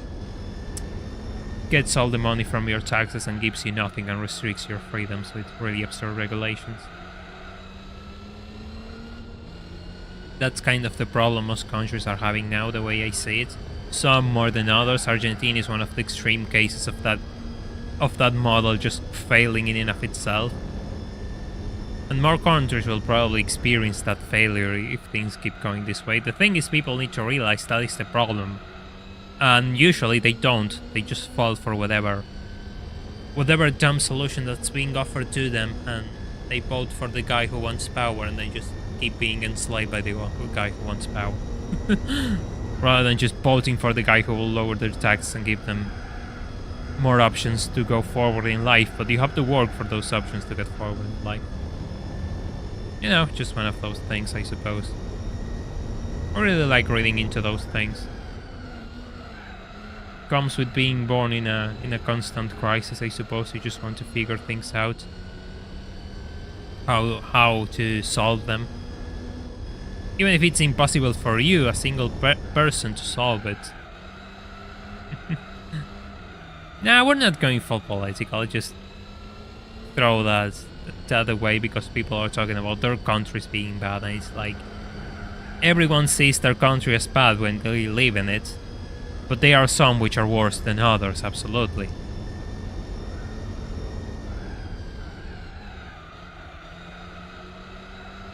Seven minutes left.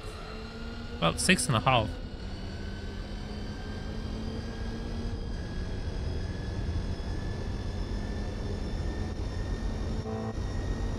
Problem is, like, the two parties are the absolute same material.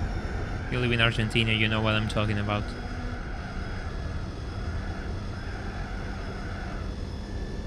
Yeah, grotesque is a fun word. I need to expand my English vocabulary. I know a lot of words in Spanish that I just don't use in English, and vice versa, I suppose. I would like to improve my vocabulary. Yeah, the grass is always greener in the other side. Yes, that theory is true to a degree. Because when the place you live in fails to deliver the most basic stuff for you to have a good life, then everything is going to look better. Crazy example. I mean, the example is like people just make whatever they can do to just swim away from Cuba and go in the hopes of them reaching Florida. I mean, the grass is greener on the other side. I guess not. I mean, that's going to be... People are just desperate to have something better. In some cases, the level of the quality standard of the life is so bad that people just do whatever they can to break away.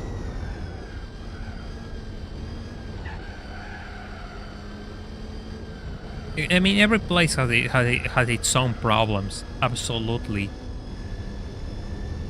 198, and we have 5 minutes left. The clock past 200.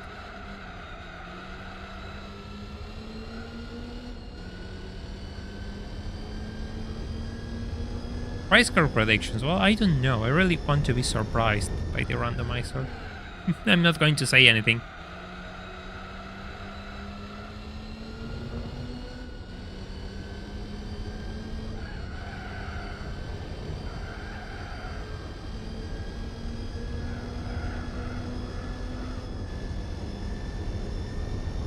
$202, $203, yeah, makes sense. Makes sense. If I get the patent wagon, I better get a celebration thrown together by you all.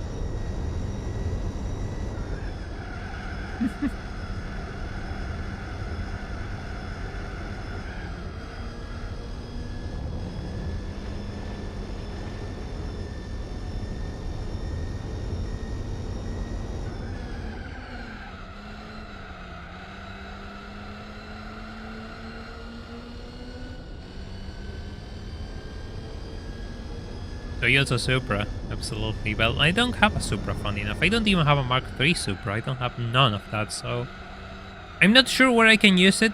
We're past the stage of having useful cars. Of those cars being useful, I mean, but, you know, will be interesting, to say the least.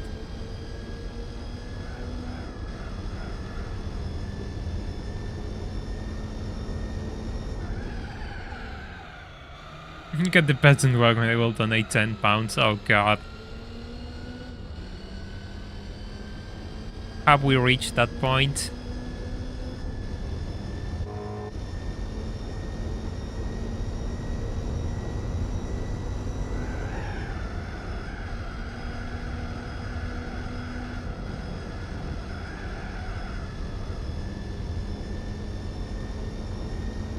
Lap 200.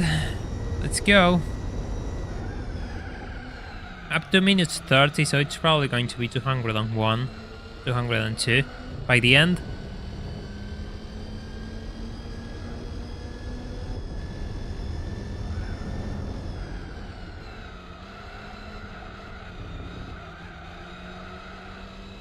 A race car. Your son thinks I'll get a race car. Well, we'll see. I do need a DTM car, so we can get one of those.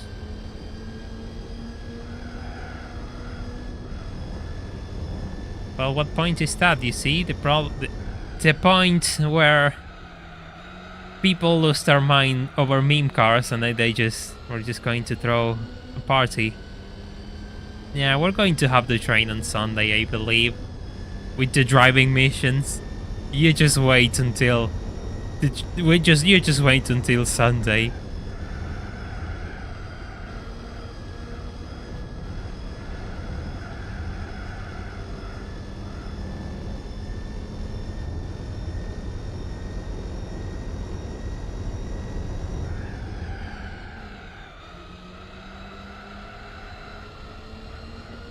I think we're going to do one lap more than 200, and we're going to clock 202, I believe.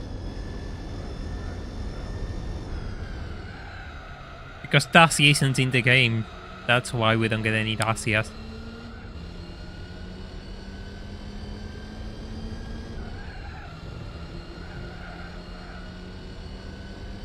Cones! Hey! Yeah, we're going... I did missions, but I never finished them all. I always had a few laying around. So it's going to be fun. You're all going to see me lose my mind live. I know how much you like that. you all stay tuned through my torture section called rally streams. You will see how bad it gets. Skyline Train is mission 23, actually. Sorry to correct you. Okay, lap 202, final lap.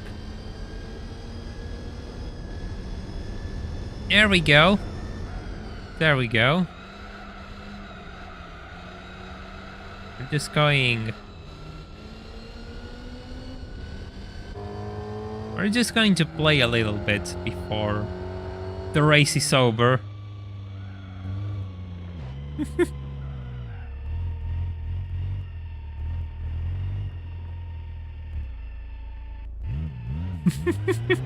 I have 6 laps, I don't care.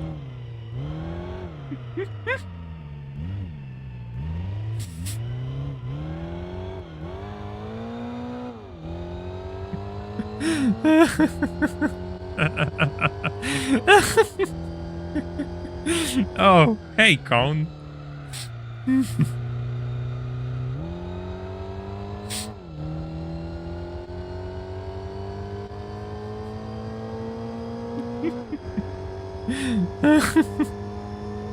I did promise you that I will throw the cones whenever we want to race.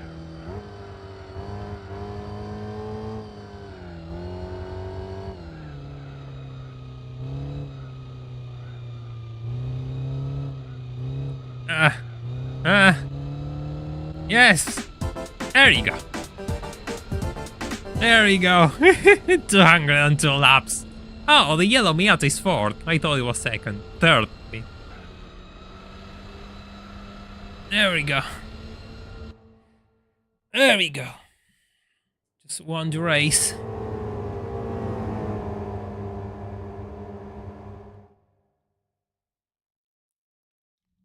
How much? Not that much money. Fine. Are you all ready? Price car time. What cursed monstrosity I will get?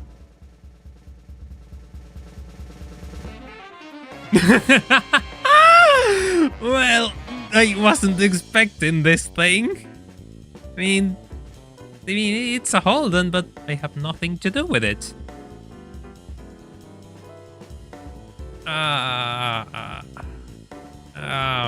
Okay. These sort of price cars are the most disappointing because it's alright, but there's nothing I can do with this thing. Absolutely nothing. Yikes. I really like the Holden though. Really do like Holden. Right. Yes.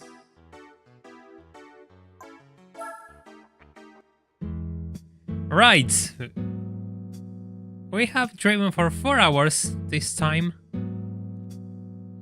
And if you haven't left a like on the stream, now is your last chance to do so. I hope you enjoy the Holden, because even if there's nothing to do with it, it's a really cool car, let's be honest. You can hold it onto it, exactly. If you haven't left a like on the stream, now is your last chance to do so. Also, if you wish to support these streams and my efforts, there's a Patreon link on the description. We have a goal, as you can see on the screen, so if you wish to support the goal, you can join me. Tomorrow there's going to be a new video as well, so stay tuned for that. If you haven't seen it, if you are new to the channel, feel free to subscribe. And thank you, Blindeb, for the £5 donation. I really appreciate it. And I won't cry about it, but we'll see what I have to do with it. We're going to tackle driving missions on Sunday, so remember, new video tomorrow and Sunday driving missions. So stay tuned for that. With that said, I'll see you all on Sunday. Remember to watch the next video tomorrow.